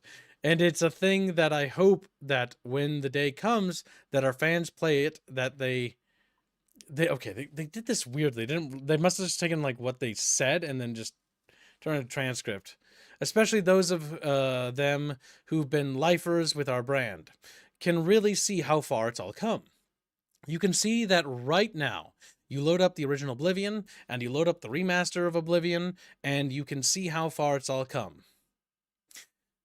I don't know about that, but so to me, the Elder Scrolls God 6 damn it, Chad. is this endless set of possibilities. Chapters are just fucking collapsing over Roasting there. this wolf. I knew God that. damn it. Oh, they're so mean. 112 donut box. She's like, oh fuck, we're god damn. Chapter, stop. There's no need to go She's to. already dead. They're so aggressive. Really exciting as someone who's really likes to think about how far everything. Okay, this is okay. I'm sorry, but it's gonna be dope. It's dope. Like laughs. I'm sorry, but that like It's so dope, and everyone's a quirky. none chungus. of this carries any meaning. Like I thought the Warhammer Total War 40K thing was kind of like a little bit of a nothing burger, but it had some kernels and gold, some little nuggets there, not gold, but it had nuggets of information there. But here, like that was just a big nothing statement. All right, Todd, what do you got for me? Todd, director and executive producer. It's progressing really well. The majority of the studios on 6, but I'll say this, we always overlap, so we're very used to overlapping development. And that's not a good thing, by the way. And we have long pre-productions on things so that we feel good about them. And it's a process. We all wish it went a little bit faster, or a lot faster, but it's a process that we want to get right. Okay, that was, again, nothing. Nothing. Yep. Emil, studio design director. Ah, good. Emil. Wait, no, this Emil. The guy who can't write. The guy who doesn't even know Fallout lore. Oh my god. Is it even worth reading? Fine, we'll read it. It's only fair. I can say that it's going. It's funny because I'm gonna kill myself. Because the time pressure that players put on us, we don't put on ourselves. And I know that can be frustrating for players who are dying to play the game. Games take a long time and games get pushed all the time. GTA just got pushed again, which was the smartest thing they could do because the game of that size these days, they just take not just a long time to make, but a long time to spit and polish and iron out the bugs. And so what do fans really want? Do they want... I don't know if that's the same meal. That's not the same one, is it? I thought he had like black hair. Weird. Do they want a game that comes out before it should and doesn't meet their expectations? Or do they want the turkey that is in the oven for long enough to be delicious when it finally comes out? That's a weird meat to choose because turkey has like the least amount of flavor, but all right. That's not how you cook a turkey, by the way. You don't do it in an oven. But all right. Yeah, if you want turkey to have flavor, you fry it. Well, no, you slow cook it over many hours with a good butter base. No, you're like my grandpappy. You dump it in the deep fryer. And you light yourself on fire. Then Kibbs dies from an oil explosion. No, that's how he always Now you did it, by inherit the his way. game. He would do that outside all the time. They would deep fry it, but it was never So- frozen. Before they go too far, we do have 2 super chats. Ugh. And I have to go to the Polly gym. donates. Oh, take care, All Fuzzy. right, catch you later. Yeah. Polly donates $2. It says Elder Scrolls 6 is totally being made. Bethesda. Yep, the Star Citizen route. And Gino Garvino- Ramar. Yeah, poor Hi, Mario. hope you all are well. What does Total War Warhammer 40K have to do to be a success? What should they avoid? Best of luck, guys. That was Okay. for $5. To answer that question, thank you for the donation. What it needs to do to be a success is just have big battles that feel meaty and weighty and make everything feel like it carries actual merit. Deep and complex systems that feel like they complement each other and rich battles that feel like they're large, massive, and epic, and a lot of detail, and it feels like there's lots of variety of playstyles. Like, the reality is, to make a successful Total War in 40K, we talked about this for like 30 minutes before, but to summarize it, they basically just need to do everything but do it better. That's the reality. They need to do better than what they've been doing, and that's it. All right, then there you go. There you go. And Green Branch donates a membership, but it doesn't look like it went through.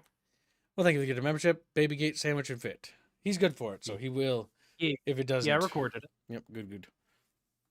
All right. Where was I with this guy? And so what do fans really want? Do they want a game that comes out before, blah, blah, blah, that? Turkey, blah, blah, blah. That's what I think people are going to want. So, oh, God. So we're going to take our time, and as long as it needs to be great.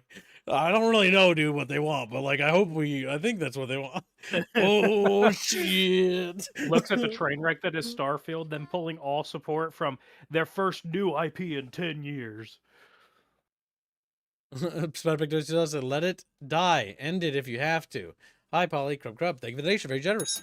Very generous. We're almost halfway, chat. Almost halfway to the daily. Okay, back to the subject. Yeah, so, is that it? That's it. Wait. Thanks for the article, I guess, chat. But, like, this was kind of like a big nothing burger. Yeah, we're doing stuff. That's pretty much it. That's the summary of this article. All right. There's nothing of value here. Let me translate this from corpo marketing to reality. Shit's bad. Shit's Real going down. bad. We've got nothing positive to say, boys. We ain't got shit. We ain't found shit. We ain't found shit. Like, okay, so anytime you see a large developer get acquired by an even larger corporation, that means they're going under. That means they have nothing of real value anymore. Because if they were, they'd be solvent and standing on their own two legs. The fact that they went with the acquisition means that they know that they're rancid. They needed the money, and they took the money because the people in charge realized that, all right, let's take the money and, like, we'll coast. Yes. Until it, like, gets drained like a raisin, and then they pull the plug. And that's how they usually do it, by the way. That's what happened with Unity all those years ago, or a couple years back, when they did that stupid fucking thing that forced us to make our own custom engine, which set back our game's development time by years. But yeah, that was definitely... But, God. I mean, just look no further than how dogshit Starfield was. I mean, it has its defenders, but they're wrong. I'm sorry. I love space games, but it's bad. It is. It's not good. Skyrim, again, I hate to break it to all the Skyrim lovers, it's not good. That was funny. The Bethesda Fallouts are very bad. What you said about Skyrim is so funny to me, because when Kingdom Come Deliverance 2 came out, Kingdom Come Deliverance 2 apparently blew people away who like Skyrim, and it's been a big thing. A big thing that Warhorse Studios has actually been trumpeting for a while. But yeah, they're like, we actually dethroned Bethesda. It's like, yeah, you did. Yeah. You made a game that was actually had complex mechanics. It's got problems. It's not perfect, but you made an RPG that's actually an RPG, and you can actually make different builds and classes, and they're viable. You did what Skyrim couldn't. I just wish they would do a fantasy game next. That'd be great. That's exactly what I was about to say. I want to see them do look, doing like historical what ifs are cute. Those are cool. I want to see what if they could make their own fantasy setting with the same mechanics and systems they've designed. Yeah, that would be a hell of a game. Give Warhorse Studios the Elder Scrolls IP or any fantasy setting, right? And they'll make it interesting. So Sturha says, has kids checked out how Steam notifies the user when the game they are buying is cheaper in a bundle? Yeah, they have. I've mentioned that before, but we'll mention it again. If you Steam will actually notify you now if a game you're about to buy is cheaper in a bundle to save you money, which is quite nice. Yeah, I really hope Warhorse does do fantasy, because I think they could. They've got the skill for it, and they should never deviate from RPGs. Their studio's now built up a great skill set for RPG games. Don't just keep making those. Yeah. Don't deviate. But I want to see them do their own fantasy setting as opposed to like taking someone else's. A custom homebrew setting would be really cool if they find competent writers. Kamazar says, I would prefer Warhorse stick to history. So, like, the thing with the historical stuff is they're cute, but they kind of wear themselves out eventually, because it's like, all right, it's already been done. It doesn't particularly... Well, that's more of a matter of taste thing. I don't mind them doing history, because there's tons of historical points that could be cool to visit. Yes. But the question is, where will they take? Because Bohemia, I will say, Bohemia was a really fun choice, because Bohemia's never really touched upon, is kind of ignored for the greater part of when we talk about whenever there's medieval history, like subjects. Bohemia's never been a focal point, and so it's interesting to have Yeah. a game set on the Bohemian perspective. Yeah. Like I said, it's not a bad setting by any means, and I don't want them to stop doing historical. I just want to see them expand. Yeah, they should run. I think they should make, as the studio expands, they should run 2 games in development, right? A historical Well, if and a they fantasy. can manage to. Yeah. Listen, if they keep selling millions of copies, they fucking can afford it. All right, that's Let's see, out of lot of money. curiosity, So, while we're on the topic of Kingdom Come Deliverance, how many I wanna copies did they see- sell? Actually, That's what I want to go check. did they sell 2? I want to. 6? They sold 2 whole copies. Yay! Let's see, Kingdom Come Deliverance. I want to compare the original to the sequel in terms of sales. Let's see, blah blah blah blah blah blah blah. So Kingdom Come Deliverance 2 sold nearly 3 million copies. So well, and but Kingdom not Come nearly as Deliverance well as some sold others. 8.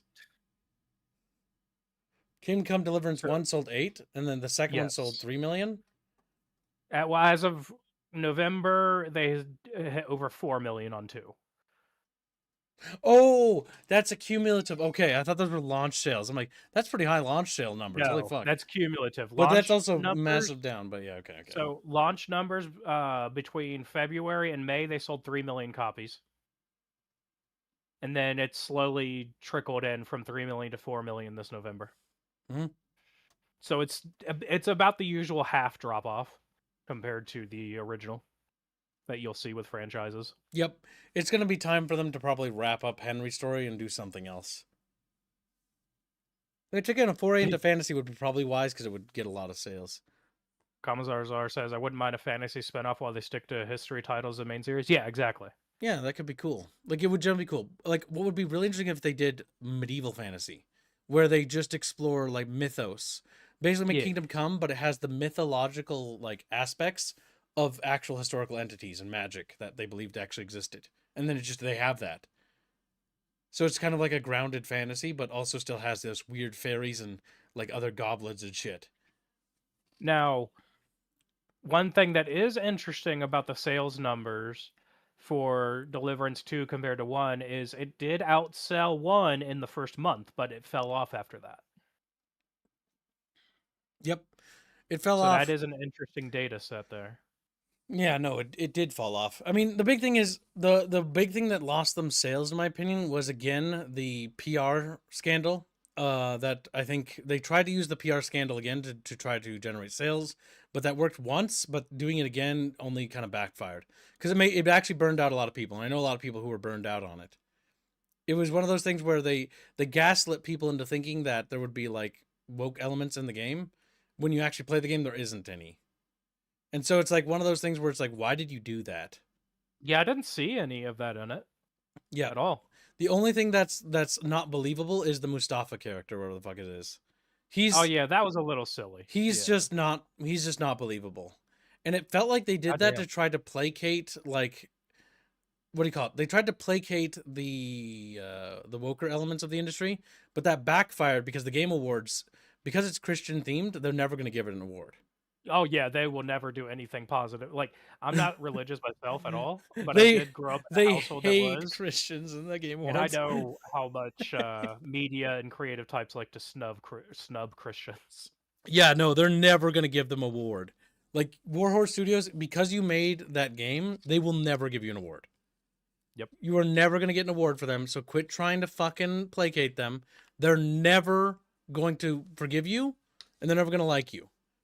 So don't bother placating them, because all you're going to do is snub your actual loyal fans who actually like your stuff. That's apparent because they lost half of the potential sales because of that. I'm going to attribute it to that because I think that correlates. Because I do think the game is really good, and I do recommend the game fully. But Didn't what? Didn't they go with like a DRM or something at first, or was there talk of doing that? I don't know if they did. I don't think so. I thought the Because game I was don't on see the it on Cry the store engine. page now. Yeah, it's on CryEngine. It's one of the few games still using that Yes. HNS engine. Surprisingly, it runs well for being on CryEngine and having a massive open world. I assume it's a heavy fork. Probably, Because yeah. I do know that they got some of the Crytek guys to come in and help them for a little bit. Yes, because that game pushes Crytek to its fucking limits.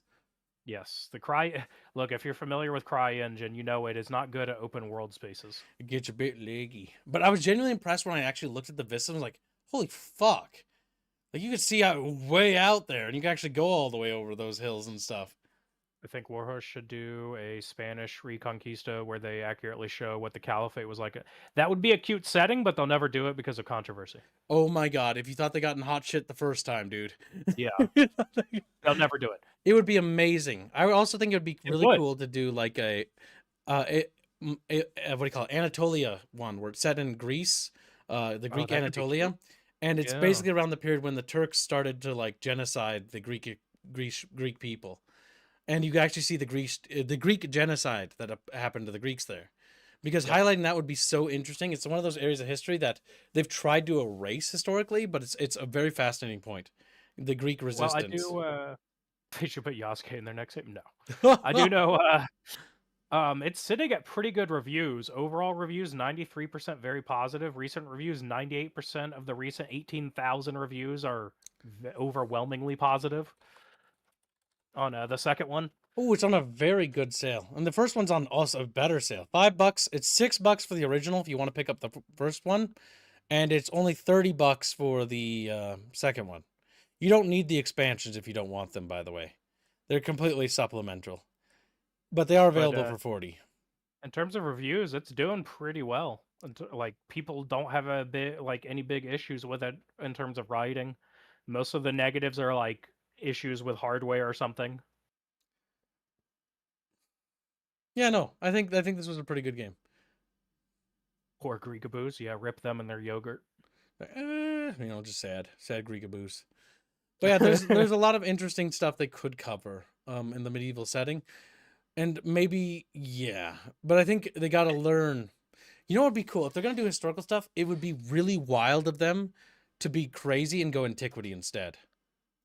And just do like you're set in like a Roman colony something. Mm-hmm. Like if you're doing historical stuff, I'm just saying there's a lot of stuff. But yeah, this game is really good. It's a lot of fun. I genuinely was expecting it to be kind of bad, but I was surprised by how good it was. Definitely recommend it. But it is important to note that there is a minor element of wokeism. Yeah, Musa's character doesn't belong in the story. That's about it, though.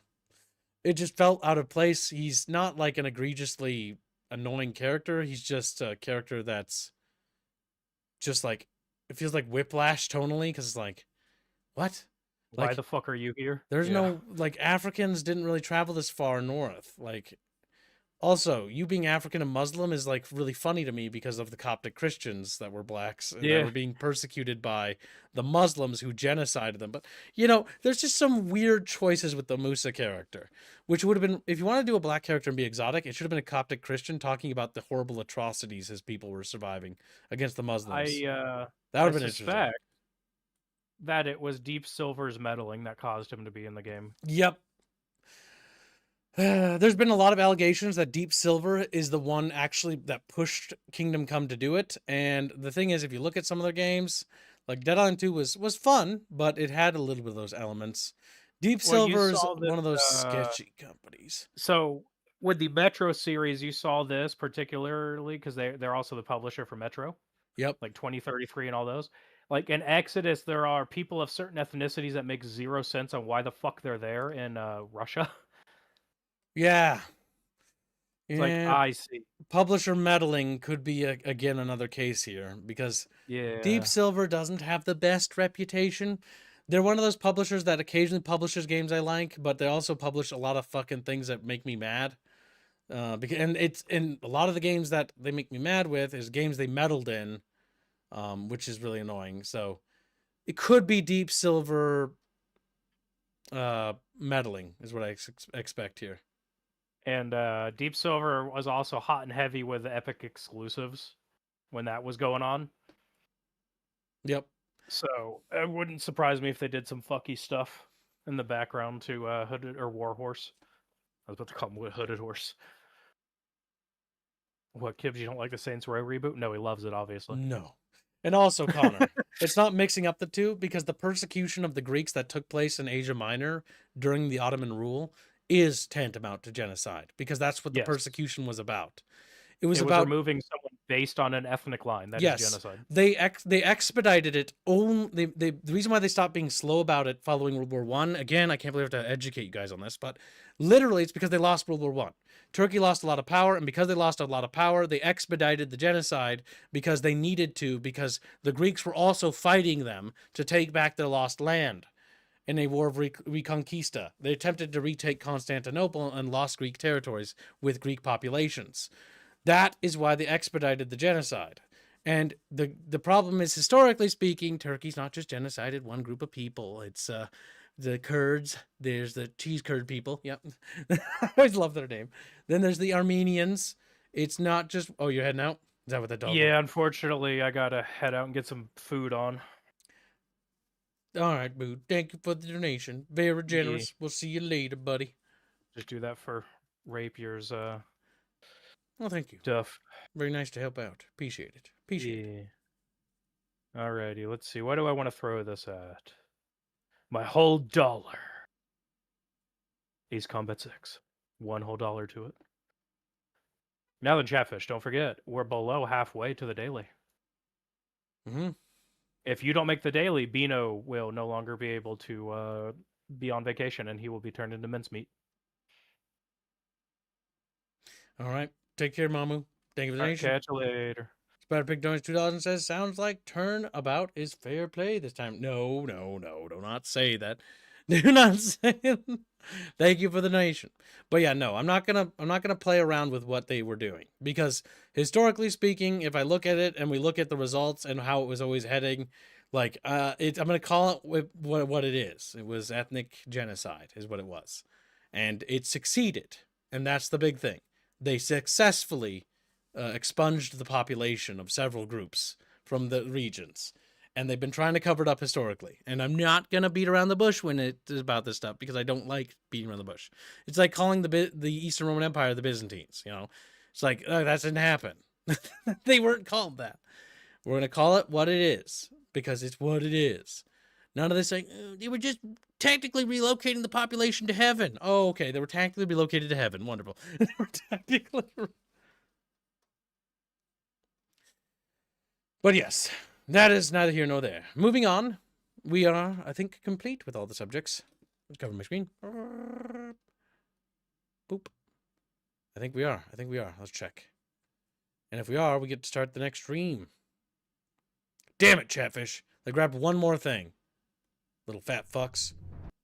This isn't doing particularly well, but it's not doing terribly either. But it's been out for 6 days, and it's only gotten 174 reviews. If I had to guess, I'm going to say that's dead on arrival. That's not very good. But it depends on what they had 2 publishers. Oh, weird. World Map and Whispers. Weird. All right. Let's take a look at this game. It's called The End of History.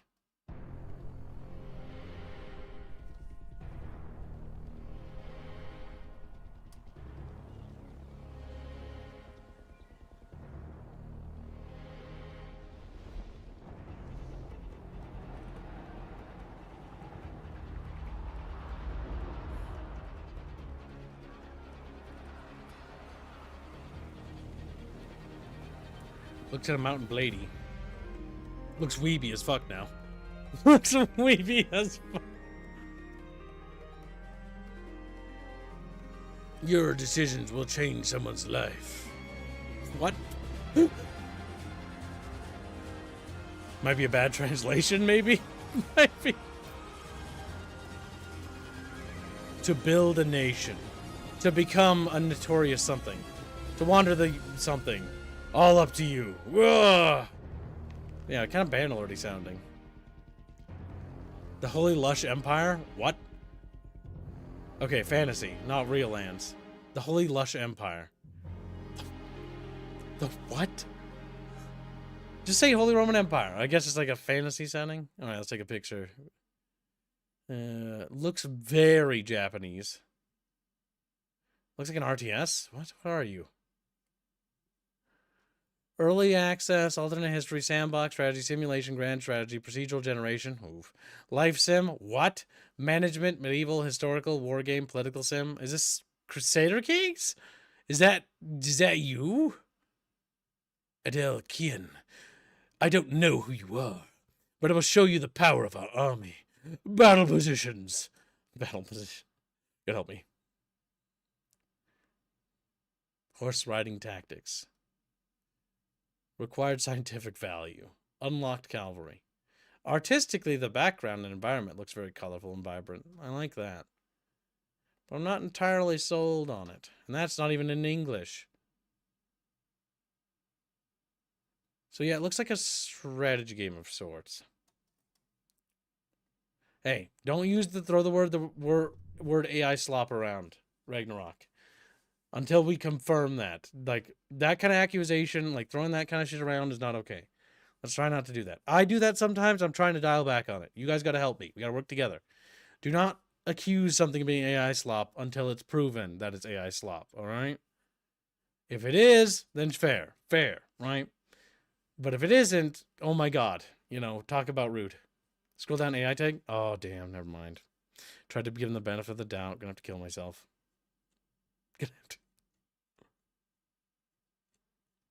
I haven't even looked that much at the art. Fuck. Never mind.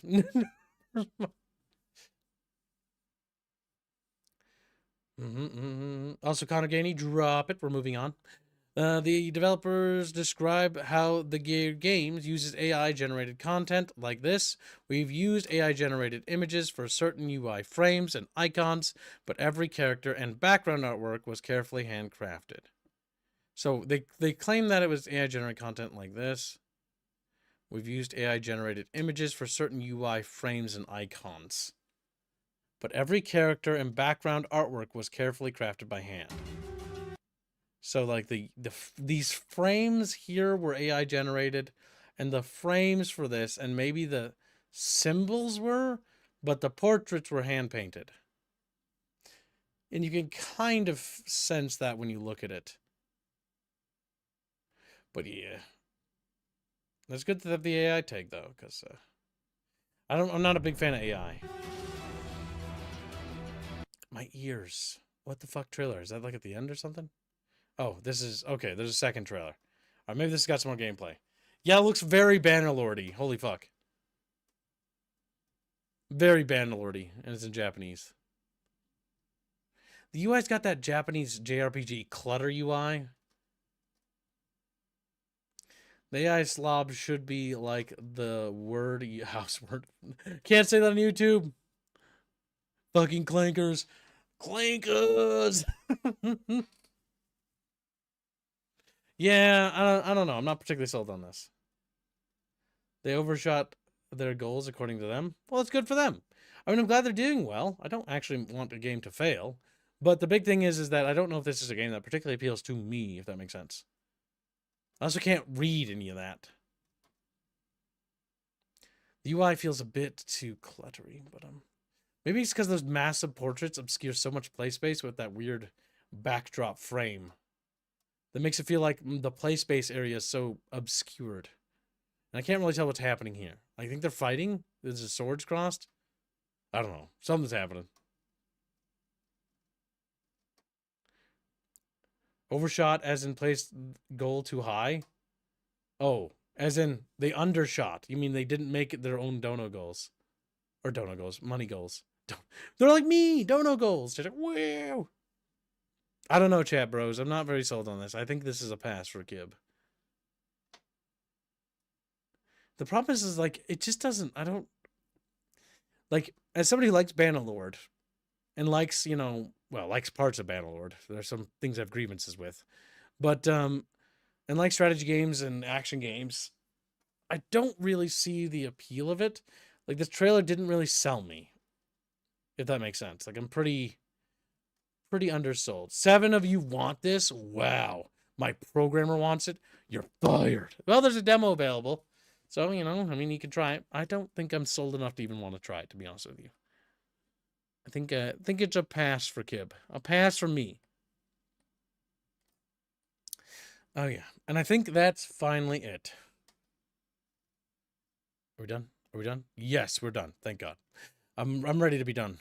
Honestly, I think what we'll do is if there's too many topics for Bunchcasts, we'll just wrap them, or fireside chats, we'll wrap them up and then we'll just put them in the next fireside. We do like 2 of these a week anyways. But yeah, so what we're going to be doing is we're going to be raiding into the next stream. The next stream is going to be Total War Warhammer 3. We're going to take a look and see how Total War Warhammer 3 is doing. Hopefully it's doing better than what it was. I hope. I know that the Sophian Bulgarian team was working on fixing the siege battles, but I don't think that update has hit yet. But I know they've been working and chiseling away at it, so I hope, a lot of hope being said here, I know, that it's, you know, good and worthwhile. And if it isn't, we'll kill Plague. It's like, yeah, death to Plague, death to Plague, death to Plague now. Kib, you did a lot of yapping. What do you think my job is? It's literally to talk, you little goober. It's like, that's you. Chatfish. I call you Yapfish. Like, fuck.